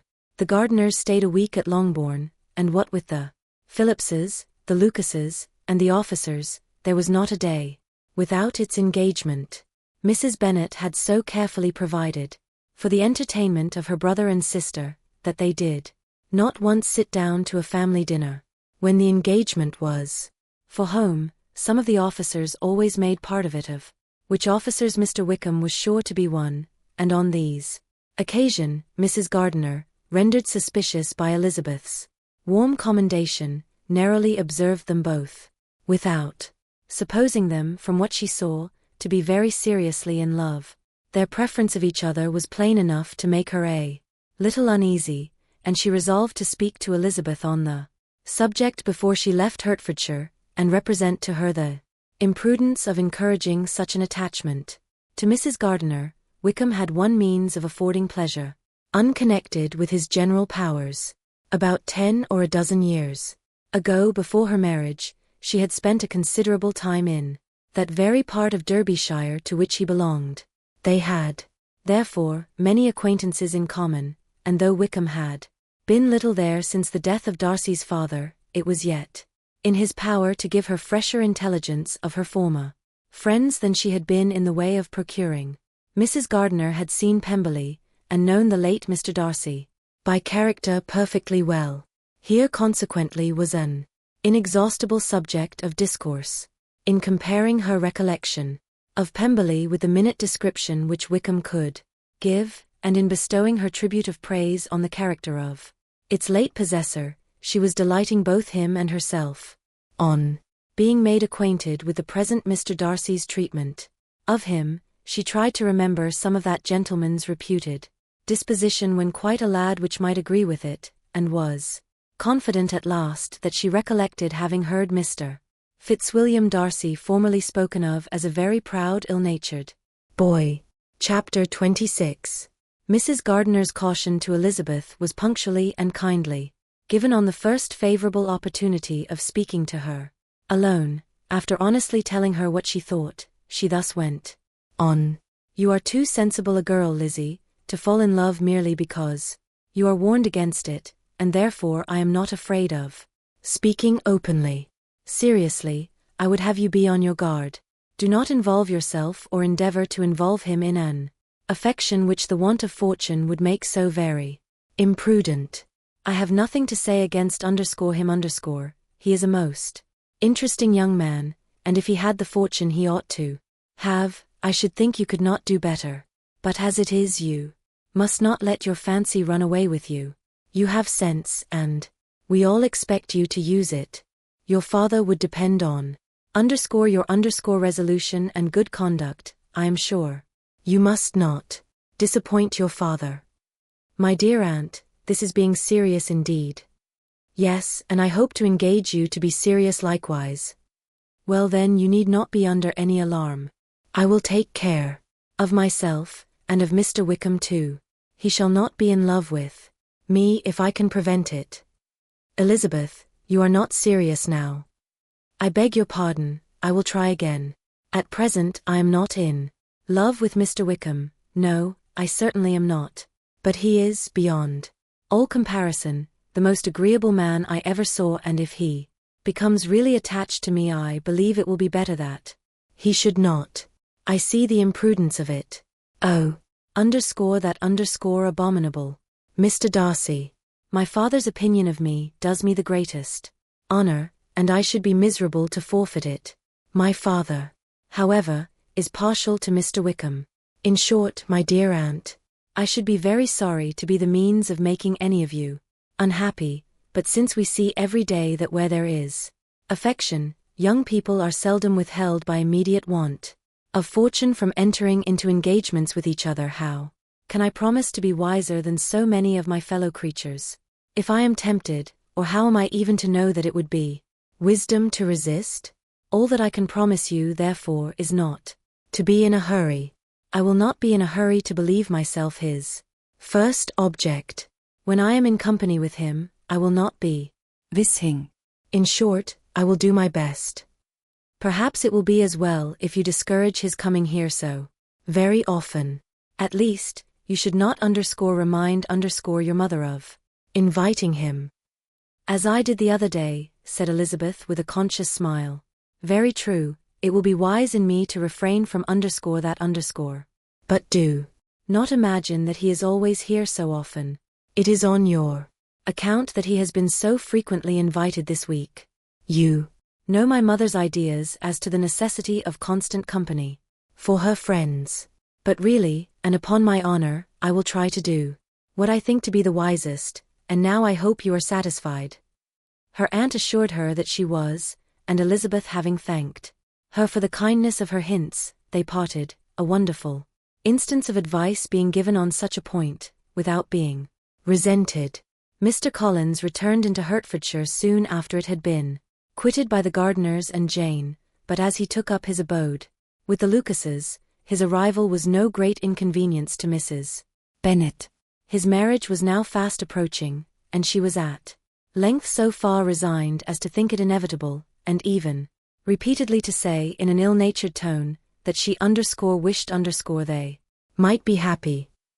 Thursday was to be the wedding day, and on Wednesday Miss Lucas paid her farewell visit, and when she rose to take leave, Elizabeth, ashamed of her mother's ungracious and reluctant good wishes, and sincerely affected herself, accompanied her out of the room. As they went downstairs together, Charlotte said, I shall depend on hearing from you very often, Eliza. You certainly shall. And I have another favor to ask you. Will you come and see me? We shall often meet, I hope, in Hertfordshire. I am not likely to leave Kent for some time. Promise me, therefore, to come to Hunsford. Elizabeth could not refuse, though she foresaw little pleasure in the visit. My father and Maria are coming to me in March, added Charlotte, and I hope you will consent to be of the party. Indeed, Eliza, you will be as welcome as either of them. The wedding took place, the bride and bridegroom set off for Kent from the church door, and everybody had as much to say, or to hear, on the subject as usual. Elizabeth soon heard from her friend, and their correspondence was as regular and frequent as it had ever been. That it should be equally unreserved was impossible. Elizabeth could never address her without feeling that all the comfort of intimacy was over, and though determined not to slacken as a correspondent, it was for the sake of what had been, rather than what was. Charlotte's first letters were received with a good deal of eagerness. There could not but be curiosity to know how she would speak of her new home, how she would like Lady Catherine, and how happy she would dare pronounce herself to be, though, when the letters were read, Elizabeth felt that Charlotte expressed herself on every point exactly as she might have foreseen. She wrote cheerfully, seemed surrounded with comforts, and mentioned nothing which she could not praise. The house, furniture, neighborhood, and roads were all to her taste, and Lady Catherine's behavior was most friendly and obliging. It was Mr. Collins's picture of Hunsford and Rosings rationally softened, and Elizabeth perceived that she must wait for her own visit there to know the rest. Jane had already written a few lines to her sister to announce their safe arrival in London, and when she wrote again, Elizabeth hoped it would be in her power to say something of the Bingleys. Her impatience for this second letter was as well rewarded as impatience generally is. Jane had been a week in town without either seeing or hearing from Caroline. She accounted for it, however, by supposing that her last letter to her friend from Longbourn had by some accident been lost. My aunt, she continued, is going tomorrow into that part of the town, and I shall take the opportunity of calling in Grosvenor Street. She wrote again when the visit was paid, and she had seen Miss Bingley. I did not think Caroline in spirits, were her words, but she was very glad to see me, and reproached me for giving her no notice of my coming to London. I was right, therefore. My last letter had never reached her. I inquired after their brother, of course. He was well, but so much engaged with Mr. Darcy that they scarcely ever saw him. I found that Miss Darcy was expected to dinner. I wish I could see her. My visit was not long, as Caroline and Mrs. Hurst were going out. I dare say I shall see them soon here. Elizabeth shook her head over this letter. It convinced her that accident only could discover to Mr. Bingley her sister's being in town. For weeks passed away, and Jane saw nothing of him. She endeavored to persuade herself that she did not regret it, but she could no longer be blind to Miss Bingley's inattention. After waiting at home every morning for a fortnight, and inventing every evening a fresh excuse for her, the visitor did at last appear, but the shortness of her stay, and yet more the alteration of her manner, would allow Jane to deceive herself no longer. The letter which she wrote on this occasion to her sister will prove what she felt. My dearest Lizzie will, I am sure, be incapable of triumphing in her better judgment, at my expense, when I confess myself to have been entirely deceived in Miss Bingley's regard for me. But, my dear sister, though the event has proved you right, do not think me obstinate if I still assert that, considering what her behavior was, my confidence was as natural as your suspicion. I do not at all comprehend her reason for wishing to be intimate with me, but if the same circumstances were to happen again, I am sure I should be deceived again. Caroline did not return my visit till yesterday, and not a note, not a line, did I receive. In the meantime, when she did come, it was very evident that she had no pleasure in it. She made a slight formal apology for not calling before, said not a word of wishing to see me again, and was in every respect so altered a creature, that when she went away I was perfectly resolved to continue the acquaintance no longer. I pity, though I cannot help blaming her. She was very wrong in singling me out as she did. I can safely say that every advance to intimacy began on her side, but I pity her, because she must feel that she has been acting wrong, and because I am very sure that anxiety for her brother is the cause of it. I need not explain myself farther, and though we know this anxiety to be quite needless, yet if she feels it, it will easily account for her behavior to me, and so deservedly dear as he is to his sister, whatever anxiety she must feel on his behalf is natural and amiable. I cannot but wonder, however, at her having any such fears now, because if he had at all cared about me we must have met long ago. He knows of my being in town, I am certain, from something she said herself, and yet it would seem, by her manner of talking, as if she wanted to persuade herself that he is really partial to Miss Darcy. I cannot understand it. If I were not afraid of judging harshly, I should be almost tempted to say that there is a strong appearance of duplicity in all this. But I will endeavor to banish every painful thought, and think only of what will make me happy. Your affection, and the invariable kindness of my dear uncle and aunt. Let me hear from you very soon. Miss Bingley said something of his never returning to Netherfield again, of giving up the house, but not with any certainty. We had better not mention it. I am extremely glad that you have such pleasant accounts from our friends at Hunsford. Pray go to see them, with Sir William and Maria. I am sure you will be very comfortable there. Yours, etc. This letter gave Elizabeth some pain, but her spirits returned as she considered that Jane would no longer be duped by the sister. At least, all expectation from the brother was now absolutely over. She would not even wish for a renewal of his attentions. His character sunk on every review of it, and as a punishment for him, as well as a possible advantage to Jane, she seriously hoped he might really soon marry Mr. Darcy's sister, as by Wickham's account, she would make him abundantly regret what he had thrown away. Mrs. Gardiner about this time reminded Elizabeth of her promise concerning that gentleman, and required information, and Elizabeth had such to send as might rather give contentment to her aunt than to herself.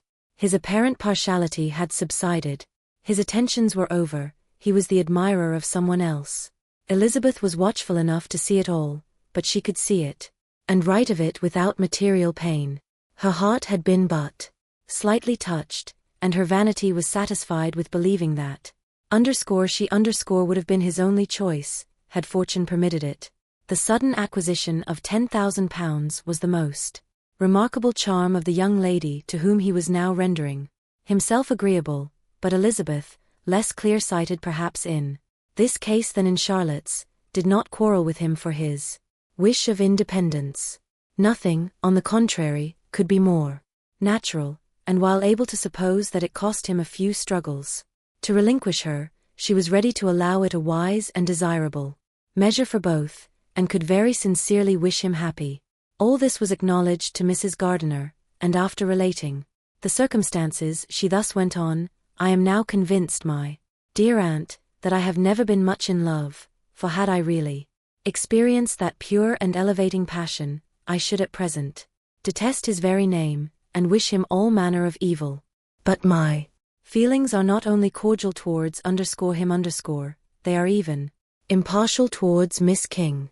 I cannot find out that I hate her at all, or that I am in the least unwilling to think her a very good sort of girl. There can be no love in all this. My watchfulness has been effectual, and though I certainly should be a more interesting object to all my acquaintances were I distractedly in love with him, I cannot say that I regret my comparative insignificance. Importance may sometimes be purchased too dearly. Kitty and Lydia take his defection much more to heart than I do. They are young in the ways of the world, and not yet open to the mortifying conviction that handsome young men must have something to live on as well as the plain. Chapter 27. With no greater events than these in the Longbourn family, and otherwise diversified by little beyond the walks to Meryton, sometimes dirty and sometimes cold, did January and February pass away. March was to take Elizabeth to Hunsford. She had not at first thought very seriously of going thither, but Charlotte, she soon found, was depending on the plan, and she gradually learned to consider it herself with greater pleasure as well as greater certainty. Absence had increased her desire of seeing Charlotte again, and weakened her disgust of Mr. Collins. There was novelty in the scheme, and as with such a mother and such uncompanionable sisters, home could not be faultless. A little change was not unwelcome for its own sake. The journey would moreover give her a peep at Jane, and in short, as the time drew near, she would have been very sorry for any delay. Everything, however, went on smoothly, and was finally settled. According to Charlotte's first sketch, she was to accompany Sir William and his second daughter. The improvement of spending a night in London was added in time, and the plan became perfect as plan could be. The only pain was in leaving her father, who would certainly miss her, and who, when it came to the point, so little liked her going that he told her to write to him, and almost promised to answer her letter. The farewell between herself and Mr. Wickham was perfectly friendly, on his side even more. His present pursuit could not make him forget that Elizabeth had been the first to excite and to deserve his attention, the first to listen and to pity, the first to be admired, and in his manner of bidding her adieu, wishing her every enjoyment, reminding her of what she was to expect in Lady Catherine de Bourgh, and trusting their opinion of her, their opinion of everybody, would always coincide. There was a solicitude, an interest which she felt must ever attach her to him with a most sincere regard, and she parted from him convinced that, whether married or single, he must always be her model of the amiable and pleasing.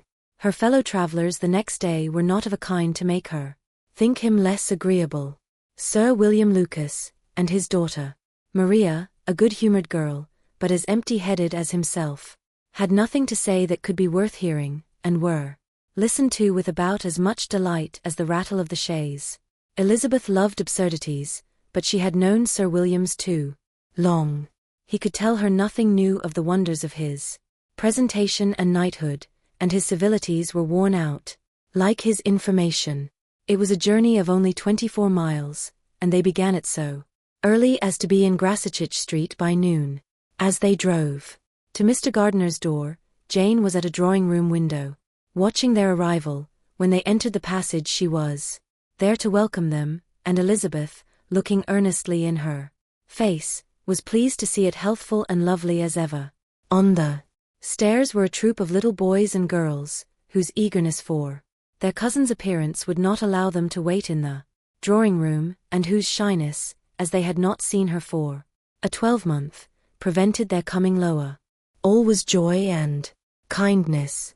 The day passed most pleasantly away, the morning in bustle and shopping, and the evening at one of the theatres. Elizabeth then contrived to sit by her aunt. Their first object was her sister, and she was more grieved than astonished to hear, in reply to her minute inquiries, that though Jane always struggled to support her spirits, there were periods of dejection. It was reasonable, however, to hope that they would not continue long. Mrs. Gardiner gave her the particulars also of Miss Bingley's visit in Gracechurch Street, and repeated conversations occurring at different times between Jane and herself, which proved that the former had, from her heart, given up the acquaintance. Mrs. Gardiner then rallied her niece on Wickham's desertion, and complimented her on bearing it so well. "But my dear Elizabeth," she added, "what sort of girl is Miss King? I should be sorry to think our friend mercenary. Pray, my dear aunt, what is the difference in matrimonial affairs between the mercenary and the prudent motive? Where does discretion end, and avarice begin? Last Christmas you were afraid of his marrying me, because it would be imprudent. And now, because he is trying to get a girl with only £10,000, you want to find out that he is mercenary. If you will only tell me what sort of girl Miss King is, I shall know what to think. She is a very good kind of girl, I believe. I know no harm of her." But he paid her not the smallest attention till her grandfather's death made her mistress of this fortune. No, what should he? If it were not allowable for him to gain my affections because I had no money, what occasion could there be for making love to a girl whom he did not care about, and who was equally poor? But there seems an indelicacy in directing his attentions towards her so soon after this event. A man in distressed circumstances has not time for all those elegant decorums which other people may observe.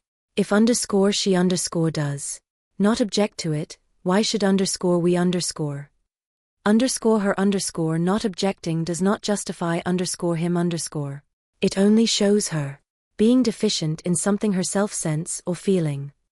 "Well," cried Elizabeth, "have it as you choose. He shall be mercenary, and she shall be foolish. No, Lizzie, that is what I do not choose. I should be sorry, you know, to think ill of a young man who has lived so long in Derbyshire." "Oh, if that is all, I have a very poor opinion of young men who live in Derbyshire, and their intimate friends who live in Hertfordshire are not much better. I am sick of them all. Thank heaven. I am going tomorrow where I shall find a man who has not one agreeable quality, who has neither manner nor sense to recommend him. Stupid men are the only ones worth knowing, after all. Take care, Lizzie, that speech savors strongly of disappointment. Before they were separated by the conclusion of the play, she had the unexpected happiness of an invitation to accompany her uncle and aunt in a tour of pleasure which they proposed taking in the summer. "We have not determined how far it shall carry us," said Mrs. Gardiner, "but perhaps to the lakes." No scheme could have been more agreeable to Elizabeth, and her acceptance of the invitation was most ready and grateful. "Oh, my dear, dear aunt," she rapturously cried, "what delight! What felicity! You give me fresh life and vigor. Adieu to disappointment and spleen. What are young men to rocks and mountains? Oh, what hours of transport we shall spend! And when we _do_return, it shall not be like other travelers, without being able to give one accurate idea of anything. We will know where we have gone. We will recollect what we have seen. Lakes, mountains, and rivers shall not be jumbled together in our imaginations, nor when we attempt to describe any particular scene, will we begin quarreling about its relative situation. Let our first effusions be less insupportable than those of the generality of travelers. Chapter 28. Every object in the next day's journey was new and interesting to Elizabeth, and her spirits were in a state of enjoyment, for she had seen her sister looking so well as to banish all fear for her health, and the prospect of her northern tour was a constant source of delight. When they left the high road for the lane to Hunsford, every eye was in search of the parsonage, and every turning expected to bring it in view. The palings of Rosings Park was their boundary. On one side, Elizabeth smiled at the recollection of all that she had heard of its inhabitants. At length the parsonage was discernible, the garden sloping to the road, the house standing in it, the green pales, and the laurel hedge. Everything declared they were arriving. Mr. Collins and Charlotte appeared at the door, and the carriage stopped at the small gate which led by a short gravel walk to the house. Amidst the nods and smiles of the whole party, in a moment they were all out of the chaise, rejoicing at the sight of each other. Mrs. Collins welcomed her friend with the liveliest pleasure, and Elizabeth was more and more satisfied with coming when she found herself so affectionately received. She saw instantly that her cousin's manners were not altered by his marriage. His formal civility was just what it had been, and he detained her some minutes at the gate to hear and satisfy his inquiries after all her family. They were then, with no other delay than his pointing out the neatness of the entrance, taken into the house, and as soon as they were in the parlor, he welcomed them a second time, with ostentatious formality to his humble abode, and punctually repeated all his wife's offers of refreshment. Elizabeth was prepared to see him in his glory, and she could not help in fancying that in displaying the good proportion of the room, its aspect and its furniture, he addressed himself particularly to her, as if wishing to make her feel what she had lost in refusing him. But though everything seemed neat and comfortable, she was not able to gratify him by any sigh of repentance, and rather looked with wonder at her friend that she could have so cheerful an air with such a companion. When Mr. Collins said anything of which his wife might reasonably be ashamed, which certainly was not unseldom, she involuntarily turned her eye on Charlotte. Once or twice she could discern a faint blush, but in general Charlotte wisely did not hear. After sitting long enough to admire every article of furniture in the room, from the sideboard to the fender, to give an account of their journey, and of all that had happened in London, Mr. Collins invited them to take a stroll in the garden, which was large and well laid out, and to the cultivation of which he attended himself. To work in this garden was one of his most respectable pleasures, and Elizabeth admired the command of countenance with which Charlotte talked of the healthfulness of the exercise, and owned she encouraged it as much as possible. Here, leading the way through every walk and crosswalk, and scarcely allowing them an interval to utter the praises he asked for, every view was pointed out with a minuteness which left beauty entirely behind. He could number the fields in every direction, and could tell how many tress there were in the most distant clump. But of all the views which his garden, or which the country or kingdom could boast, none were to be compared with the prospect of Rosings, afforded by an opening in the trees that bordered the park nearly opposite the front of his house. It was a handsome modern building, well situated on rising ground. From his garden, Mr. Collins would have led them round his 2 meadows, but the ladies, not having shoes to encounter the remains of a white frost, turned back, and while Sir William accompanied him, Charlotte took her sister and friend over the house, extremely well pleased probably to have the opportunity of showing it without her husband's help. It was rather small, but well built and convenient, and everything was fitted up and arranged with a neatness and consistency of which Elizabeth gave Charlotte all the credit. When Mr. Collins could be forgotten, there was really an air of great comfort throughout, and by Charlotte's evident enjoyment of it, Elizabeth supposed he must be often forgotten. She had already learnt that Lady Catherine was still in the country. It was spoken of again while they were at dinner, when Mr. Collins, joining in, observed, "Yes, Miss Elizabeth, you will have the honour of seeing Lady Catherine de Bourgh on the ensuing Sunday at church, and I need not say you will be delighted with her. She is all affability and condescension, and I doubt not but you will be honoured with some portion of her notice when service is over.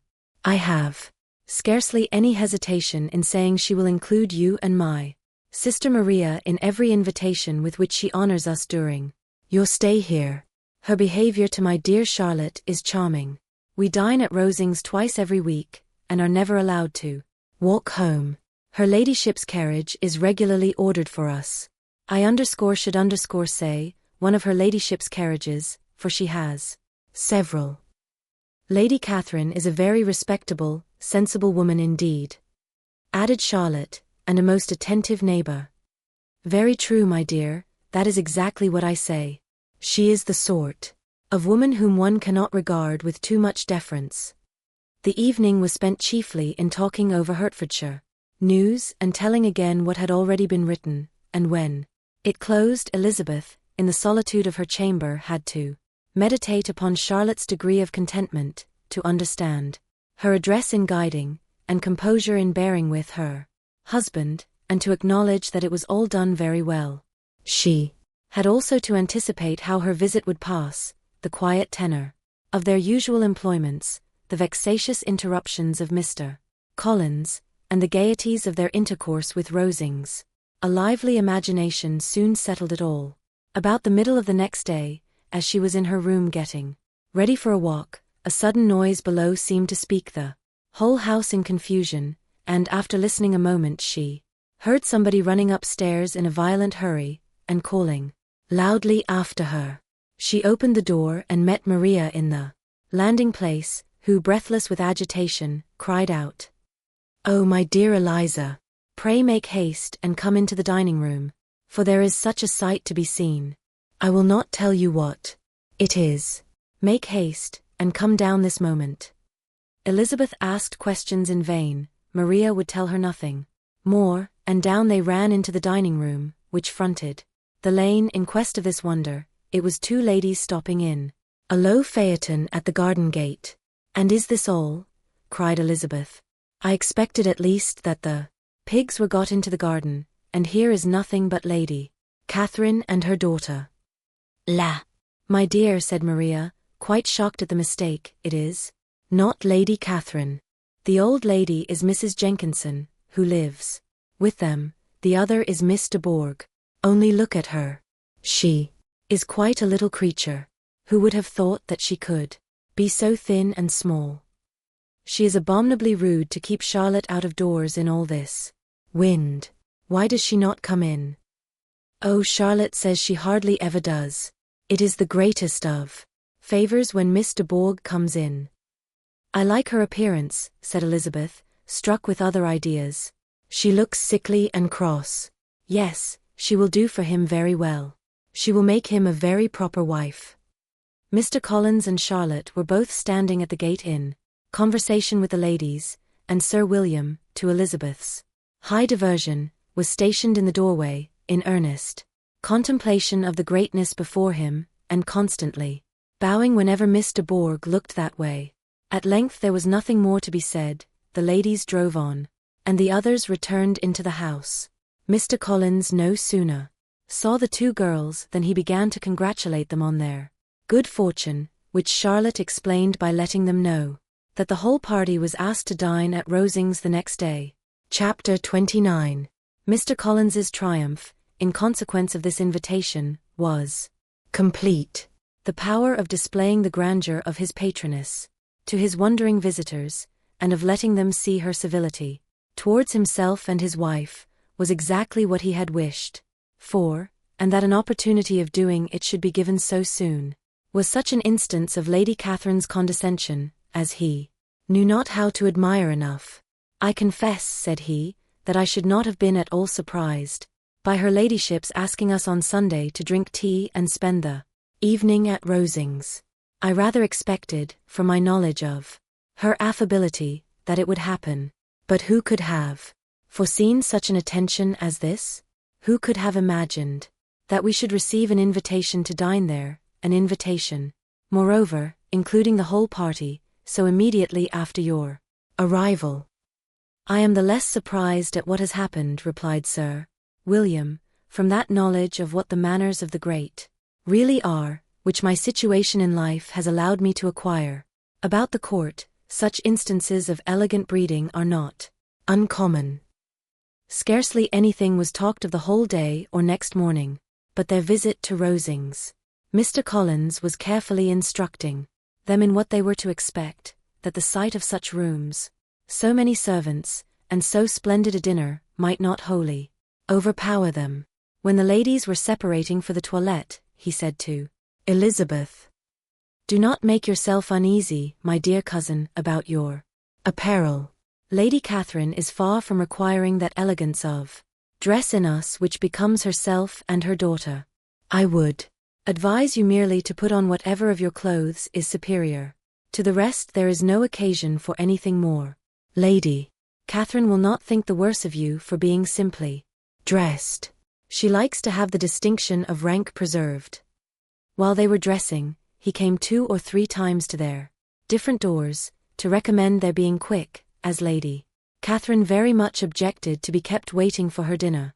Such formidable accounts of her ladyship, and her manner of living, quite frightened Maria Lucas, who had been little used to company, and she looked forward to her introduction at Rosings with as much apprehension as her father had done to his presentation at St. James's. As the weather was fine, they had a pleasant walk of about half a mile across the park. Every park has its beauty and its prospects, and Elizabeth saw much to be pleased with, though she could not be in such raptures as Mr. Collins expected the scene to inspire, and was but slightly affected by his enumeration of the windows in front of the house, and his relation of what the glazing altogether had originally cost Sir Louis de Bourgh.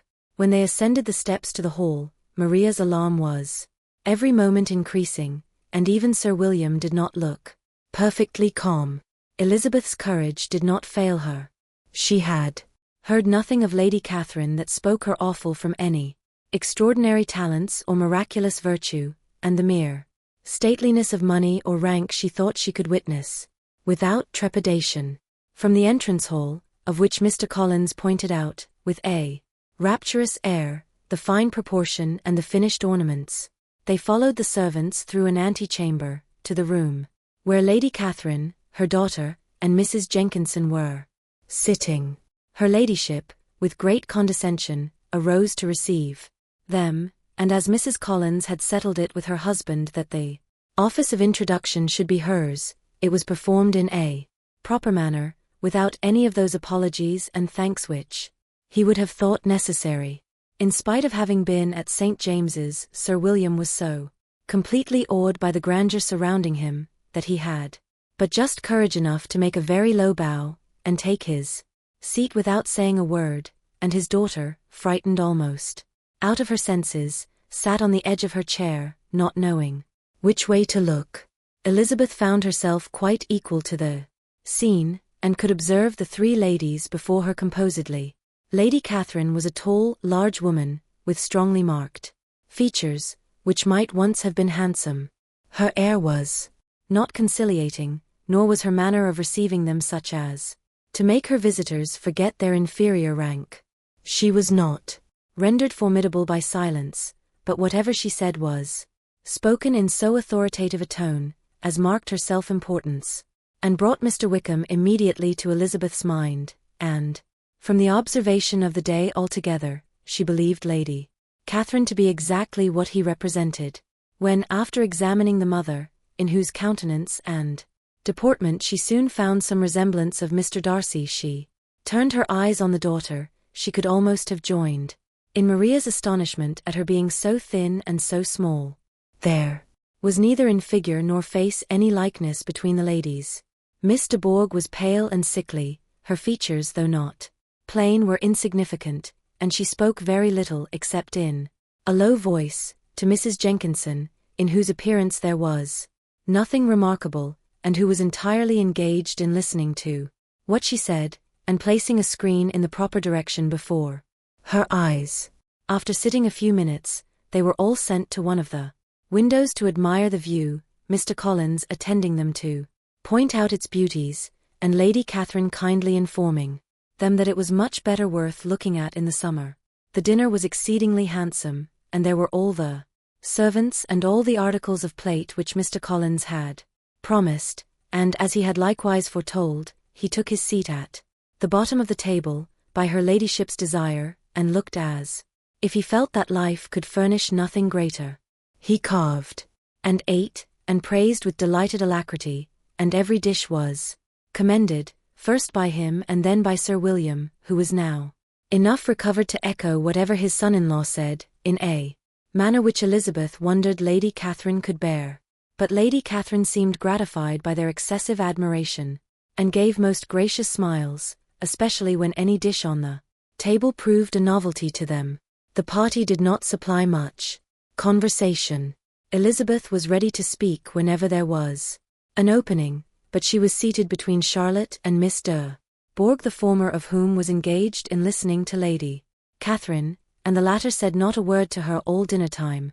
Mrs. Jenkinson was chiefly employed in watching how little Miss de Bourgh ate, pressing her to try some other dish, and fearing she was indisposed. Maria thought speaking out of the question, and the gentlemen did nothing but eat and admire. When the ladies returned to the drawing-room, there was little to be done but to hear Lady Catherine talk, which she did without any intermission till coffee came in, delivering her opinion on every subject in so decisive a manner as proved that she was not used to have her judgment controverted. She inquired into Charlotte's domestic concerns familiarly and minutely, gave her a great deal of advice as to the management of them all, told her how everything ought to be regulated in so small a family as hers, and instructed her as to the care of her cows and her poultry. Elizabeth found that nothing was beneath this great lady's attention, which could furnish her with an occasion of dictating to others. In the intervals of her discourse with Mrs. Collins, she addressed a variety of questions to Maria and Elizabeth, but especially to the latter, of whose connections she knew the least, and who she observed to Mrs. Collins was a very genteel, pretty kind of girl. She asked her, at different times, how many sisters she had, whether they were older or younger than herself, whether any of them were likely to be married, whether they were handsome, where they had been educated, what carriage her father kept, and what had been her mother's maiden name. Elizabeth felt all the impertinence of her questions but answered them very composedly. Lady Catherine then observed, "Your father's estate is entailed on Mr. Collins, I think. For your sake," turning to Charlotte, "I am glad of it, but otherwise I see no occasion for entailing estates from the female line. It was not thought necessary in Sir Louis de Bourgh's family. Do you play and sing, Miss Bennet?" "A little." "Oh, then some time or other we shall be happy to hear you. Our instrument is a capital one, probably superior to you. Shall try it some day. Do your sisters play and sing?" "One of them does." "Why did not you all learn? You ought all to have learned. The Miss Webbs all play, and their father has not so good an income as yours. Do you draw? No, not at all. What, none of you? Not one. That is very strange. But I suppose you had no opportunity. Your mother should have taken you to town every spring for the benefit of masters. My mother would have had no objection, but my father hates London. Has your governess left you? We never had any governess. No governess. How was that possible? 5 daughters brought up at home without a governess. I never heard of such a thing. Your mother must have been quite a slave to your education. Elizabeth could hardly help smiling as she assured her that had not been the case. Then who taught you? Who attended to you? Without a governess, you must have been neglected. Compared with some families, I believe we were, but such of us as wished to learn never wanted the means. We were always encouraged to read, and had all the masters that were necessary. Those who chose to be idle certainly might. I no doubt, but that is what a governess will prevent, and if I had known your mother, I should have advised her most strenuously to engage one. I always say that nothing is to be done in education without steady and regular instruction, and nobody but a governess can give it. It is wonderful how many families I have been the means of supplying in that way. I am always glad to get a young person well placed out. 4 nieces of Mrs. Jenkinson are most delightfully situated through my means, and it was but the other day that I recommended another young person, who was merely accidentally mentioned to me, and the family are quite delighted with her. Mrs. Collins, did I tell you of Lady Metcalfe's calling yesterday to thank me? She finds Miss Pope a treasure. Lady Catherine, said she, you have given me a treasure. Are any of your younger sisters out? Miss Bennet. Yes, ma'am, all. All. What, all 5 out at once? Very odd. And you only the second. The younger ones out before the elder ones are married. Your younger sisters must be very young. Yes, my youngest is not 16. Perhaps she is full young to be much in company.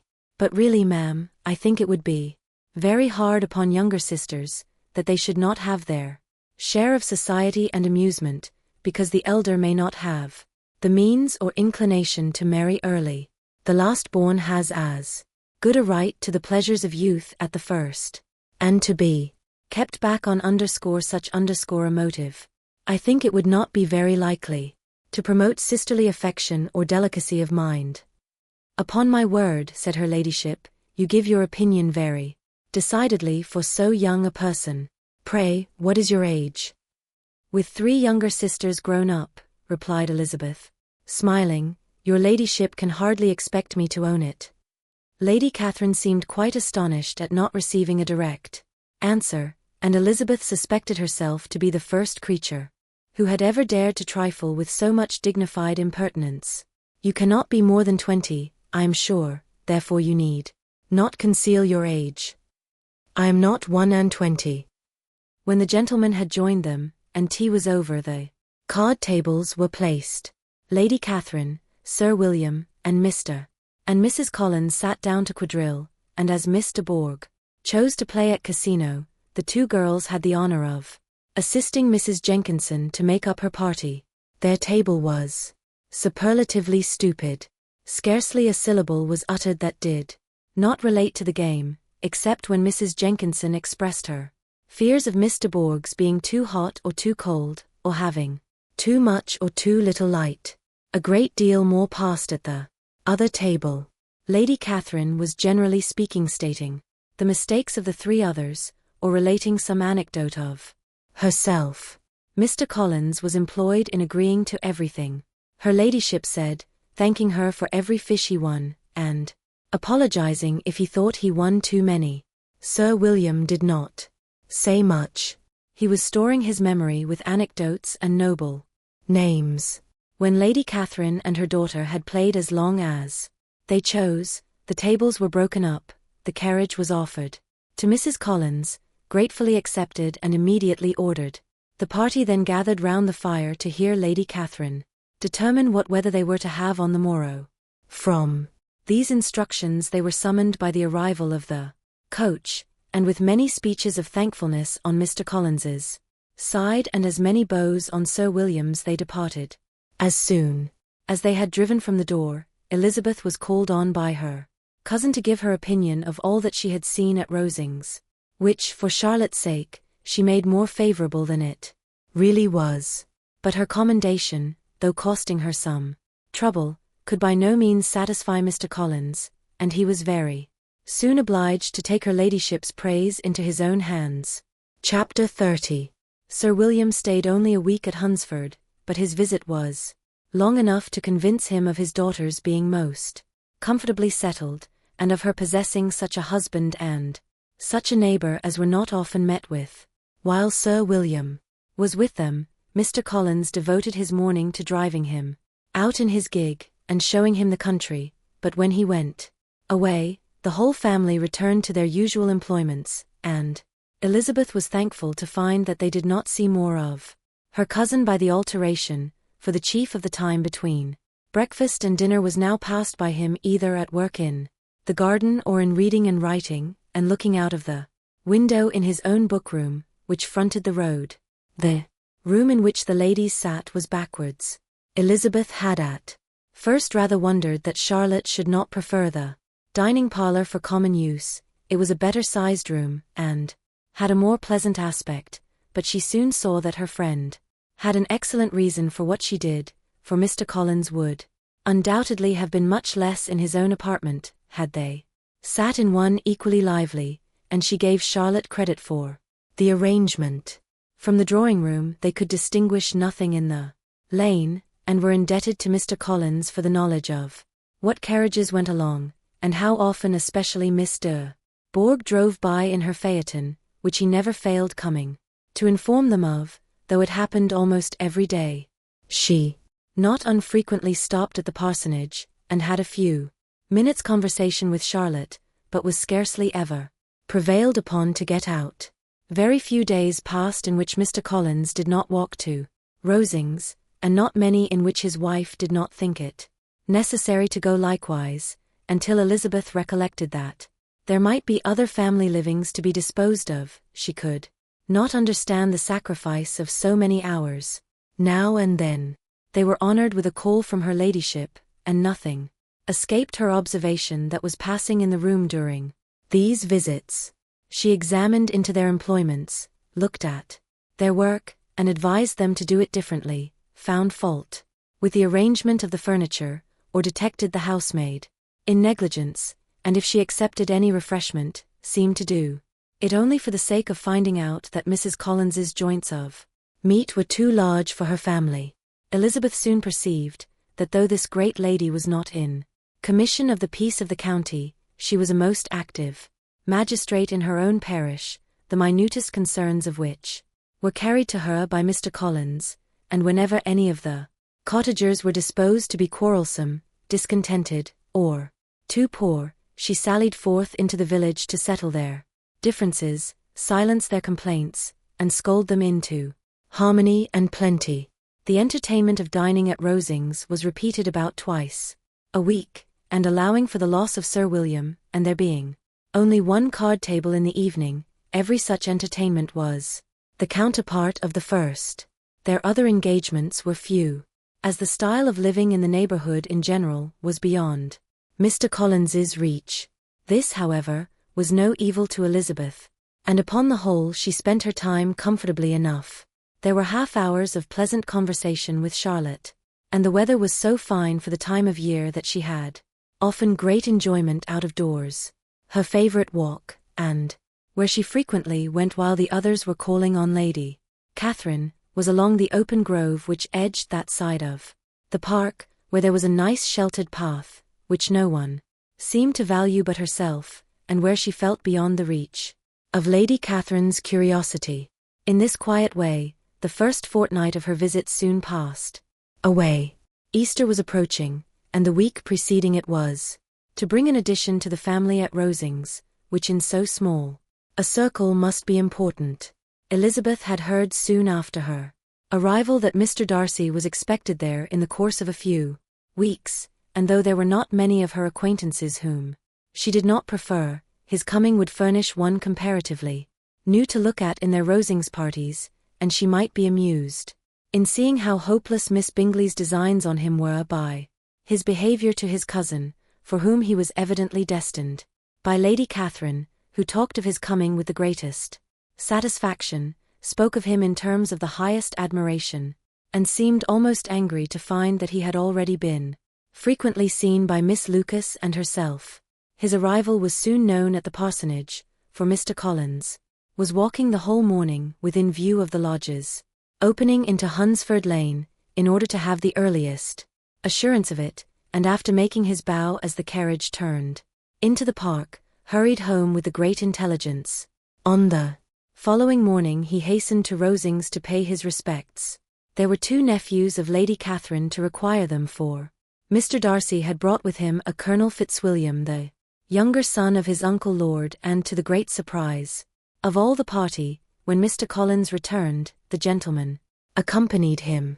Charlotte had seen them from her husband's room, crossing the road, and immediately running into the other, told the girls what an honour they might expect, adding, "I may thank you, Eliza, for this piece of civility.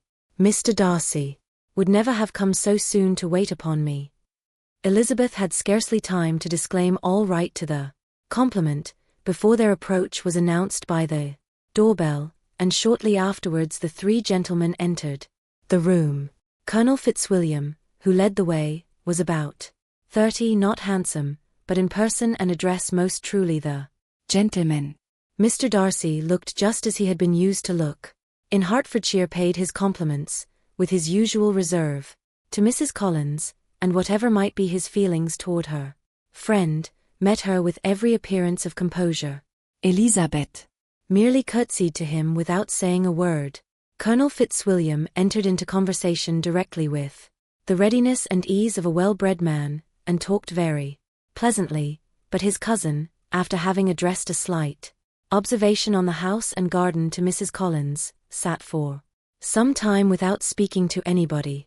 At length, however, his civility was so far awakened as to inquire of Elizabeth after the health of her family. She answered him in the usual way, and after a moment's pause, added, "My eldest sister has been in town these 3 months. Have you never happened to see her there?" She was perfectly sensible that he never had, but she wished to see whether he would betray any consciousness of what had passed between the Bingleys and Jane, and she thought he looked a little confused as he answered that he had never been so fortunate as to meet Miss Bennet. The subject was pursued no farther, and the gentlemen soon afterwards went away. Chapter 31.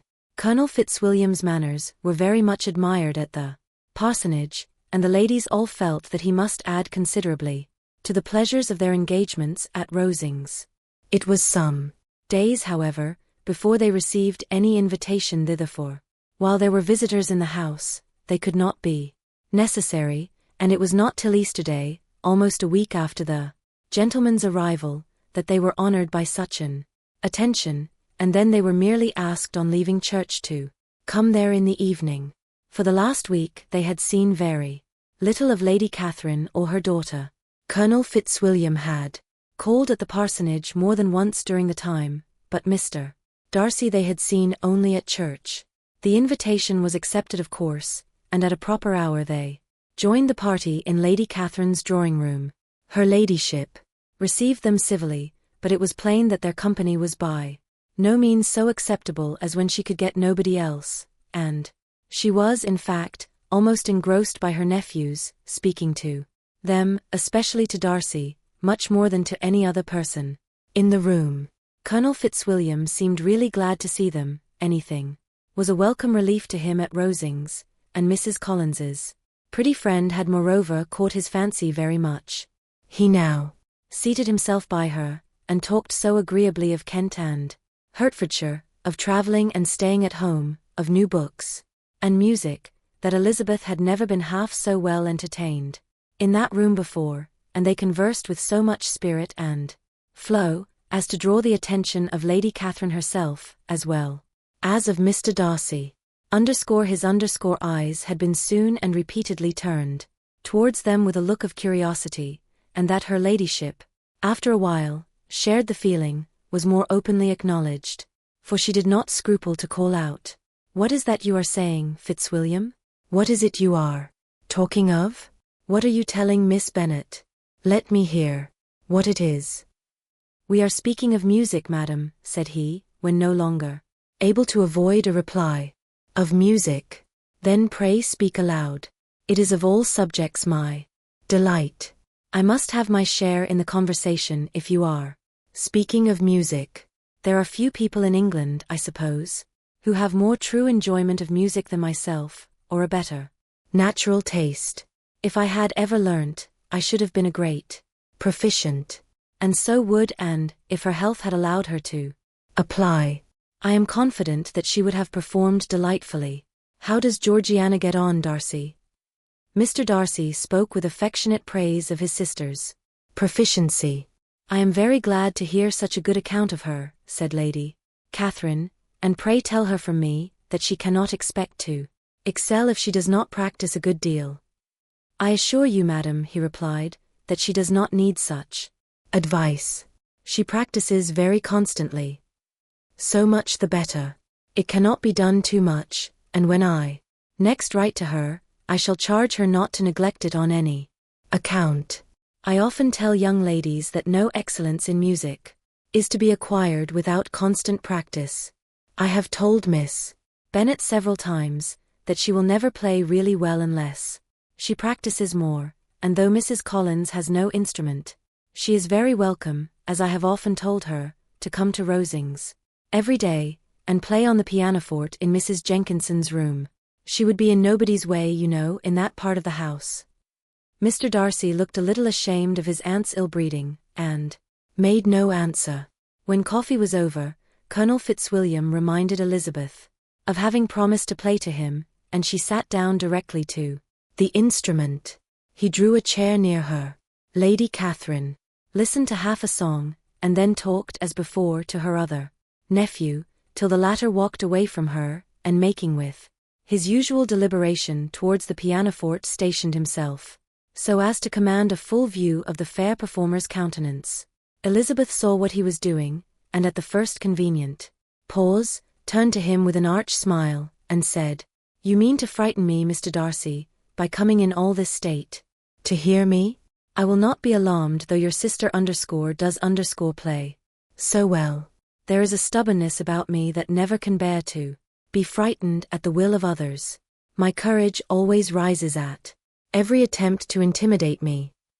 "I shall not say you are mistaken," he replied, "because you could not really believe me to entertain any design of alarming you, and I have had the pleasure of your acquaintance long enough to know that you find great enjoyment in occasionally professing opinions which in fact are not your own." Elizabeth laughed heartily at this picture of herself, and said to Colonel Fitzwilliam, "Your cousin will give you a very pretty notion of me, and teach you not to believe a word I say.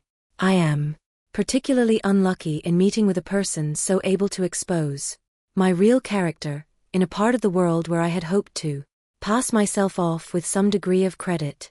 Indeed, Mr. Darcy, it is very ungenerous in you to mention all that you knew to my disadvantage in Hertfordshire, and, give me leave to say, very impolitic too, for it is provoking me to retaliate, and such things may come out as will shock your relations to hear."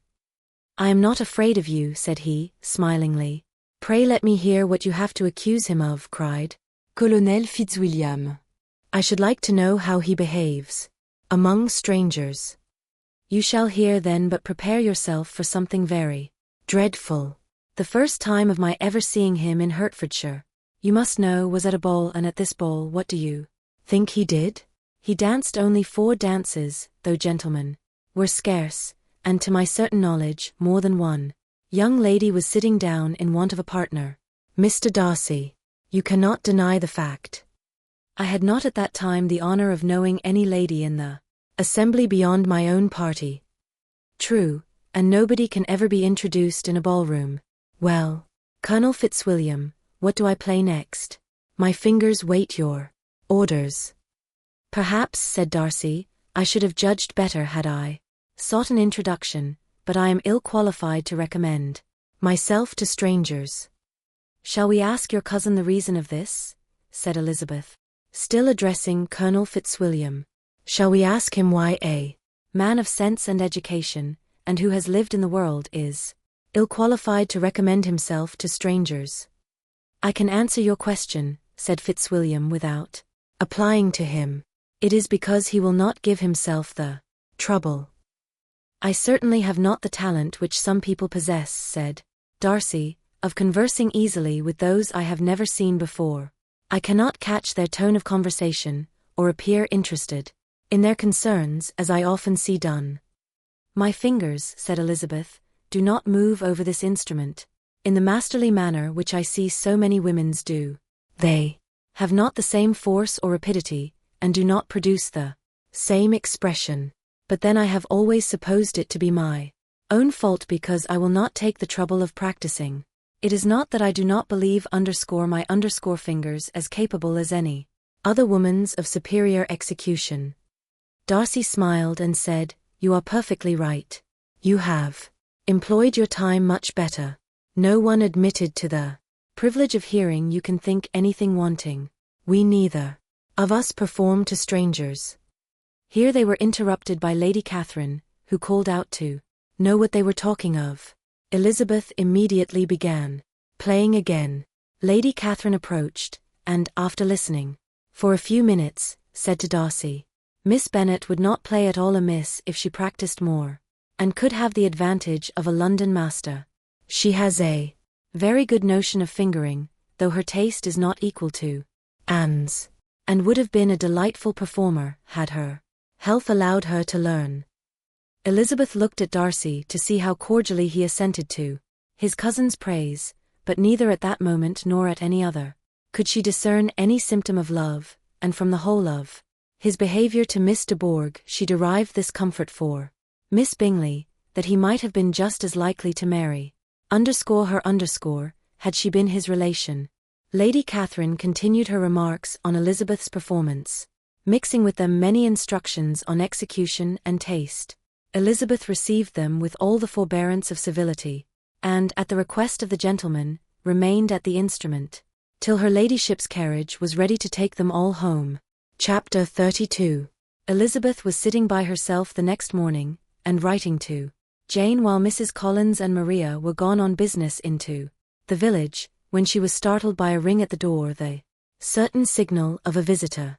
As she had heard no carriage, she thought it not unlikely to be Lady Catherine, and under that apprehension was putting away her half-finished letter that she might escape all impertinent questions, when the door opened, and to her very great surprise, Mr. Darcy, and Mr. Darcy only, entered the room.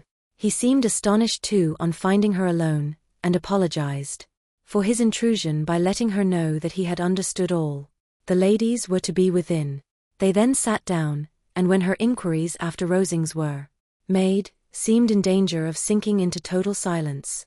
It was absolutely necessary therefore to think of something, and in this emergence recollecting when she had seen him last in Hertfordshire, and feeling curious to know what he would say on the subject of their hasty departure, she observed, How very suddenly you all quitted Netherfield last November, Mr. Darcy.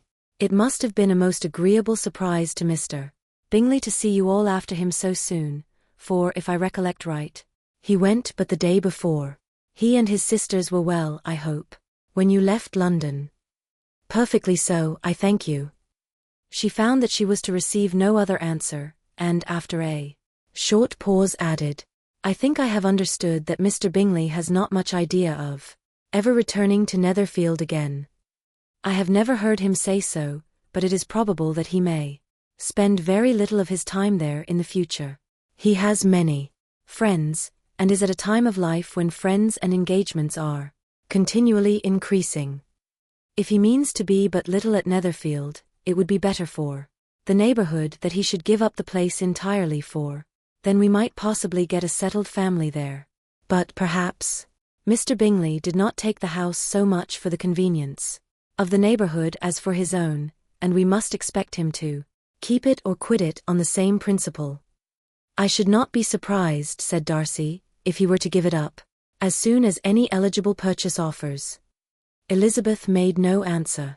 She was afraid of talking longer of his friend, and having nothing else to say, was now determined to leave the trouble of finding a subject to him. He took the hint, and soon began with, "This seems a very comfortable house. Lady Catherine, I believe, did a great deal to it when Mr. Collins first came to Hunsford." "I believe she did, and I am sure she could not have bestowed her kindness on a more grateful object. Mr. Collins appears to be very fortunate in his choice of a wife." "Yes, indeed, his friends may well rejoice in his having met with one of the very few sensible women who would have accepted him, or have made him happy if they had. My friend has an excellent understanding, though I am not certain that I consider her marrying Mr. Collins as the wisest thing she ever did. She seems perfectly happy, however, and in a prudential light it is certainly a very good match for her.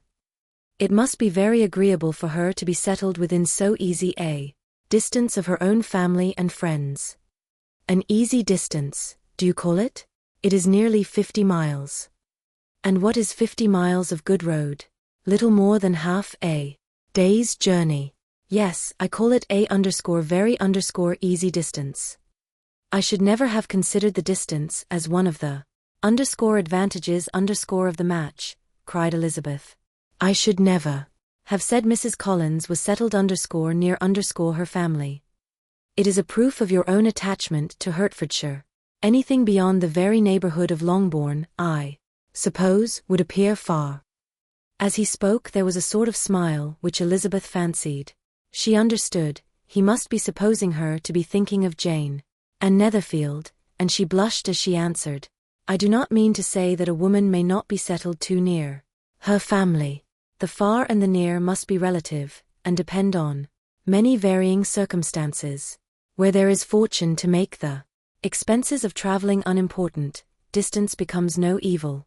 But that is not the case here. Mr. and Mrs. Collins have a comfortable income, but not such a one as will allow of frequent journeys, and I am persuaded my friend would not call herself near her family less than half the present distance."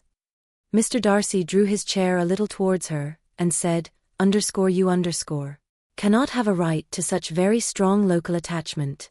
You cannot have been always at Longbourn." Elizabeth looked surprised.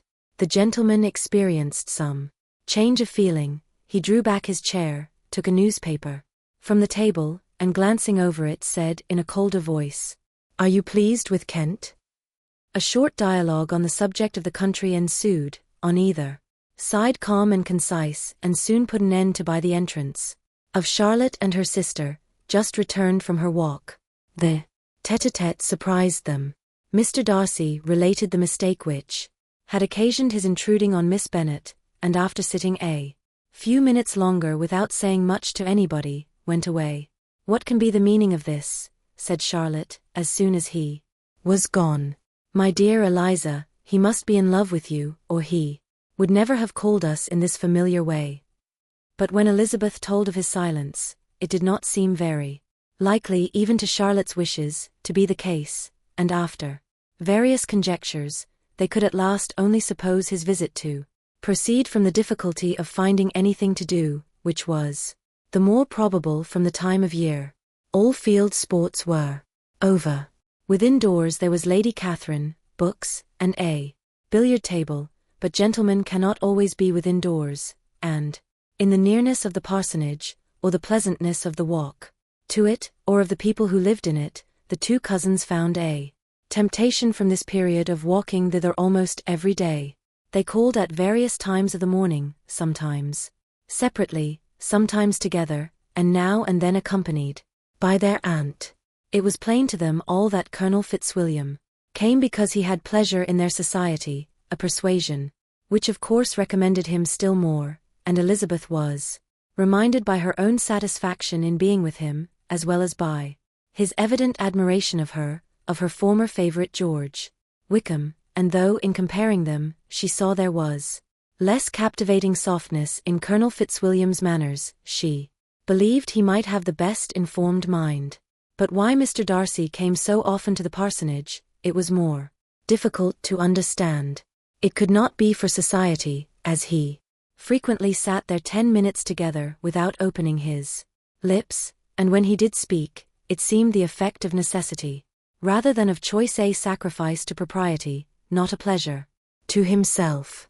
He seldom appeared really animated. Mrs. Collins knew not what to make of him. Colonel Fitzwilliam's occasionally laughing at his stupidity proved that he was generally different, which her own knowledge of him could not have told her, and as she would like to have believed this changed the effect of love, and the object of that love her friend Eliza, she set herself seriously to work to find it out. She watched him whenever they were at Rosings, and whenever he came to Hunsford, but without much success. He certainly looked at her friend a great deal, but the expression of that look was disputable. It was an earnest, steadfast gaze, but she often doubted whether there were much admiration in it, and sometimes it seemed nothing but absence of mind. She had once or twice suggested to Elizabeth the possibility of his being partial to her, but Elizabeth always laughed at the idea, and Mrs. Collins did not think it right to press the subject from the danger of raising expectations which might only end in disappointment, for in her opinion it admitted not of a doubt that all her friend's dislike would vanish, if she could suppose him to be in her power. In her kind schemes for Elizabeth, she sometimes planned her marrying Colonel Fitzwilliam. He was beyond comparison the most pleasant man, he certainly admired her, and his situation in life was most eligible, but to counterbalance these advantages, Mr. Darcy had considerable patronage in the church, and his cousin could have none at all. Chapter 33. More than once did Elizabeth, in her ramble within the park, unexpectedly meet Mr. Darcy. She felt all the perverseness of the mischance that should bring him where no one else was brought, and to prevent its ever happening again, took care to inform him, at first, that it was a favorite haunt of hers. How it could occur a second time, therefore, was very odd. Yet it did, and even a third. It seemed like wilful ill-nature, or a voluntary penance. For on these occasions it was not merely a few formal inquiries, and an awkward pause and then away, but he actually thought it necessary to turn back and walk with her. He never said a great deal, nor did she give herself the trouble of talking or of listening much, but it struck her in the course of their third rencontre that he was asking some odd, unconnected questions about her pleasure in being at Hunsford, her love of solitary walks, and her opinion of Mr. and Mrs. Collins's happiness, and that in speaking of Rosings and her not perfectly understanding the house, he seemed to expect that whenever she came into Kent again she would be staying there too. His words seemed to imply it. Could he have Colonel Fitzwilliam in his thoughts? She supposed if he meant anything, he must mean an allusion to what might arise in that quarter. It distressed her a little, and she was quite glad to find herself at the gate in the Pales opposite the parsonage. She was engaged one day as she walked, in perusing Jane's last letter, and dwelling on some passages which proved that Jane had not written in spirits, when instead of being again surprised by Mr. Darcy, she saw on looking up that Colonel Fitzwilliam was meeting her. Putting away the letter immediately and forcing a smile, she said, "I did not know before that you ever walked this way." "I have been making the tour of the park," he replied, "as I generally do every year, and intend to close it with a call at the parsonage. Are you going much farther?" "No, I should have turned in a moment." And accordingly she did turn, and they walked towards the parsonage together. "Do you certainly leave Kent on Saturday?" said she. "Yes, if Darcy does not put it off again. But I am at his disposal. He arranges the business just as he pleases. And if not able to please himself in the arrangement, he has at least pleasure in the great power of choice. I do not know anybody who seems more to enjoy the power of doing what he likes than Mr. Darcy." "He likes to have his own way very well," replied Colonel Fitzwilliam. "But so we all do. It is only that he has better means of having it than many others, because he is rich, and many others are poor. I speak feelingly. A younger son, you know, must be inured to self-denial and dependence. In my opinion, the younger son of an earl can know very little of either. Now seriously, what have you ever known of self-denial and dependence? When have you been prevented by want of money from going wherever you chose, or procuring anything you had a fancy for? These are home questions, and perhaps I cannot say that I have experienced many hardships of that nature. But in matters of greater weight, I may suffer from want of money. Younger sons cannot marry where they like, unless where they like women of fortune, which I think they very often do. Our habits of expense make us too dependent, and there are not many in my rank of life who can afford to marry without some attention to money. Is this, thought Elizabeth, meant for me? And she colored at the idea, but recovering herself, said in a lively tone, and, pray, what is the usual price of an earl's younger son? Unless the elder brother is very sickly, I suppose you would not ask above £50,000. He answered her in the same style, and the subject dropped.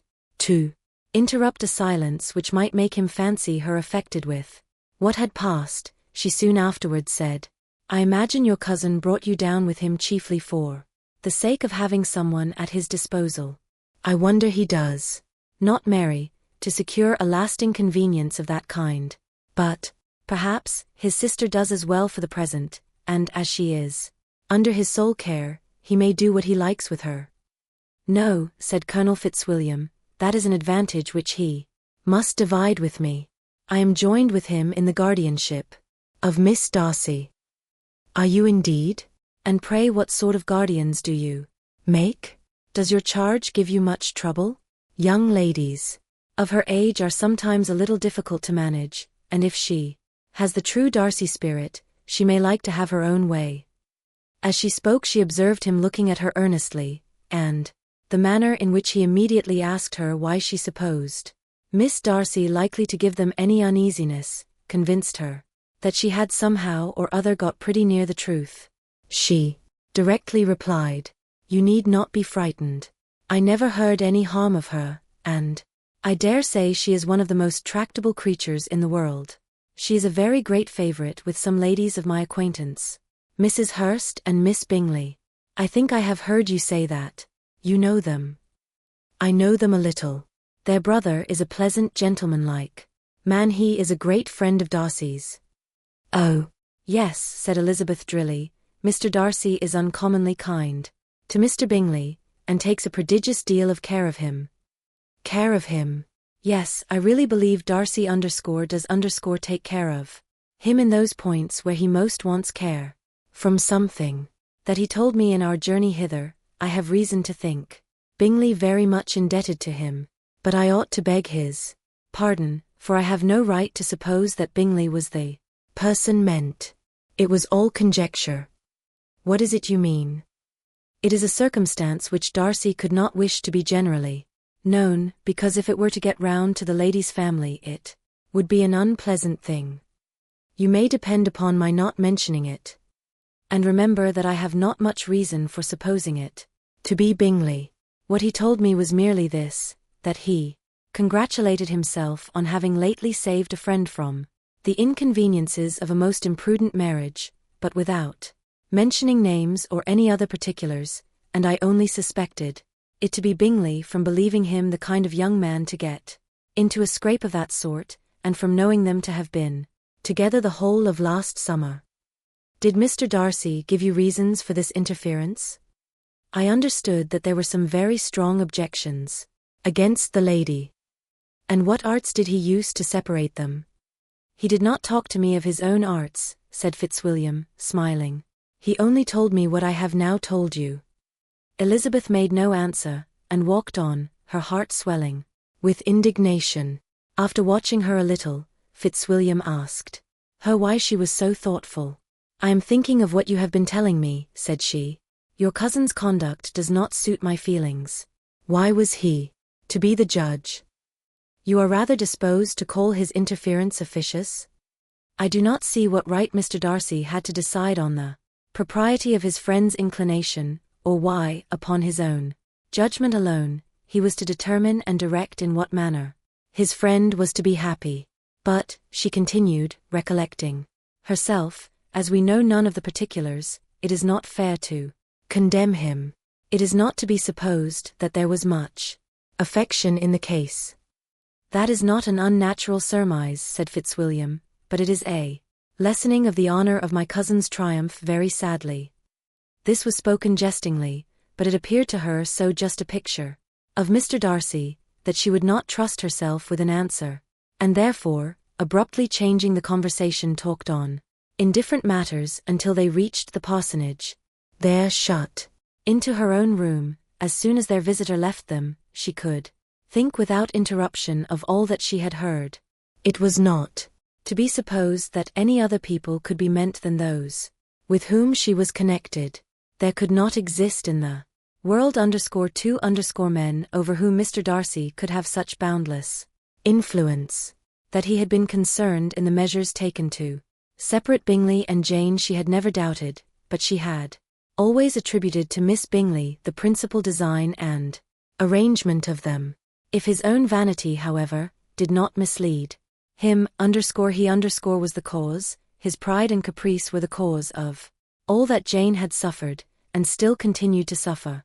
He had ruined for a while every hope of happiness for the most affectionate, generous heart in the world, and no one could say how lasting an evil he might have inflicted. There were some very strong objections against the lady, were Colonel Fitzwilliam's words, and those strong objections probably were her having one uncle who was a country attorney, and another who was in business in London. To Jane herself, she exclaimed, there could be no possibility of objection, all loveliness and goodness as she is, her understanding excellent, her mind improved, and her manners captivating. Neither could anything be urged against my father, who, though with some peculiarities, has abilities Mr. Darcy himself need not disdain, and respectability which he will probably never each. When she thought of her mother, her confidence gave way a little, but she would not allow that any objections had material weight with Mr. Darcy, whose pride, she was convinced, would receive a deeper wound from the want of importance in his friends' connections, than from their want of sense, and she was quite decided at last that he had been partly governed by this worst kind of pride, and partly by the wish of retaining Mr. Bingley for his sister.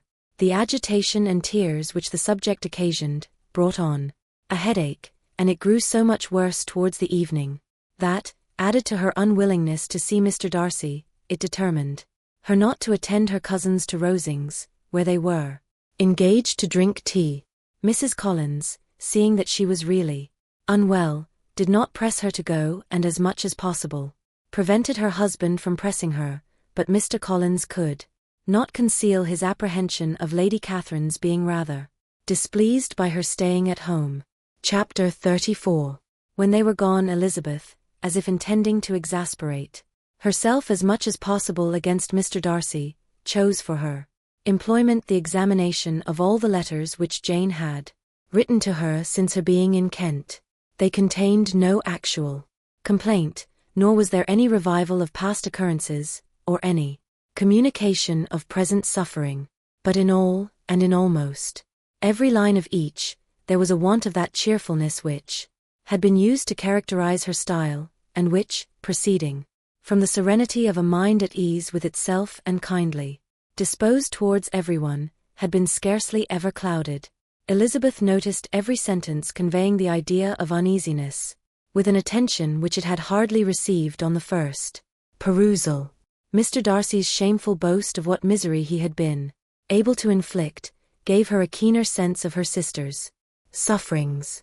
It was some consolation to think that his visit to Rosings was to end on the day after the next, a still greater, that in less than a fortnight she should herself be with Jane again, and enabled to contribute to the recovery of her spirits, by all that affection could do. She could not think of Darcy's leaving Kent without remembering that his cousin was to go with him, but Colonel Fitzwilliam had made it clear that he had no intentions at all, and agreeable as he was, she did not mean to be unhappy about him. While settling this point, she was suddenly roused by the sound of the doorbell, and her spirits were a little fluttered by the idea of its being Colonel Fitzwilliam himself, who had once before called late in the evening, and might now come to inquire particularly after her. But this idea was soon banished, and her spirits were very differently affected, when to her utter amazement, she saw Mr. Darcy walk into the room. In an hurried manner he immediately began an inquiry after her health, imputing his visit to a wish of hearing that she were better. She answered him with cold civility. He sat down for a few moments, and then getting up, walked about the room. Elizabeth was surprised, but said not a word.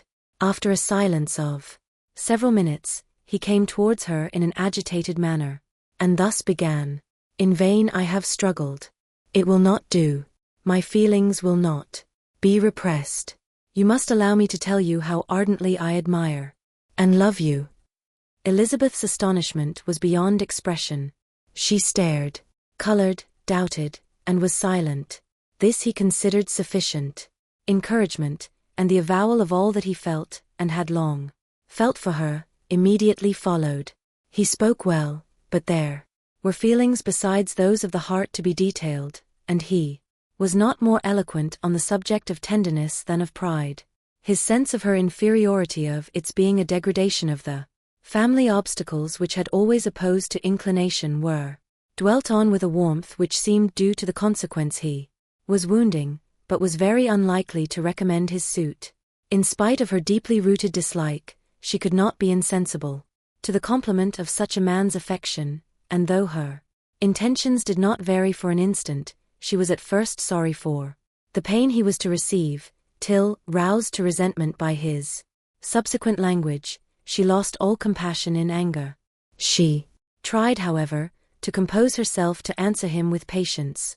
When he should have done, he concluded with representing to her the strength of that attachment which, in spite of all his endeavors, he had found impossible to conquer, and with expressing his hope that it would now be rewarded by her acceptance of his hand. As he said this, she could easily see that he had no doubt of a favorable answer. He spoke of apprehension and anxiety, but his countenance expressed real security. Such a circumstance could only exasperate farther, and when he ceased, the color rose into her cheeks, and she said, "In such cases as this, it is, I believe, the established mode to express a sense of obligation for the sentiments avowed, however unequally they may be returned. It is natural that obligation should be felt, and if I could feel gratitude, I would now thank you. But I cannot. I have never desired your good opinion, and you have certainly bestowed it most unwillingly. I am sorry to have occasioned pain to anyone. It has been most unconsciously done, however, and I hope will be of short duration. The feelings which, you tell me, have long prevented the acknowledgement of your regard, can have little difficulty in overcoming it after this explanation." Mr. Darcy, who was leaning against the mantelpiece with his eyes fixed on her face, seemed to catch her words with no less resentment than surprise. His complexion became pale with anger, and the disturbance of his mind was visible in every feature. He was struggling for the appearance of composure, and would not open his lips till he believed himself to have attained it. The pause was to Elizabeth's feelings dreadful. At length, with a voice of forced calmness, he said, "And this is all the reply which I am to have the honor of expecting. I might perhaps wish to be informed why, with so little endeavor at civility, I am thus rejected, but it is of small importance." "I might as well inquire," replied she, "why with so evident a desire of offending and insulting me, you chose to tell me that you liked me against your will, against your reason, and even against your character? Was not this some excuse for incivility? If I was uncivil? But I have other provocations. You know I have. Had not my feelings decided against you, had they been indifferent, or had they even been favorable, do do you think that any consideration would tempt me to accept the man who has been the means of ruining, perhaps forever, the happiness of a most beloved sister?" As she pronounced these words, Mr. Darcy changed color, but the emotion was short, and he listened without attempting to interrupt her while she continued, "I have every reason in the world to think ill of you. No motive. Can excuse the unjust and ungenerous part you acted _there_. You dare not, you cannot deny, that you have been the principal, if not the only means of dividing them from each other, of exposing one to the censure of the world for caprice and instability, and the other to its derision for disappointed hopes, and involving them both in misery of the acutest kind." She paused, and saw with no slight indignation that he was listening with an air which proved him wholly unmoved by any feeling of remorse. He even looked at her with a smile of affected incredulity. "Can you deny that you have done it?" she repeated. With assumed tranquility he then replied, "I have no wish of denying that I did everything in my power to separate my friend from your sister, or that I rejoice in my success towards _him_. I have been kinder than towards myself." Elizabeth disdained the appearance of noticing this civil reflection, but its meaning did not escape, nor was it likely to conciliate her. "But it is not merely this affair," she continued, "on which my dislike is founded. Long before it had taken place my opinion of you was decided. Your character was unfolded in the recital which I received many months ago from Mr. Wickham. On this subject, what can you have to say? In what imaginary act of friendship can you here defend yourself? Or under what misrepresentation can you here impose upon others? You take an eager interest in that gentleman's concerns," said Darcy, in a less tranquil tone, and with a heightened color. "Who that knows what his misfortunes have been, can help feeling an interest in him?" "His misfortunes," repeated Darcy contemptuously. "Yes, his misfortunes have been great indeed." "And of your infliction," cried Elizabeth with energy. "You have reduced him to his present state of poverty, comparative poverty. You have withheld the advantages which you must know to have been designed for him. You have deprived the best years of his life of that independence which was no less his due than his desert. You have done all this, and yet you can treat the mention of his misfortune with contempt and ridicule. And this," cried Darcy, as he walked with quick steps across the room, "is your opinion of me. This is the estimation in which you hold me. I thank you for explaining it so fully. My faults, according to this calculation, are heavy indeed. But perhaps," added he, stopping in his walk, and turning towards her, "these offenses might have been overlooked had not your pride been hurt by my honest confession of the scruples that had long prevented my forming any serious design. These bitter accusations might have been suppressed, had I, with greater policy, concealed my struggles, and flattered you into the belief of my being impelled by unqualified, unalloyed inclination, by reason, by reflection, by everything but disguise of every sort, is my abhorrence. Nor am I ashamed of the feelings I related. They were natural and just. Could you expect me to rejoice in the inferiority of your connections, to congratulate myself on the hope of relations, whose condition in life is so decidedly beneath my own?" Elizabeth felt herself growing more angry every moment, yet she tried to the utmost to speak with composure when she said, "You are mistaken, Mr. Darcy, if you suppose that the mode of your declaration affected me in any other way than as it spared the concern which I might have felt in refusing you had you behaved in a more gentlemanlike manner." She saw him start at this, but he said nothing, and she continued, "You could not have made the offer of your hand in any possible way that would have tempted me to accept it." Again his astonishment was obvious, and he looked at her with an expression of mingled incredulity and mortification. She went on, "From the very beginning, from the first moment, I may almost say of my acquaintance with you, your manners, impressing me with the fullest belief of your arrogance, your conceit, and your selfish disdain of the feelings of others, were such as to form the groundwork of disapprobation on which succeeding events have built so immovable a dislike, and I had not known you a month before I felt that you were the last man in the world whom I could ever be prevailed on to marry. You have said quite enough, madam. I perfectly comprehend your feelings, and have now only to be ashamed of what my own have been. Forgive me for having taken up so much of your time, and accept my best wishes for your health and happiness. And with these words he hastily left the room, and Elizabeth heard him the next moment open the front door and quit the house. The tumult of her mind was now painfully great. She knew not how to support herself, and from actual weakness sat down and cried for half an hour. Her astonishment, as she reflected on what had passed, was increased by every review of it. That she should receive an offer of marriage from Mr. Darcy. That he should have been in love with her for so many months. So much in love as to wish to marry her in spite of all the objections which had made him prevent his friends marrying her sister, and which must appear at least with equal force in his own case, was almost incredible. It was gratifying to have inspired, unconsciously, so strong an affection, but his pride, his abominable pride, his shameless avowal of what he had done with respect to Jane, his unpardonable assurance in acknowledging, though he could not justify it, and the unfeeling manner in which he had mentioned Mr. Wickham, his cruelty towards whom he had not attempted to deny, soon overcame the pity which the consideration of his attachment had for a moment excited. She continued in very agitated reflections till the sound of Lady Catherine's carriage made her feel how unequal she was to encounter Charlotte's observation, and hurried her away to her room. Chapter 35. Elizabeth awoke the next morning to the same thoughts and meditations which had at length closed her eyes.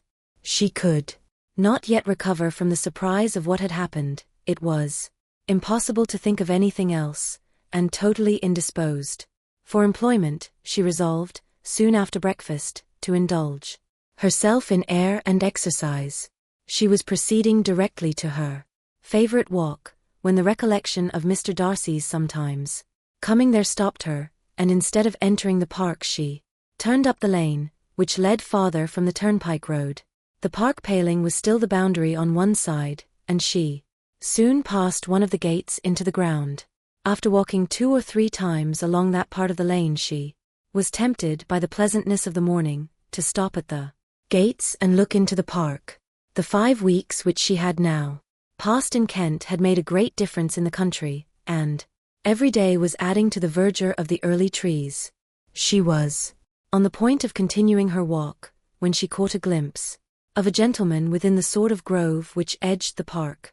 He was moving that way, and fearful of its being Mr. Darcy, she was directly retreating, but the person who advanced was now near enough to see her, and stepping forward with eagerness, pronounced her name. She had turned away, but on hearing herself called, though in a voice which proved it to be Mr. Darcy, she moved again towards the gate. He had by that time reached it also, and holding out a letter, which she instinctively took, said with a look of haughty composure, "I have been walking in the grove some time in the hope of meeting you. Will you do me the honor of reading that letter?" And then with a slight bow, turned again into the plantation, and was soon out of sight. With no expectation of pleasure, but with the strongest curiosity, Elizabeth opened the letter, and to her still increasing wonder, perceived an envelope containing 2 sheets of letter paper, written quite through, in a very close hand. The envelope itself was likewise full. Pursuing her way along the lane, she then began it. It was dated from Rosings, at 8 o'clock in the morning, and was as follows: "Be not alarmed, madam, on receiving this letter by the apprehension of its containing any repetition of those sentiments, or renewal of those offers which were last night so disgusting to you. I write without any intention of paining you, or humbling myself, by dwelling on wishes which, for the happiness of both, cannot be too soon forgotten, and the effort which the formation and the perusal of this letter must occasion, should have been spared, had not my character required it to be written and read. You must, therefore, pardon the freedom with which I demand. Your attention, your feelings I know will bestow it unwillingly, but I demand it of your justice. Two offenses of a very different nature, and by no means of equal magnitude, you last night laid